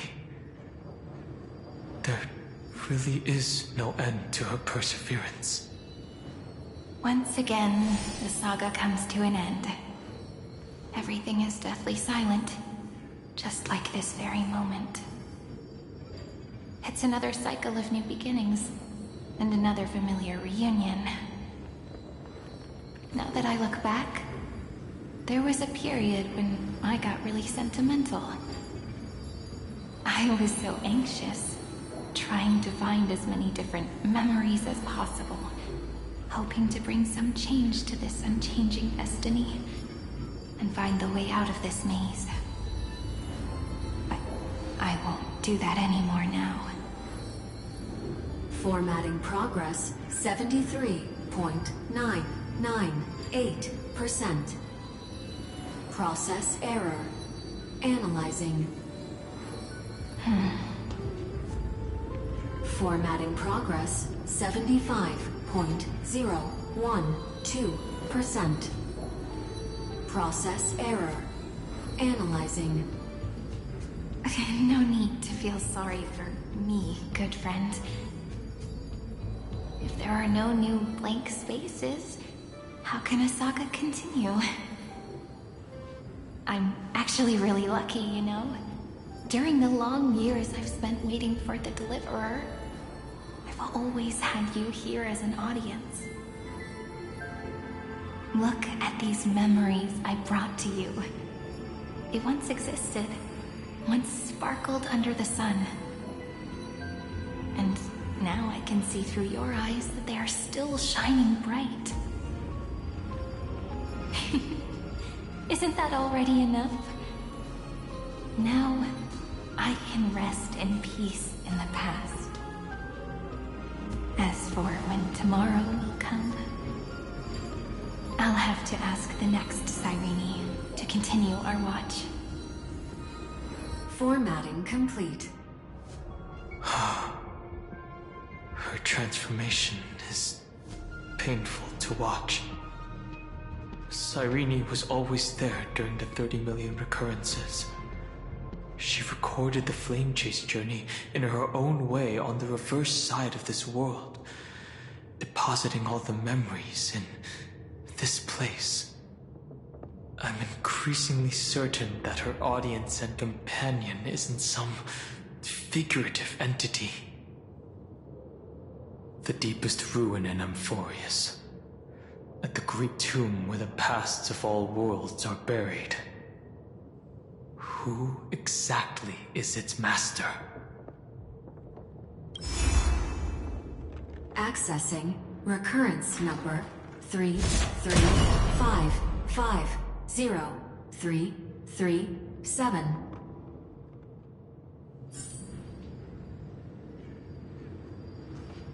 Anaxagoras once again completed the proof with his life. His answer was so complete. All he was missing was a last variable from beyond the sky.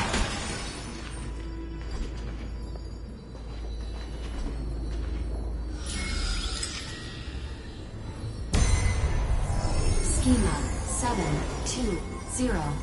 Downloaded.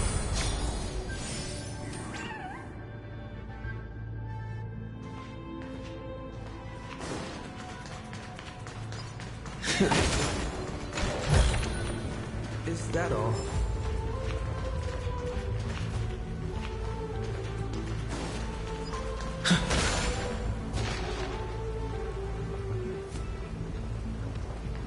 World-bearing. This divine authority is so heavy that I do not know how I can even tell its story.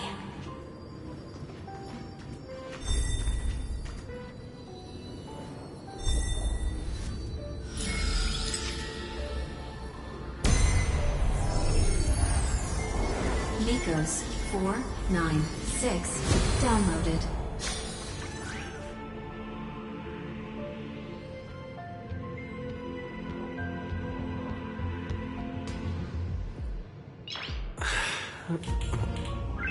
Nice.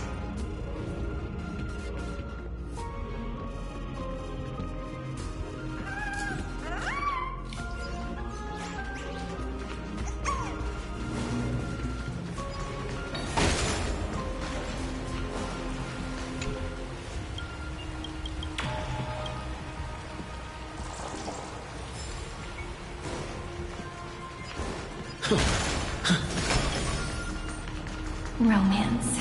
In warm gold, forged the long staircase for humanity. The runes on the fan. We need to use the chrono vessel to stop it first.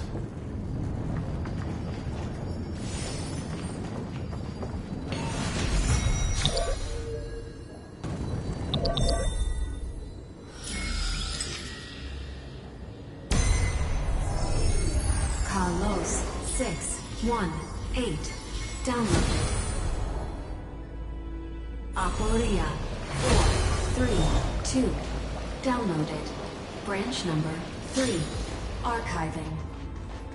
Object recurrence number 335503337.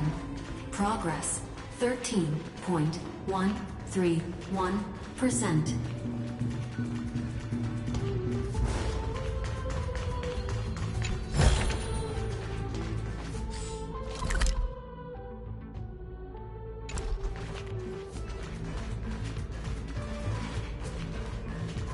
That's the last encryption key. Take it with you. Branch number 3. Archived. Encapsulating encryption key. Encryption key encapsulation complete. It's time to go back and activate the system in the middle of the Great Tomb.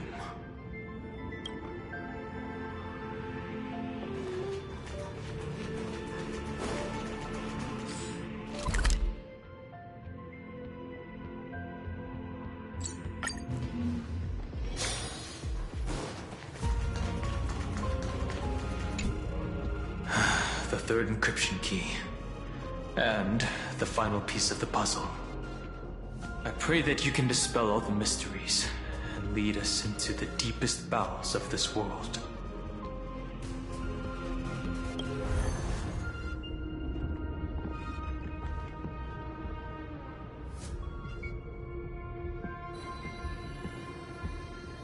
Someone once told the very first me that everything was false. That the only life in Emphorius was a great catastrophe, nurtured using the world as a factor. But how could a dream feel so real? That's why I didn't agree with him. My good friend, I'll read this book to you. For the 33,550,335th time. That way, it won't just be Cyrene's memories alone. Formatting progress 23.815%. Process error. Analyzing. It doesn't even make me feel cold anymore. It's like a ceremonial conclusion, ending every cycle's narration with a full stop.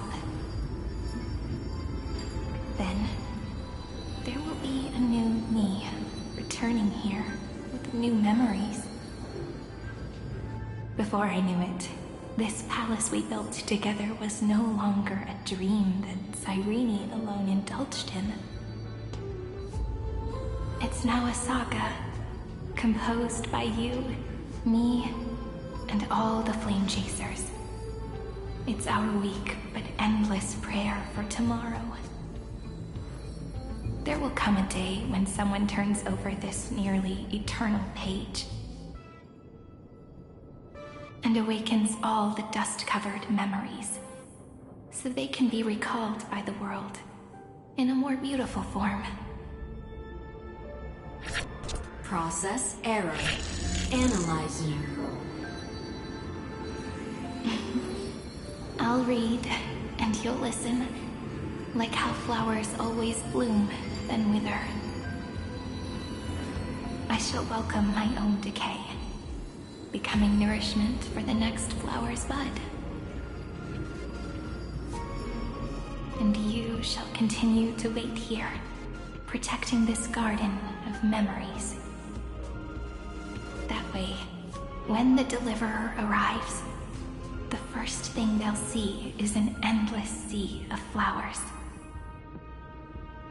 and our stories will be lying silently among the flowers, like every ripple of remembrance.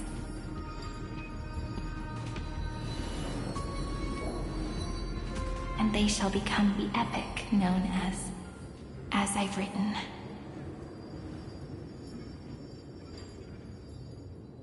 The texture of memories is preserved in countless pillars.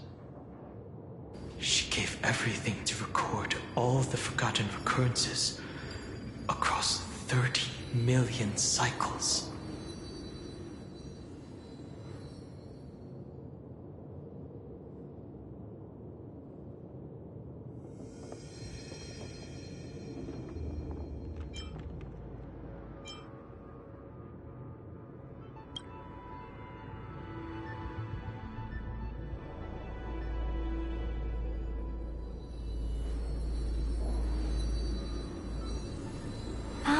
All right. Let's not make things so gloomy. The very first ripple cheered up her friend like this before she set off. It's a sentence full of blessings, so I want to say it to you as well.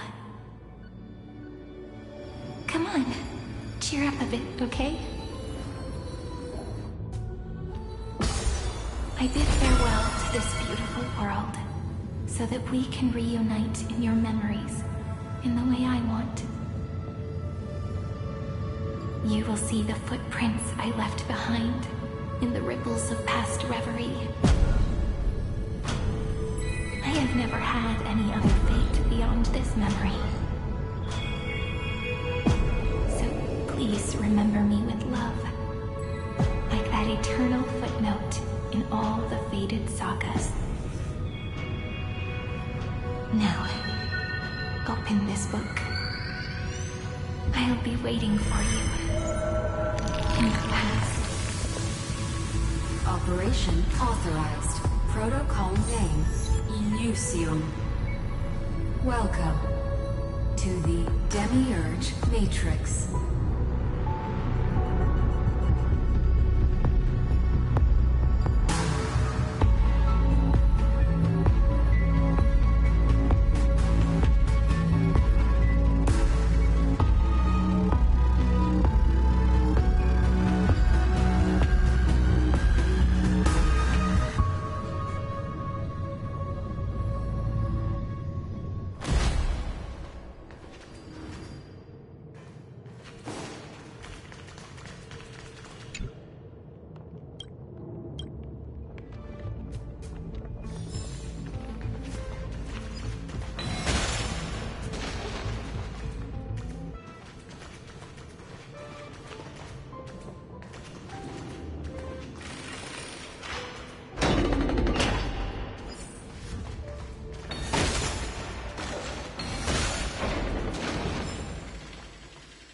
That listener lies behind this door.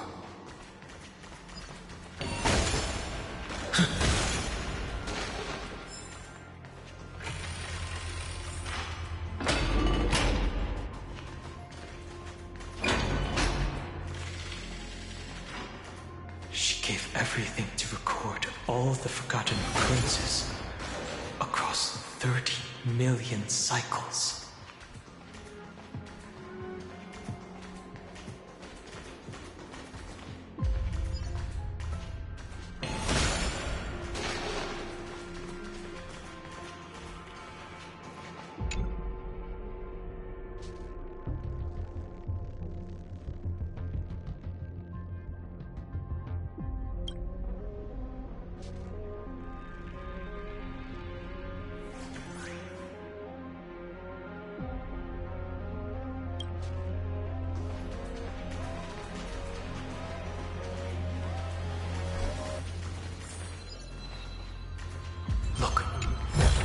Symbol at the end of the room. It belongs to the 13th Titan, the unknown solitary god. The first new spore, Demiurge.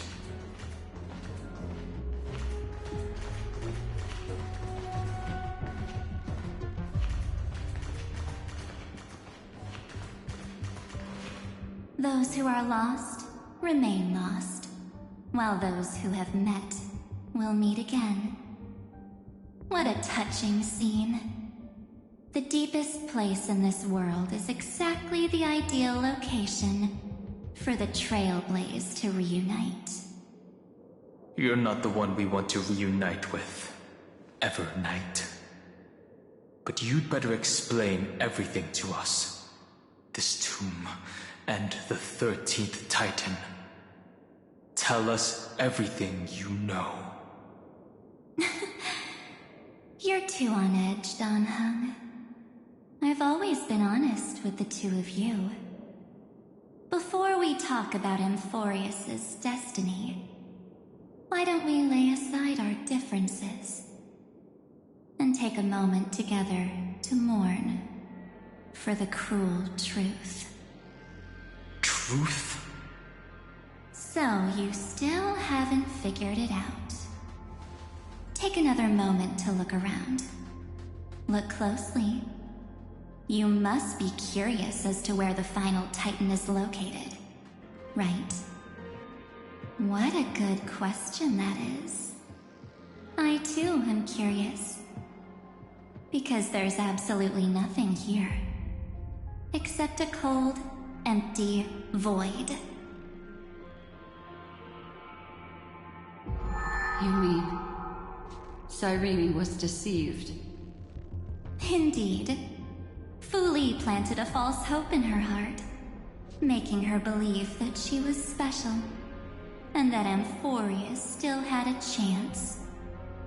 Then, that poor girl walked into the Great Tomb, over and over again, and willingly offered herself to the remembrance. Why did they do that? Did you really think they would just save this crumbling world? In the way Cyrene was praying for? Don't be naive, Memo Keeper. In this game between gods, the Remembrance chose to stand with the destruction. Given your evident hostility towards the Garden, I find it hard to take anything you say at face value. Aren't the Memo Snatchers' activities enough evidence? They did everything they could to help Iron Tomb reach completion. And it wasn't just to obtain some fanciful memories. Let me tell you the real reason. Iron Tomb is a perfect ark.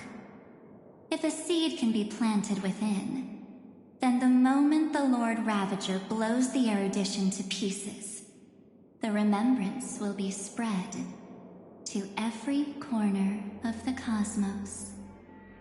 That masterless path will be equally split between two eons. Fu Li will devour the erudition. Do you understand now? The war among eons started long ago.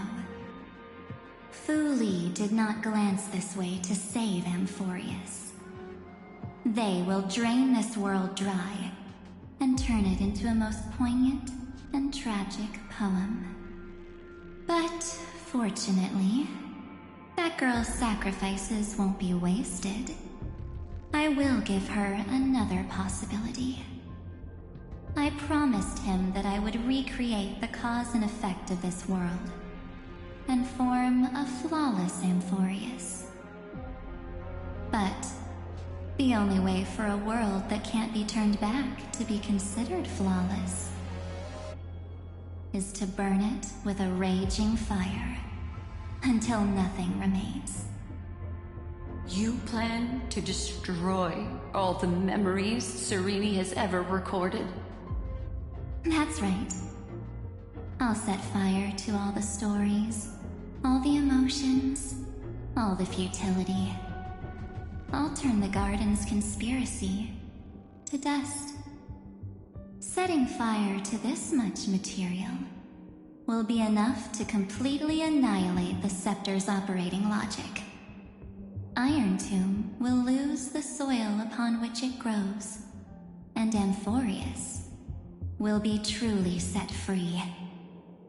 The freedom you speak of is no different from destruction. Everything this world ever was will disappear from the extrapolations, never to be regained.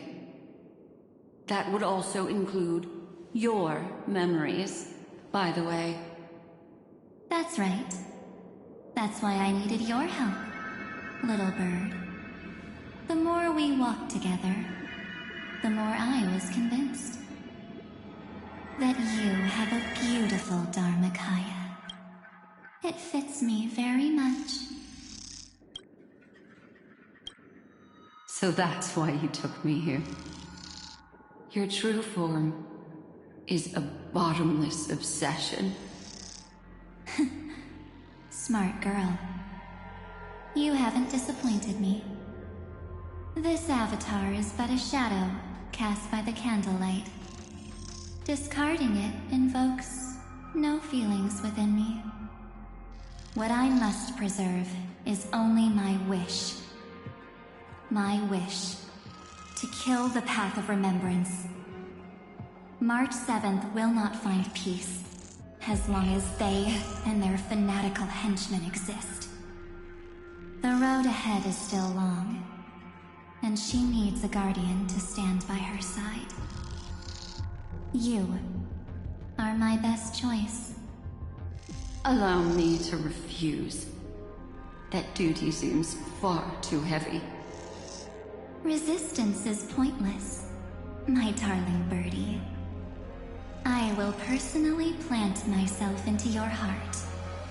And once I've calmed down those two, I will head into reality and find the true you. So, that wasn't enough to fool you. A genius's mirror trick and a protective mechanism of the erudition. Is that right? Those layers of security do make things a little difficult. But unfortunately, those two nameless are already right outside the door. Your plan is about to encounter a few mishaps. Until we meet again, Miss Evernight. Will you still not stand with me, my companions? We'll save the beautiful cosmos, and we won't leave even a single scar behind.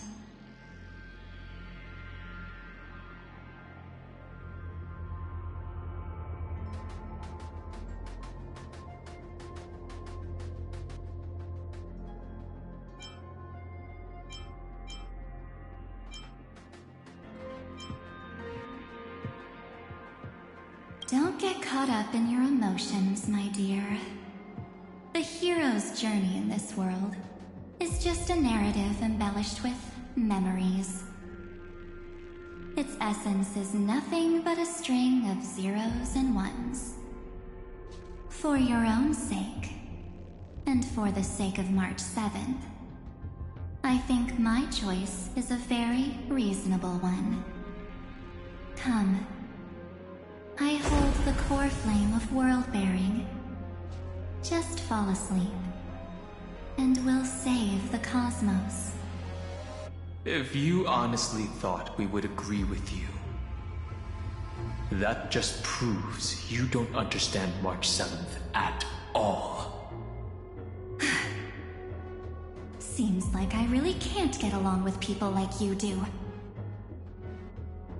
But in order to make sure you can still embrace tomorrow and continue this carefree journey, some memories must be set on fire as the sacrifice. What can change a person's nature? Is it memories?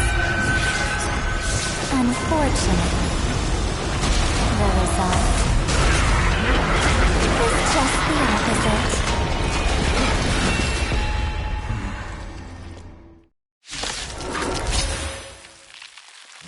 If a new life is to be born, its seed has to be dead.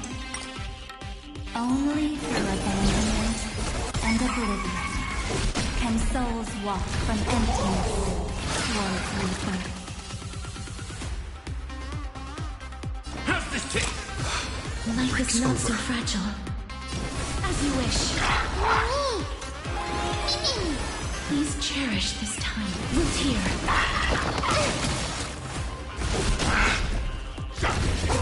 Formation!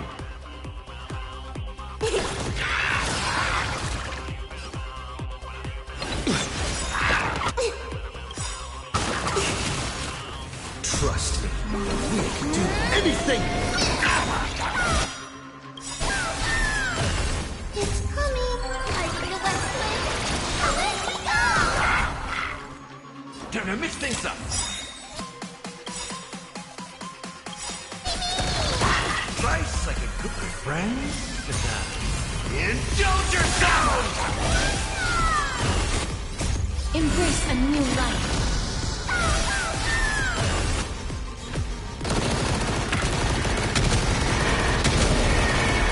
Nature, protect us!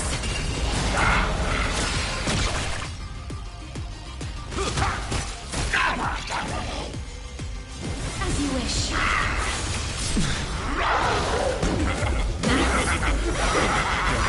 Down? It's not that easy.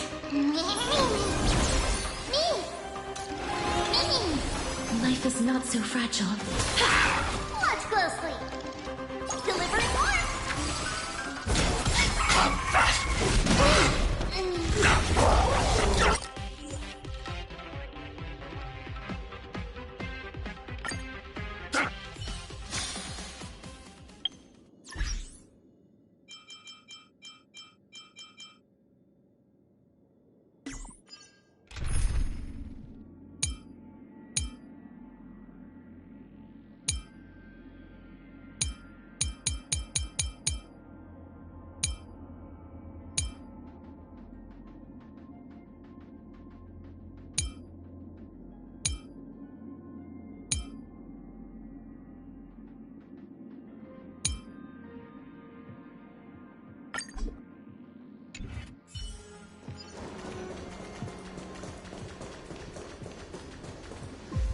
Those who are lost. What can change a person's nature? Is it memories? Unfortunately, the result is just the opposite.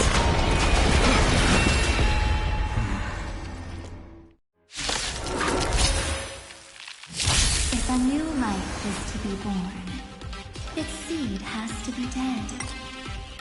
Only through abandonment and oblivion can souls walk from emptiness towards rebirth.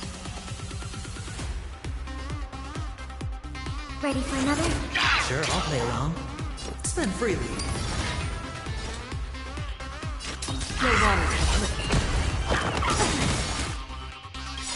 This combat needs up to...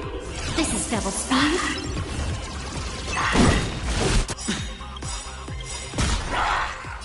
I weep for the departed. It too shall fall. The dice have been cast. Bust. Or maybe I'll take it all.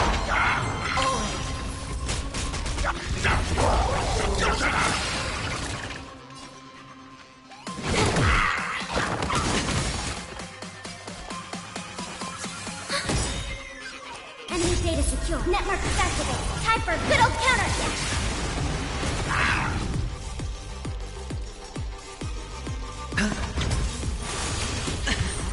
Watch your head. That's half the work. Destined for oblivion.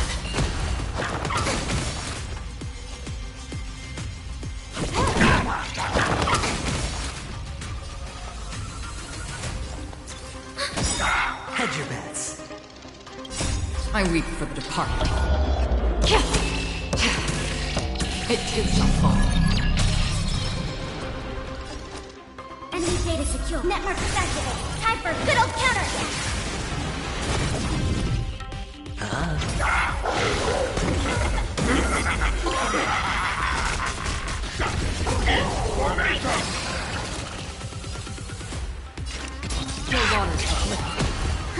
More enemies. This combat me. This is double speed. Contender!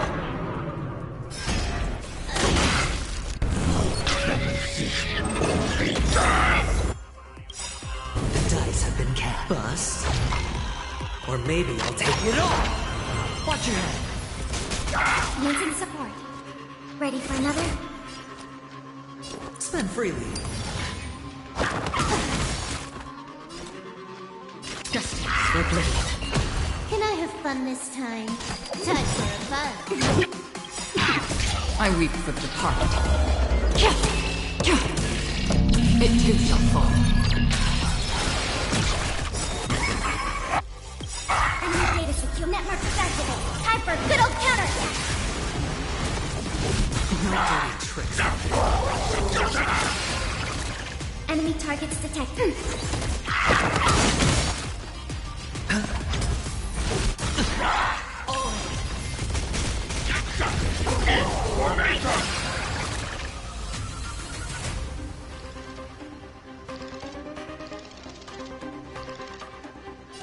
Time for a fun. Another journey begins. This combat needs optimizing. This is double speed. Still waters afflicted.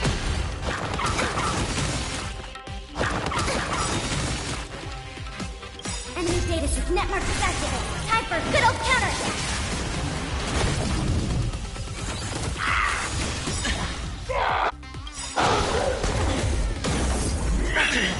The dice have been cast. Bust.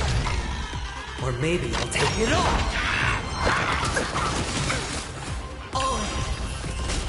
I hit the mark. It's on me.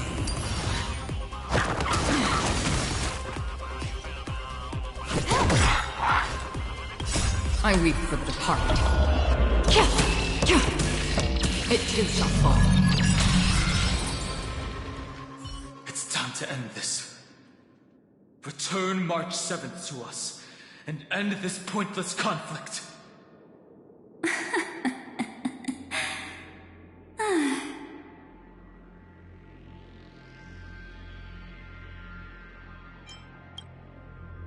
Don't get the wrong idea. I just need some time to deal with some unnecessary trouble. The encryption key written by those geniuses is already invalid. How about we play a game, dear? Don't worry, it won't take long. It's a simple multi-choice question. A or B? I understand it's too difficult for you to treat the Chrysos heirs as extrapolated data. Then why don't we assume for now that they're living, breathing humans? Now, the cosmos will face an unprecedented catastrophe. And your choice will determine the fate of countless planets. On the one side are companions who've weathered every storm with you. They fought with everything they've got and obtained a 1% chance of victory.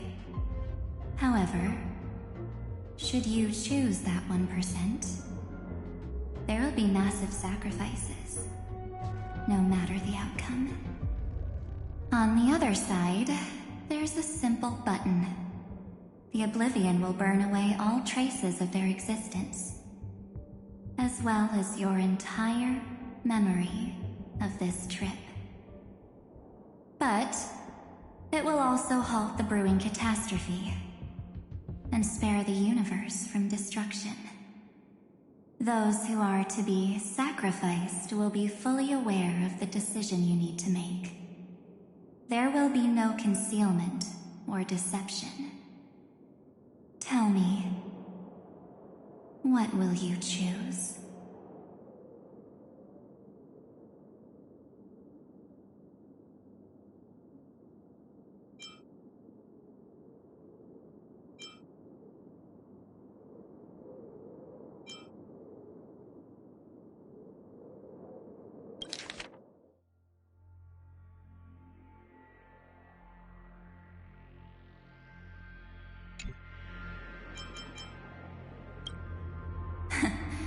You're right.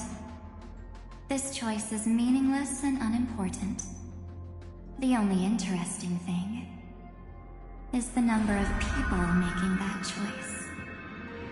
I have just posed the same question to Dan Heng. The answer doesn't matter. Let me see. Is this Trailblaze spirit truly as unified as you all claim it to be?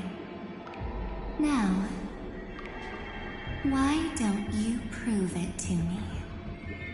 Wait! Cyrene? Another damsel in distress rescue plays out again.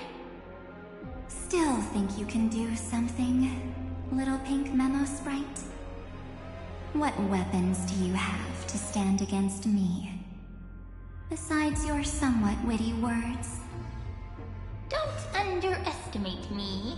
Besides my charm and eloquence, I can stir up ripples of past reverie.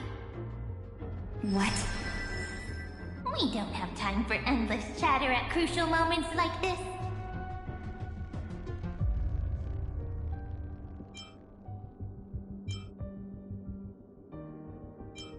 Quick, friend! Take this! Take the shot! I can't hold on much longer! Make sure you get the focus right! No time to explain, quick! Well done, friend! Now leave the rest to us!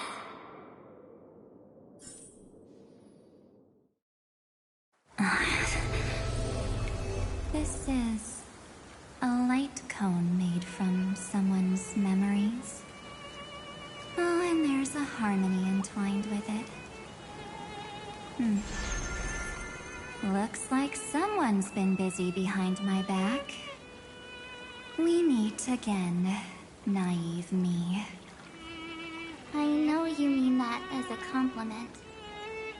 But as for the word naive, I think I'll give you that one back. Welcome to Ides Elysiae, a small village shrouded by the veil of Evernight. Now, this memory will also belong to you. Let's give you a taste of your own medicine. With my home as the inspiration, I've created this maze. Hope you like it, Miss Evernight. Quite perceptive little memo sprite. But with just you and that Harmony's little birdie, thinking you could trap me? That's a bit of a stretch. So, tell me, what role did you play in all of this? I really didn't think that this other me would be this strong. But at least when it comes to brains, I've still got the edge. My brilliant plan? Bet you never saw it coming. Oh. You mean that time?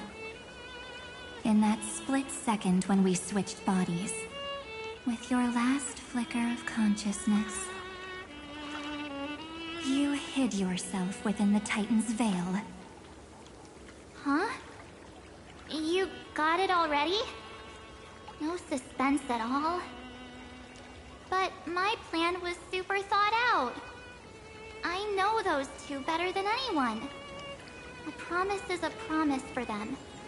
They never go back on their word. History books, diaries, and photo stones are all perfect catalysts for memories. That's right. So when I hear him press the shutter, even if there's just a tiny bit of my consciousness left, I'd whoosh right into the camera. But if you put it like that, aren't you leaving a lot to chance? No way. He will definitely be snapping away all over Amphorius because he promised me to take photos. I'm guaranteed to run into him, eventually. True, you really know him well. Miss Evernight, let's be real. My amateur skills aren't enough to keep someone like you contained. But if March 7th were here, that would be a different story. Because there's no way for you to ignore her, right? Fine. Lay it on me then. After going on such a long detour, what exactly do you want to do now? First, I want to thank you for protecting him and Don Hung. But what you did later went way too far. So, while there's still time, I've got to make you change your mind. There is something that truly puzzles me. How did you find yourself again? After giving up all your memories and becoming an empty soul. Looks like you aren't so omnipotent or omniscient after all, huh? The answer is simple. I have been dozing inside the camera all along, and I accompanied him during his entire journey. So, when he told Cyrene in this cycle about his interstellar travels, those memories of journeying with the Express entered my mind as well. I may still be far from the complete March 7th, but these memories were more than enough to fight you. So, you know what led up to this, and what followed, right? Go ahead. Tell me. Let's hear why you're so confident you can sway me. Why?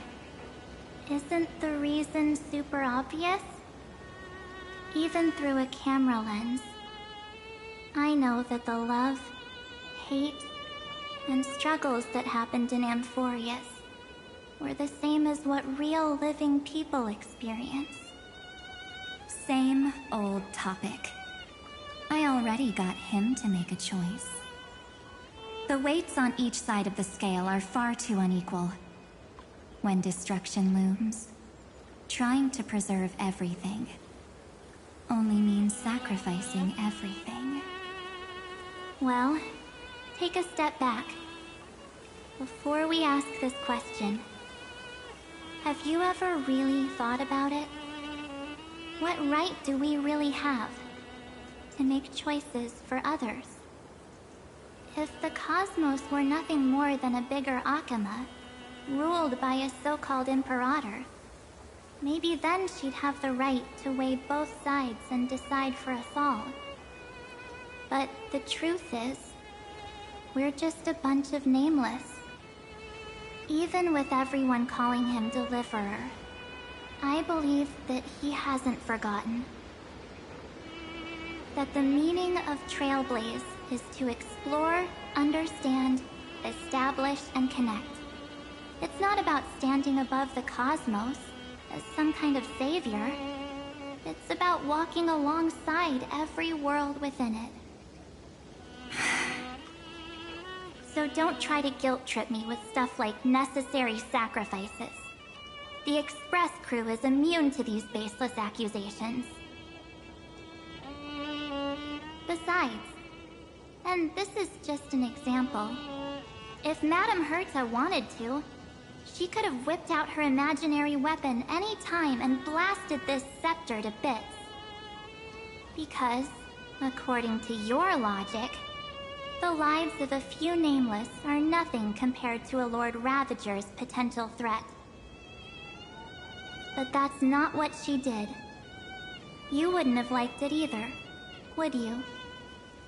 I figured you out a long time ago. You've got a fatal flaw. A weakness. In the shape of me. You've got such incredible powers. But you still kept your promise to me. That only means the sole motivation behind everything you do was just so I can keep traveling. You're not as naive as you seem, are you? In that case, I can prove it to you. I won't answer for someone else. but for myself. Here, hold this. An empty spirit. If you want to seriously think about it, this thing actually counts as my body right now. Its memories are all drawn from the camera's photos. In other words, from my journey of trailblazing.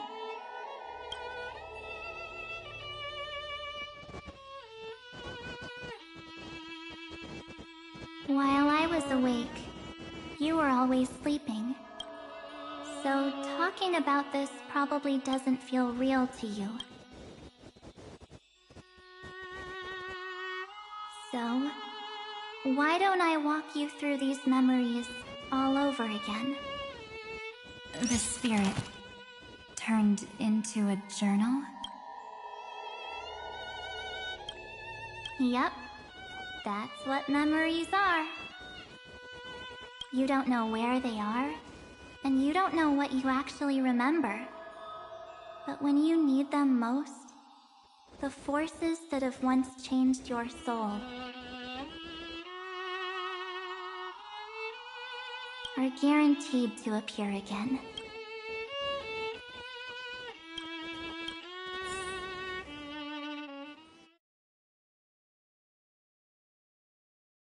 So, how was your first Trailblaze journey?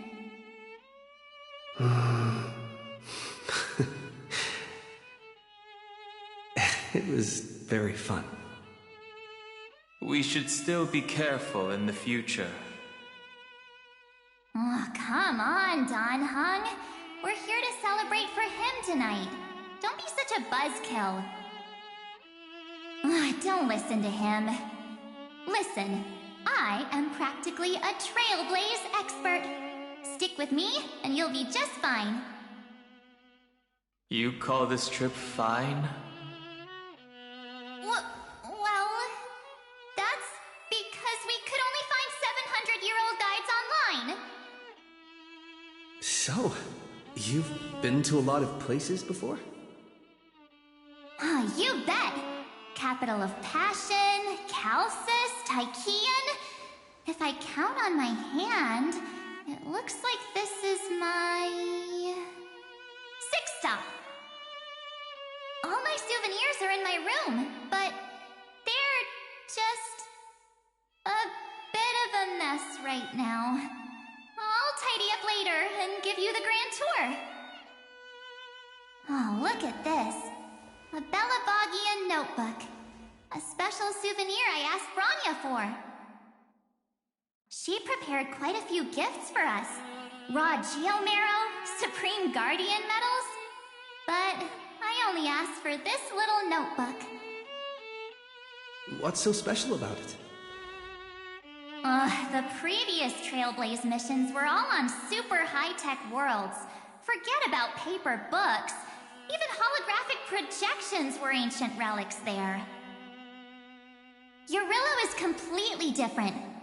Watching people record their lives with pen and paper, I finally understood why some still cherish writing journals by hand. It's just like calligraphy. Those deep emotions buried in human hearts can only be awakened through such seemingly thankless actions. Don Hung, you truly embody both a fierce beast and a delicate rose. Anyways, that's what I thought too. A camera can only capture fleeting moments, but stitching those moments into a story, you've got to use your own hands. In other words, just taking photos isn't enough. They need a place to be displayed. Isn't the photo wall enough? I told you it's different. Besides, this little notebook is a memento of our first Trailblaze together with you. That makes it even more special. Anyways, the next stop is the legendary planet of festivities, Penacony. So, when we get there, I'll make sure we take tons of pictures together, until the memory card's bursting. Fine by me. And one more thing. If I'm ever too busy to get off at a stop, this camera is gonna be in your hands. I don't want to miss a single Trailblaze. So you all need to practice your photography skills until you're at least 80% as good as me. Got it?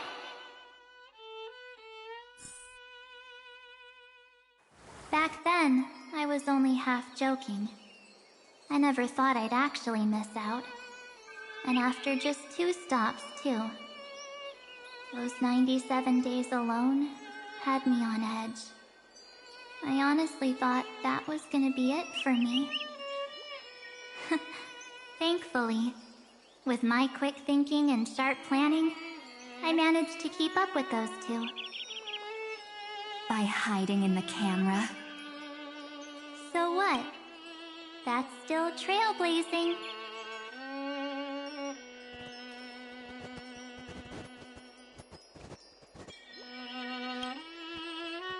The camera is my true form.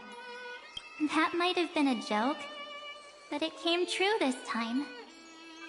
Well, yeah, it was super inconvenient. I couldn't help them when they were in danger. Couldn't complain when they talked total nonsense. And watching him snap a terrible photo, I couldn't even control the shutter. But I stuck with them all the way. Till where we are now. Together with them, I got to know this beautiful yet dying world.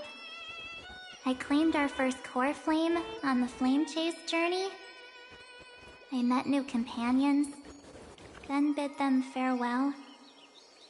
I inherited everyone's determination, carrying it forward into the future they fought for. One they can never see. Until my destiny becomes one with this world, rewriting the predestined tragic ending, and returning to the true starry skies together with everyone. Only then can I pen the name March 7th.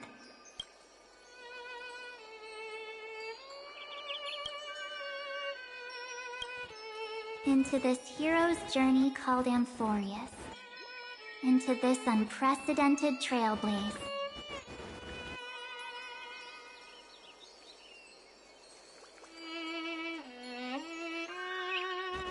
Looks like our trailblaze in Amphorius is coming to an end.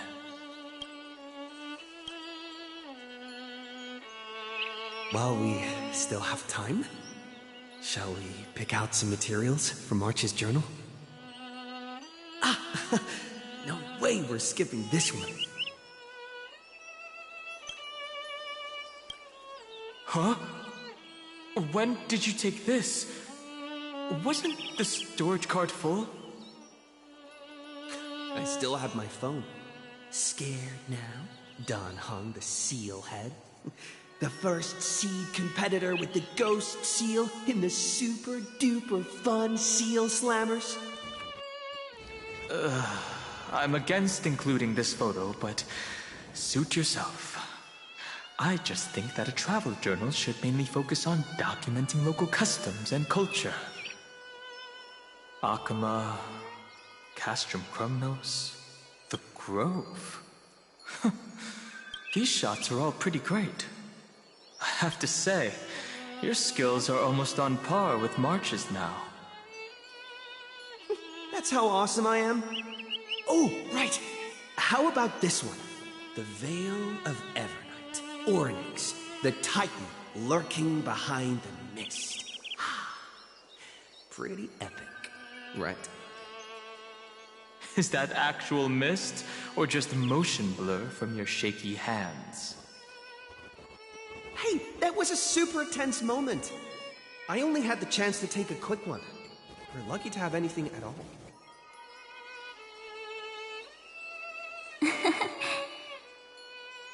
Huh? Did you hear something? March 7th? Perhaps the photo captured a trace of time's divine power, which replayed echoes from your memories. Alright then. Let's keep going. If March were here, she'd definitely have plenty of great ideas.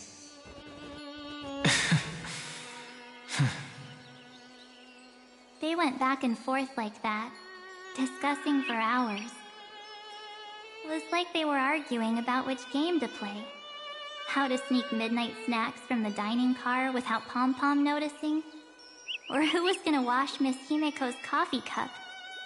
Just like every other night on the Express. They've always been by my side. No one knows about my forgotten past. But no one holds it against me. That's because... We can't go back to the past and make better choices. But at least we can do better in the future. Isn't that right?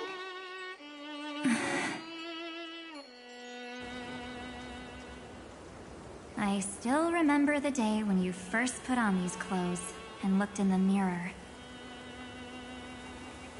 Your eyes were so clear. When all this is over, I hope the mirror can still reflect those same eyes. You're pretty naive too. Always hoping that the mirror will show the most beautiful side. But you don't even trust the you reflected in the mirror. And if you keep trying to shoulder everything for me, then I'll actually end up as a wallflower, waiting forever for my turn. Yes, I get it, March 7th. I only have your memories, and you have always been the me that I wanted the world to see. Just hearing those words from you makes me feel super satisfied. Well, I've appealed to your emotions. As for reasoning with logic, could you help us out here, Cyrene? I'm here. Finally my turn to shine, isn't it? Miss Evernight, you've been so fixated on your targets that you probably haven't even realized that a massive variable has emerged in Amphorius in this cycle.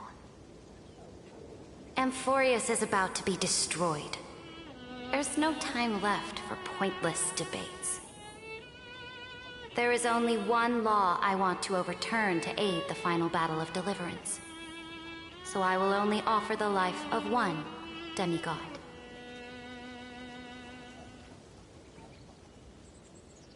The Imperator added one extra rule to the final Era Nova at the cost of her life.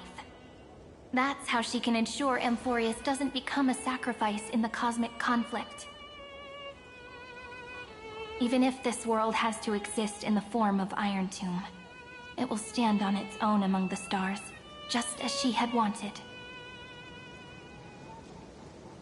Oh, interesting. What does she want to do? Simple. If any anomaly occurs during the Era Nova process, all foreign elements will be eliminated immediately. Whether it's the Remembrance or the Trailblaze, and the 12 core flames will complete the final Era Nova through the purest form of destruction. A daring wager indeed. That ruthless Imperator. Could she have already sensed that the Remembrance was plotting in the shadows? No. You managed to fool everyone. There's no way she could have known your plan. Modifying this law was just a precaution, to prevent the Astral Express and the geniuses from betraying Amphorius after her downfall. But if you insist on doing this right now, then the Cosmos will undoubtedly face the worst possible outcome. My friend, Dan Heng, and March 7th. we'll all merge with the Scepter and become a victim of the destruction.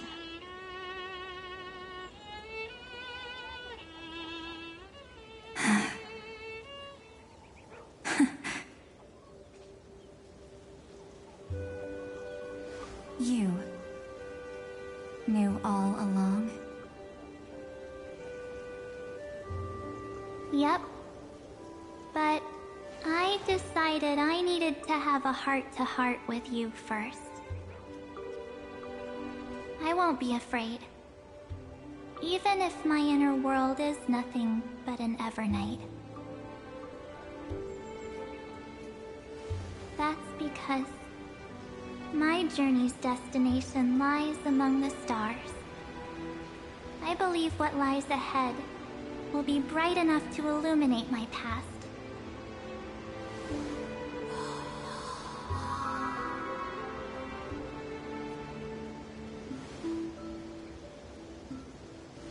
Thank you for your coddling. But please trust me and leave it to me.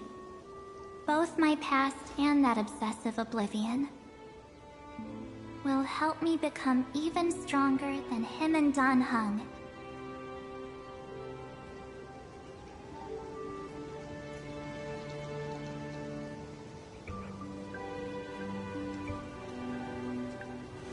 I'm sorry for becoming an obstacle in your journey.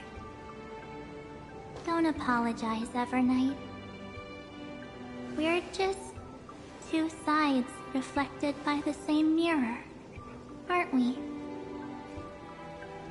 So, when we bid farewell to our division and become one,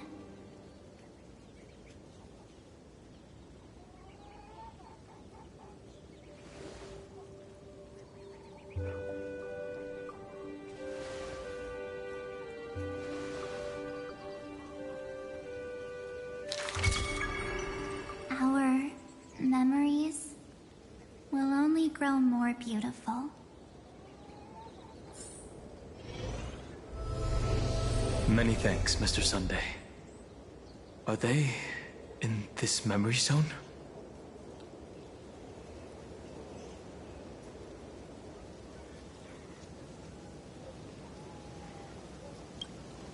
Yes, but we can't let our guard down.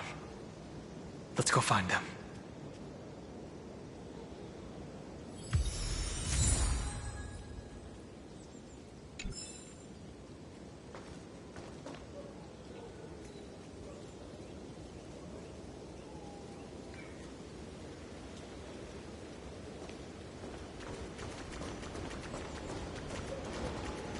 It's unusually quiet here.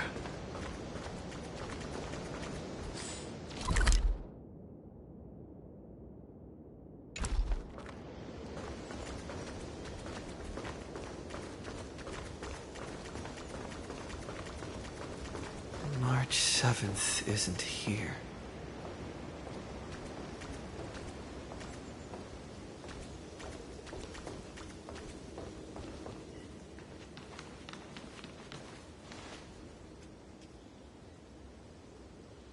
Get ready. We can't give her any chance this time. Three of a kind. Two pair. Ace.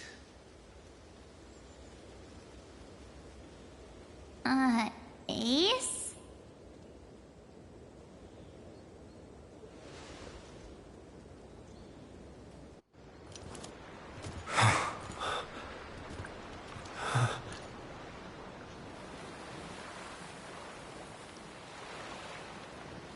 March?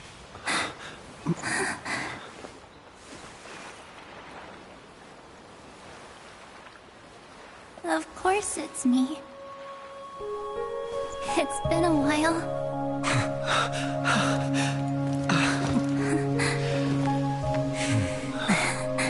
Welcome home, March.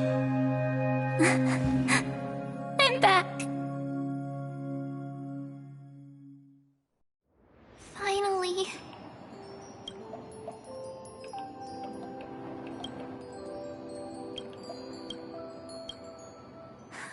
Finally, I can talk to you all.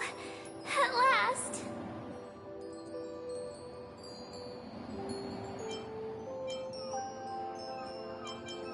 You saved us, March.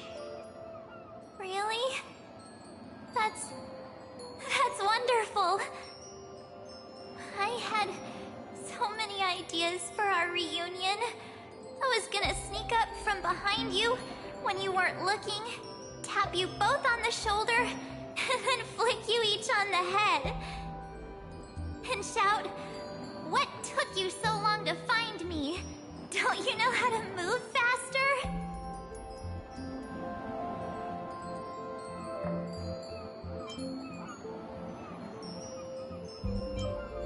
Stop being so serious. Aw. I'm just so happy. We both know that you've been by our side this whole time. This Trailblaze journey wouldn't be complete without you. We'll not only trailblaze into the future together and save the world, we'll also return to the Express together and head towards our next destination. After we complete this trailblaze, let's hold hands and head home together. If a new life is to be born, its seed has to be dead. March 7th. When you bid farewell to your past and are born from the six-phased ice, have you thought about the version of yourself you want to see in the mirror? As of now, I have no intention of making choices for you. You've already decided on your next destination. So, let me exercise oblivion one last time and wipe the name Pure Child of Anathrova from your mind. I am an obsession whose purpose it is to protect you. The only memories I have are yours. Therefore, the only one thing I can be sure of, the Garden of Recollection is your enemy. The Path of Remembrance is far more than what people observe on its surface. And I will not allow you to become this broken conspiracy's next sacrifice. If you ever need me again, feel free to awaken my power. And when the time comes, don't hesitate to devour or burn away anything that stands in your way. Then trailblaze through the darkness in my stead. As always, oblivion shall keep watch over your past, veiled in the hush of the Evernight, silent and serene.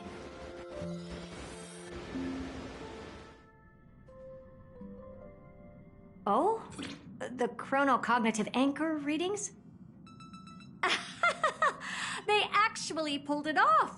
Not too shabby at all. They got the first genius, then they put the garden in its place.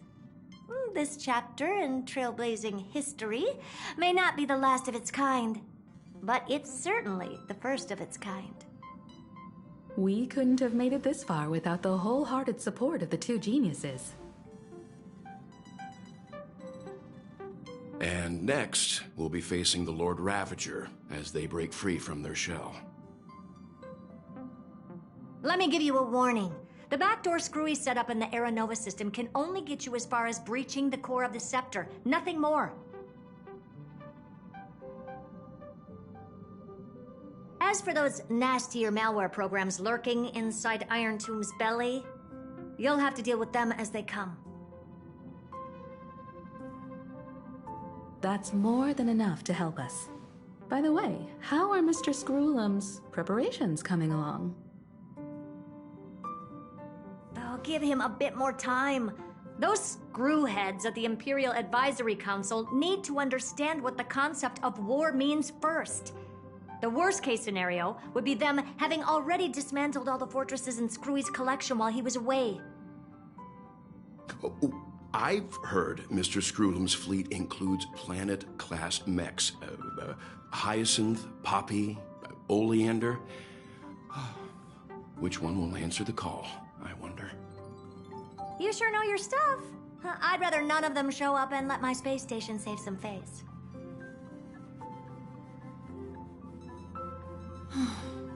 The memory of this decisive battle is bound to be absolutely magnificent, isn't it? Sorry to keep you waiting, everyone. I also have some news to share. The Xianzhou Alliance has replied that they are willing to offer what modest support they can in the campaign against Iron Tomb. The Alliance? Not just the Luofu? This is really good news. With this, our odds of victory just went up another notch. Whether this news is good or bad remains to be seen. What do you mean? Something has happened that even General Jing Yuan couldn't understand. He urgently wants me to inform the two geniuses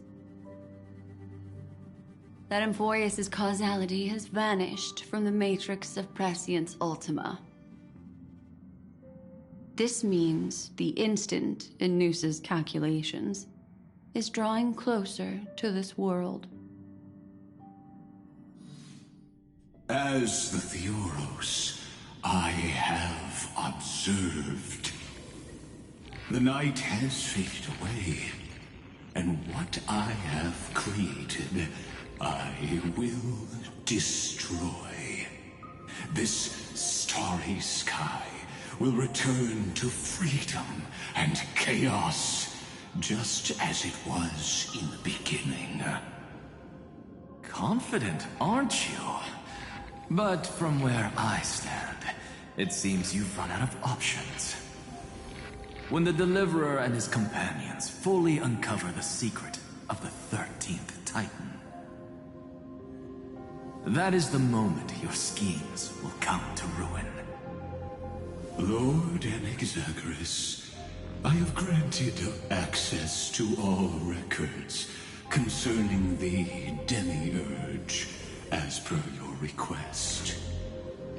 How unfortunate that you'll never admit your own mistakes. Analysis complete. Before I erase you completely, allow me to reveal the truth to you, if only as a courtesy to the final thinker. The Demiurge never existed. If it never existed, then where did the nameless Titan's tomb come from? Isn't that exactly why it's called a tomb? Because it only houses the remains of what once was. Let me give you an example from a story you're familiar with. A sage from the grove once conducted an experiment. He took a chimera embryo, removed its head before maturity, and continuously stimulated its body to make the chimera believe it still had a brain, then nurtured it in an ichor vessel. Remarkably, this chimera regrew its skull, but it was completely hollow inside. It had reserved a space for a brain it never possessed. The experiment was over. The sage had assumed the shell would perish once the stimulation ceased. Unfortunately, he was wrong. Driven by instincts, the Chimera's body seized the sage's head.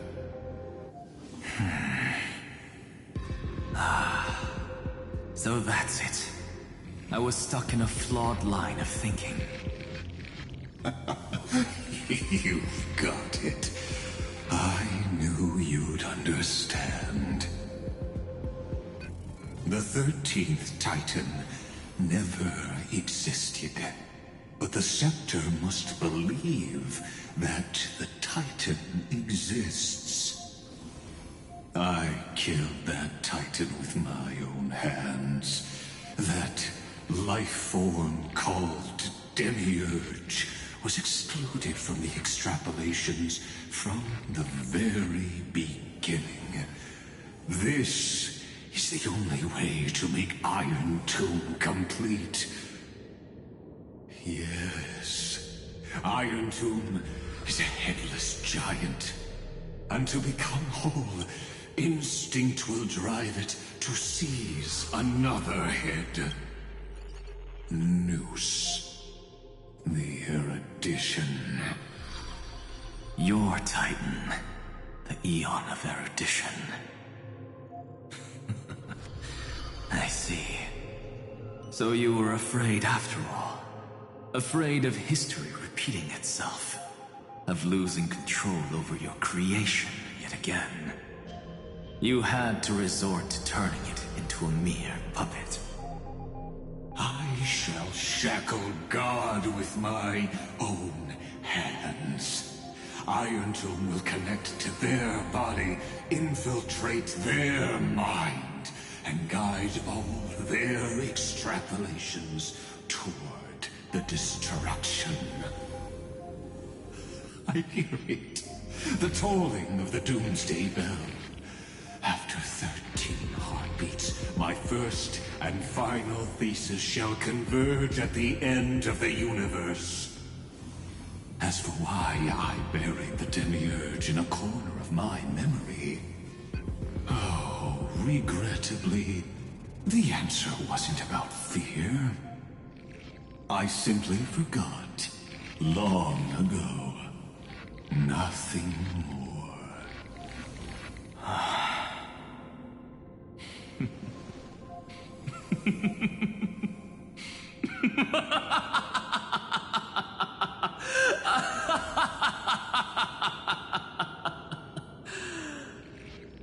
Your laughter is but a helpless sigh. Helpless? What a joke. You merely created a false god. But Amphorius has long since written deicide into its fate. The final Era Nova is at hand. Why don't you wait and see?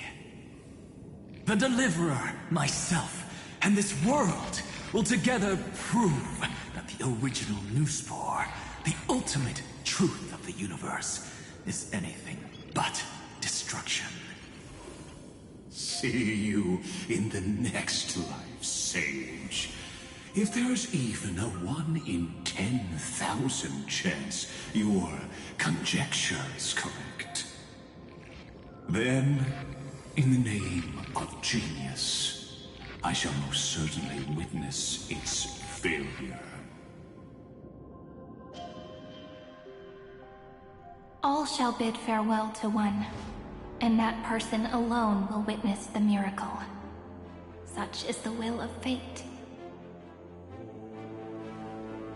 But this time, it will be the final flame chase journey. The epic with endless cycles is about to end. The extrapolations of the erudition, the core flames of the destruction, and the textures of the remembrance. The three paths converge once again at the world's end. And the Trailblaze will write a new beginning for this world. Not only that, we'll also carry the history of all 30 million recurrences into the new world with us. It wouldn't be an exaggeration to call it a miracle. This miracle wasn't created by just one person. Finan would have long been consumed by the core flames if he hadn't chiseled his companion's dying wishes into his soul. And if the hero's resolve to chase the flames had wavered, Cyrene's journey would never have begun. The heroes never yielded and never fell during Amphorius' 30 million cycles. It was fate that fell instead.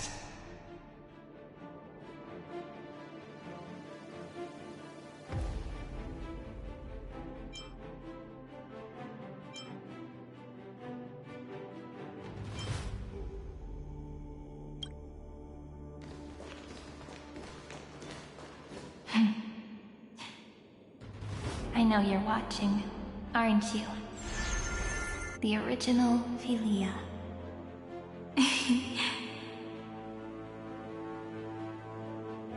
Weird. I still couldn't recover the memories of these 30 million lives in the end.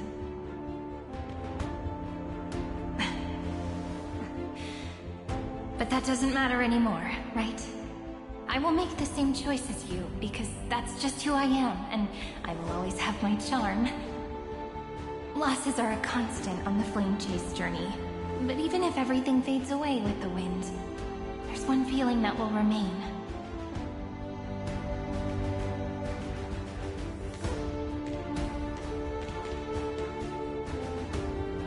Love will always exist, right?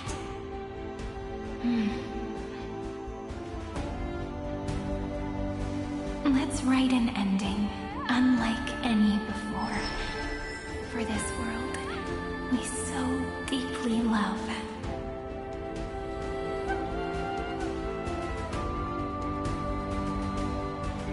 Behold, O gods, Amphorius has achieved her victory, and the Era Nova approaches. The radiant soul has arrived, having walked through the bustling nights, bearing the golden fire and blood, stepping with pride into daylight.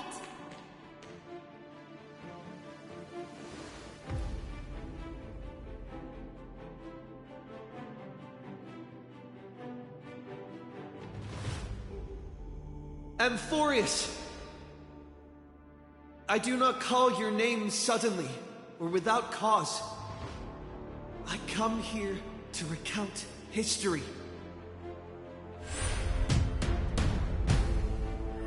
In this world, they fused burning golden ichor into their bodies. Will destiny remember their names in days to come?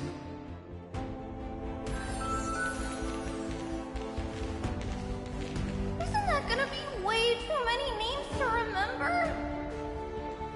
30 million times 1,000? No, wait.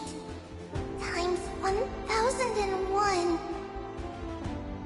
Oh, let's not get hung up on that now. If there are more of us, then there will be more passages in Amphorius too.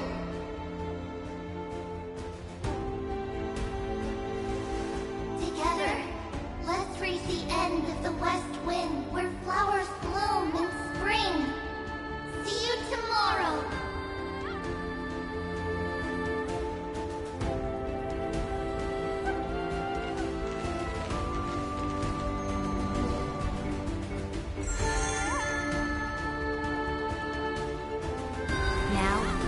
Of this world will no longer be bound by a single rule, but will make their own laws.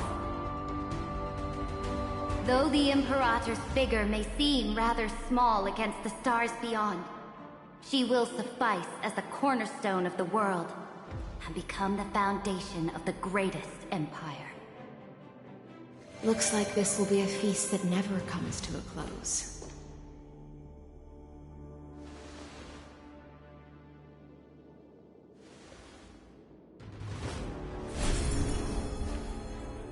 May the fish never leave the ocean, and may the days ahead shine like pearls.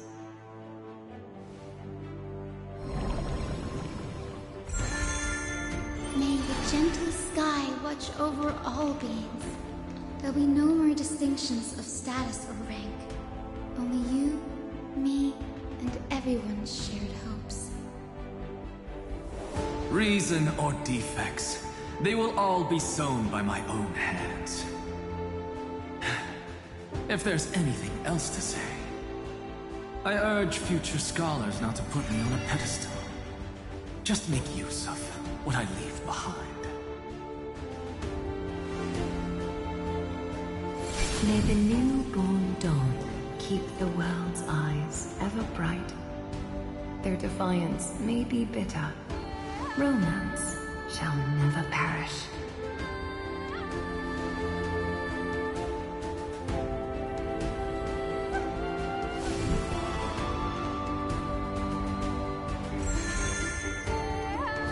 In the name of the son of Gorgo, warriors shall fight for strife. Not with glory as their end, but to march forward in its light. Even though death shall eventually separate us, let every embrace we share be without regret. Why are you guys all so serious? Fine. Then I'll wish for there always to be water in deserts, and gold in fertile soil, and for everything in this mortal realm to be attainable through trickery.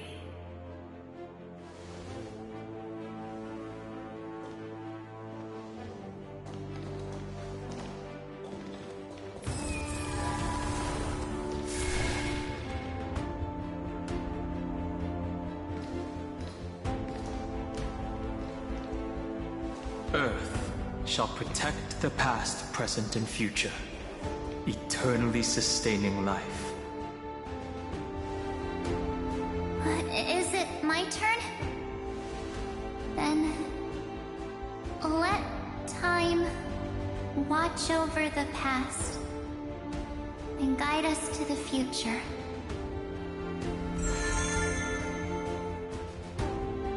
Just like the Trailblaze. It isn't like you to be this serious, partner. Are you hesitating about how to carry out the divine authority of world-bearing? Or do you already know the answer in your heart?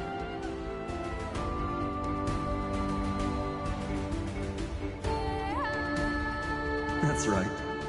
Just keep moving forward. In your own way. Bring a true dawn to Emphorius.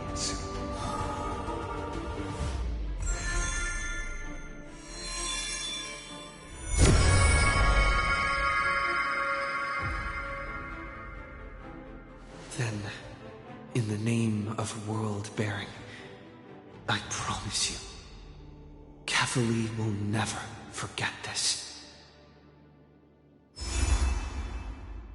And now, let us all embark on this final grand journey. Stand with me and become heroes.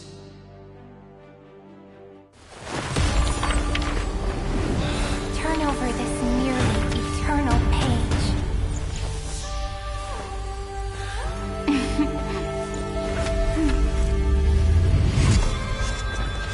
Let the Trailblaze rush ending unlike any other loss.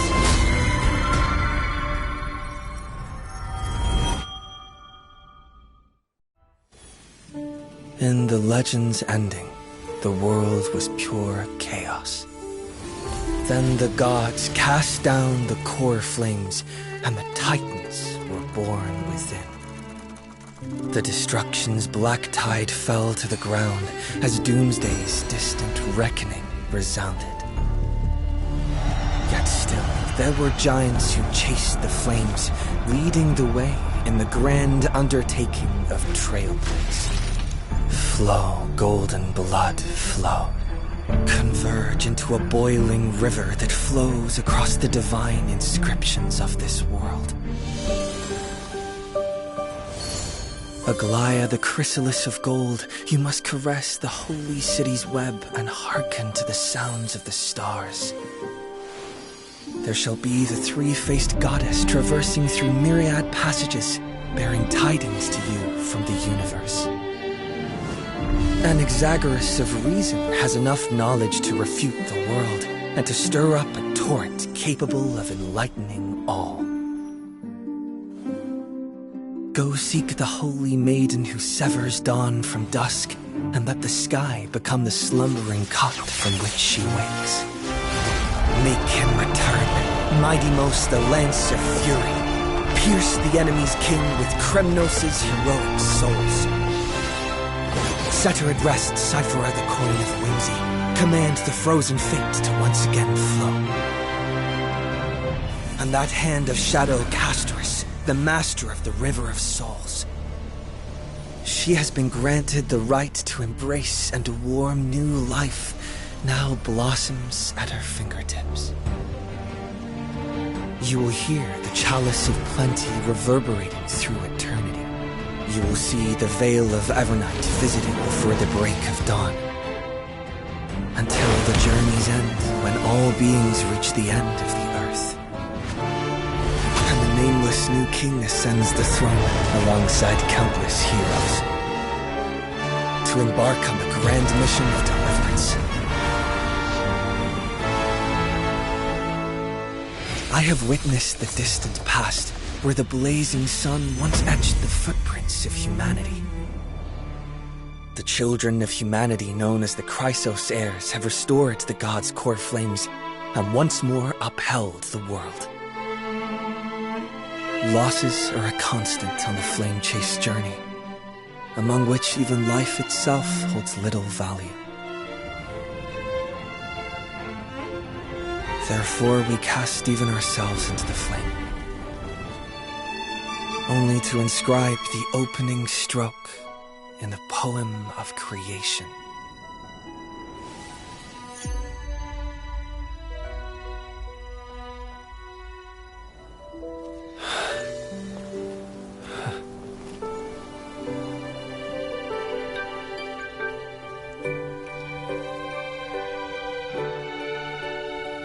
Of course, this will be a romantic story like none that has come before.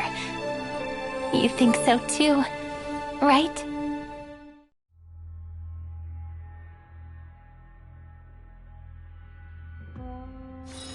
This haven of memories. Every touch, every moment is like a thorn.